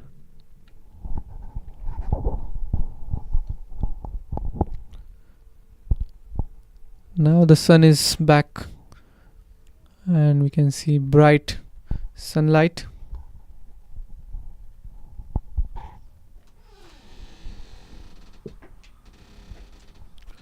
One run short of 100 here, Canada. And that's again being placed in the gap towards the deep mid wicket boundary. This will go all the way for 4. So that brings up the 100 there. And I lost my bet on that. Absolutely right. I said they would be out before 100, but they're doing very well indeed at this stage. Very aggressive and still getting runs too. I have with me over here the gentleman I was talking about, the gentleman that has done some absolutely outstanding work for Masters. More so in the last 6 to 8 months that I've gotten to know him so much closer. This man is one more guy that I know who doesn't know the word no. I can tell you with total certainty that word is not in his dictionary. or he has lost that word. Amazing. He never says no. He's always got a way to finding an answer, finding a solution, and time to take care of things. And this guy is Sushil Bhatt. Like I mentioned earlier, this tournament and the Dubai tournament could not have happened without this human being who's sitting to your right, Rahul. You go ahead and you can talk to him. You wanna talk?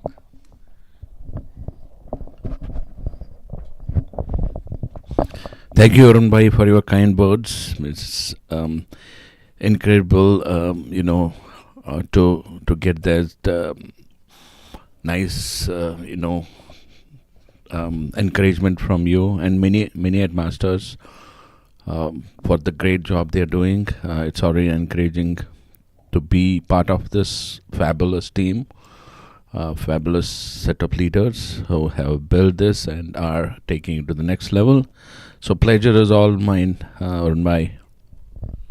Yeah, so I'd like to ask one question. As we were talking some time ago, Arun sir told me that you are one of the guys, who are one of the driving forces behind this tournament and the one that happened in Dubai. So how does it goes in managing such tournaments of such a big scale, the logistics and so many players involved, about 180 players that went to Dubai? How does it go along? And it's of course being such a successful event. Yeah, I think first and foremost, you need to have organizational skills, and then obviously know the game very well so that you can make some decisions and know what at a 360 degree what needed to do. And then, as I mentioned, organization skills, planning skills. So it was a great team which we were part of, or I was part of, Arun Bhai, Vinod Bhai, myself. I think great synergy. Lot of hours went behind planning it, and then I think at the end of the day executing it to the T. Yes, absolutely. And talk us about the broadcasting that's taken to a next level in this tournament. We've seen, for the viewers who missed out on yesterday's game, there were about 12 cameras from different angles, bird eye view using the drone. There was an umpire's camera. So how did you get all this into action? I think Arun Bhai will be the best person to talk about it. It is amazing that we've got such a skilled people who are part of masters, and I would like Arun Bhai to talk about it if he has not already done that, but looks like he has talked about it. As I mentioned, amazing, skilled people in their own fields. Hassan, he is tech savvy, knows it in and out, and importantly, does his work, right? He does his homework. And yesterday I saw him in play. We had probably 12, 13 cameras in play. He got drone camera into play yesterday. It was fabulous. I mean, I couldn't see it not being equal to any of the international games, that standard of streaming. So all credit goes to Mr. Hassan. It's absolutely right. As you were talking, that was really like an international game which we saw. And while you were talking, we just witnessed the 9th wicket fallen, a run out at this stage. The last thing that the Canadian team wanted here. And it's the well set batsman, the winner, who has to walk back. He had an opportunity of getting a half century, but he's gone for 42 of 31. Excellent strike rate.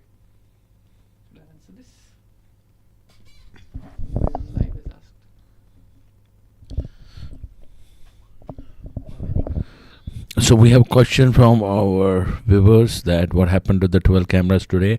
So we have designated some of the games because the production for all the games could not happen with the 10 camera setup. So today, unfortunately, is the game which has single camera broadcast. But we will have tomorrow USA versus USA A game again, with the same 10-12 camera setup. So stay tuned and join us tomorrow for that game. Yes, absolutely right. And everything for the people, it looks like it's conducted so successfully, but there might be some challenges that you face. Can you talk us about some challenge that you face in conducting tournaments of such high scale, and how do you overcome these? Players might be helping you, the management might be helping you with all this stuff. Well, as I said, there were good team behind all this, and I think the key to this successful execution of the tournaments is planning. That's what we have been doing, and like burning incredible number of hours thinking through a lot of scenarios. Once you do your homework, it kind of makes things very, very easy. So I will say planning is important. And if you can cover all areas, think through it, talk about it, and maybe document about it, you will have a flawless execution. Yeah, and Sushil, this is Arun Vitala again. Just like you said about the cameras and why it's not happening here, one of the key reasons is this is an absolutely innovative and new technology that Hassan has brought to us, and it's set up at Prairie View only. And could not be shifted to this ground here at Moosa Stadium, and that's one of the prime reasons why it's not happening here today. And even at Prairie View, it's set up for one ground only because he doesn't have the equipment to do it at multiple grounds at this stage. It's a brand new technology, and he's testing it out, and what an amazing job that he has done. Testing was not testing anymore. It's phenomenal. So we are very lucky to have somebody like Hassan, and we would continue to have his services going forward. Yes, absolutely, Arun Bhai. We are lucky to have people like Hassan.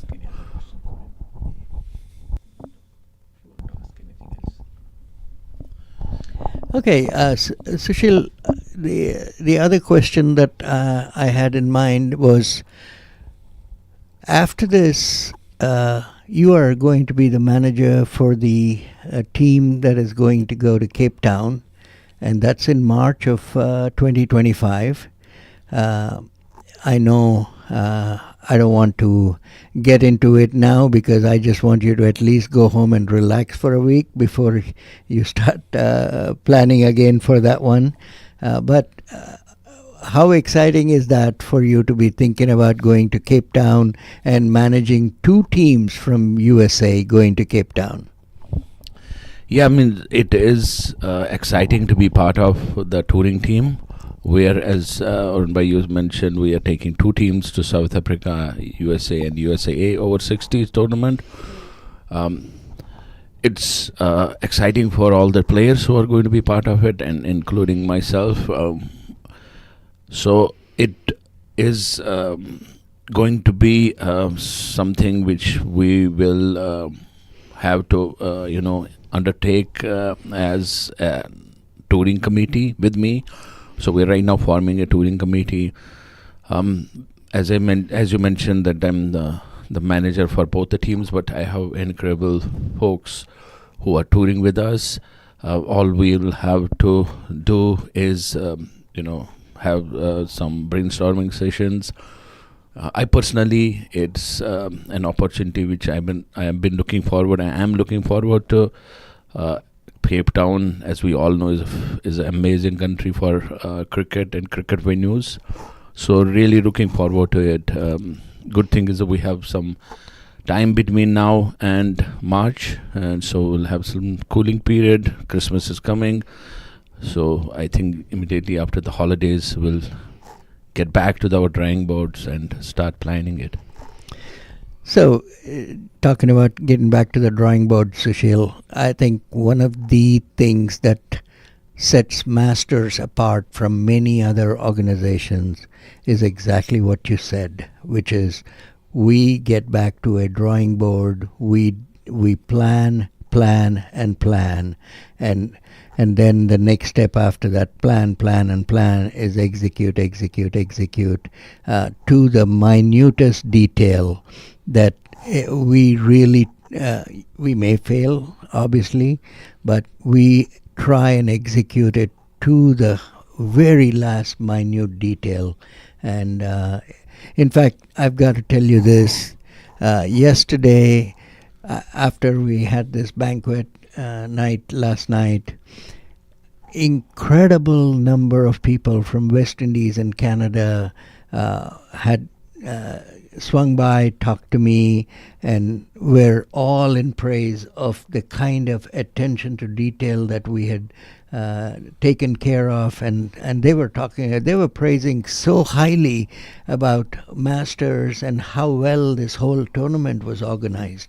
And really kudos to you for your part of that effort, Sushil. It's a huge part, and kudos to you for your part of that effort. Thank you, sir. No, it is not only me. We know that, and a lot of people behind the back helping, making things happen. And obviously, yourself and myself, we have been here for more than a week together. First executing the first ever T20 tournament for over 40s. Now this. Without your support, I don't think we could have made it happen. And it, as we always say, it takes a village. It is a village which makes this happen. A lot of different folks wearing different hats, coming up with different scenarios and thought processes, and great camaraderie. Means we work together. We may have sometimes difference of opinions, but we talk through it, and always what is best for Masters comes forward. I agree.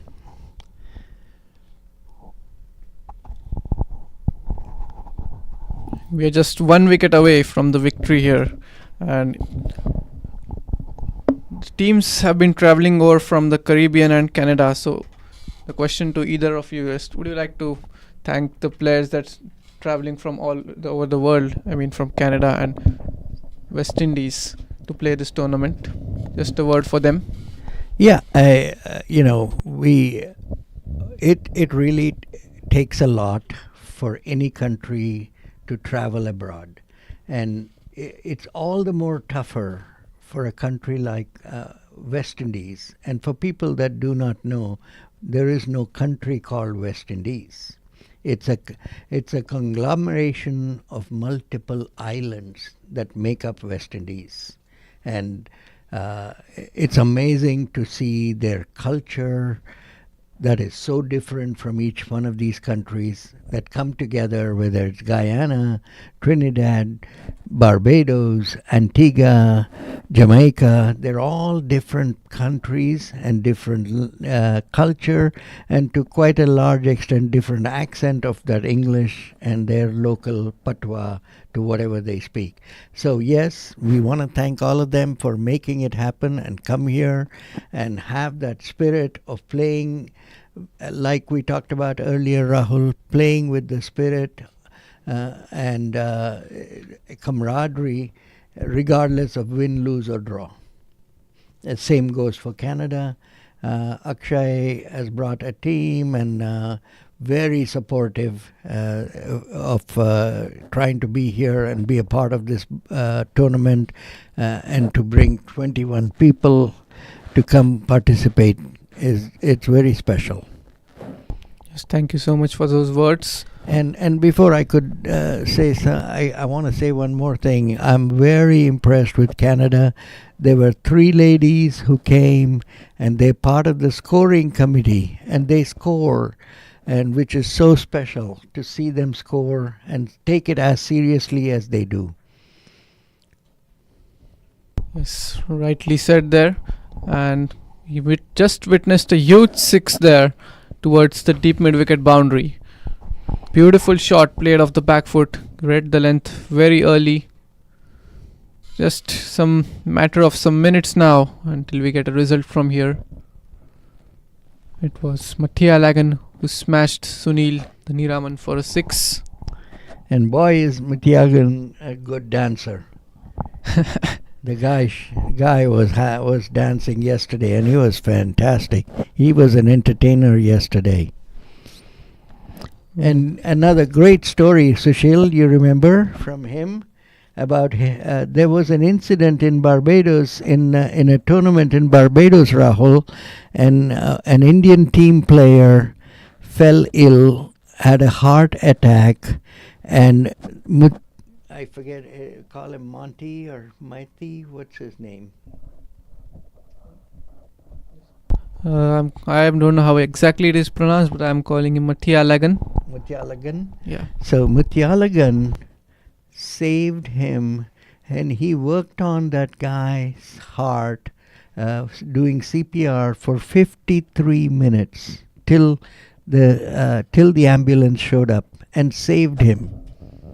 Wow. There he is out, Amazing to hear. but he saved a life, and that is such a brilliant thing to have heard and witnessed there. I went to see the patient at that time, but it's just hats off to one man spending 53 minutes. He could have given up at any given time. Well, that's interesting to hear such kind of stories. We wish the match would have gone on longer to hear such more stories. But now it's the end of the game here. The Canada team has been all out for 117 runs, and they haven't been able to get the target. They weren't even close to it. This was a clinical all-round performance by the West Indies team. It started off in the batting department from the middle order, the contributions were especially from the middle order, and later on the bowlers and the fielders did a really good job to get their team over the line.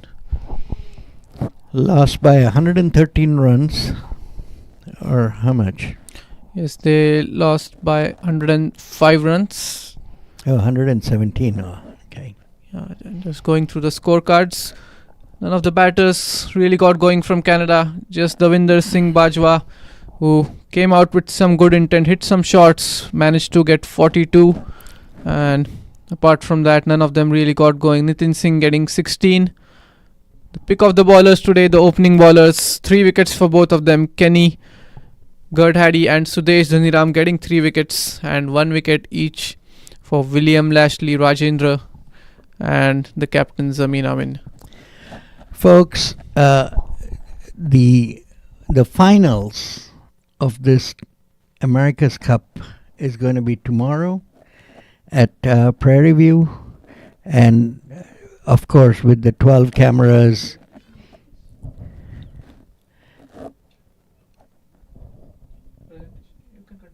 Yeah, with the 12 cameras, and that's going to be between USA, the national team, and then against USAA. So it's a fantastic game to watch. If you can come to Prairie View, it's great. If you cannot come to Prairie View, watch on the Super 12 camera and a drone set up. It's going to be a very, very good game to watch. Both unbeaten teams. Both the teams beat Canada and West Indies. So they are into the finals. That's USA and USAA. And it's going to be a very good tournament finisher. So it could be USAA beating USA national team or vice versa. So don't forget to tune in tomorrow and watch that game.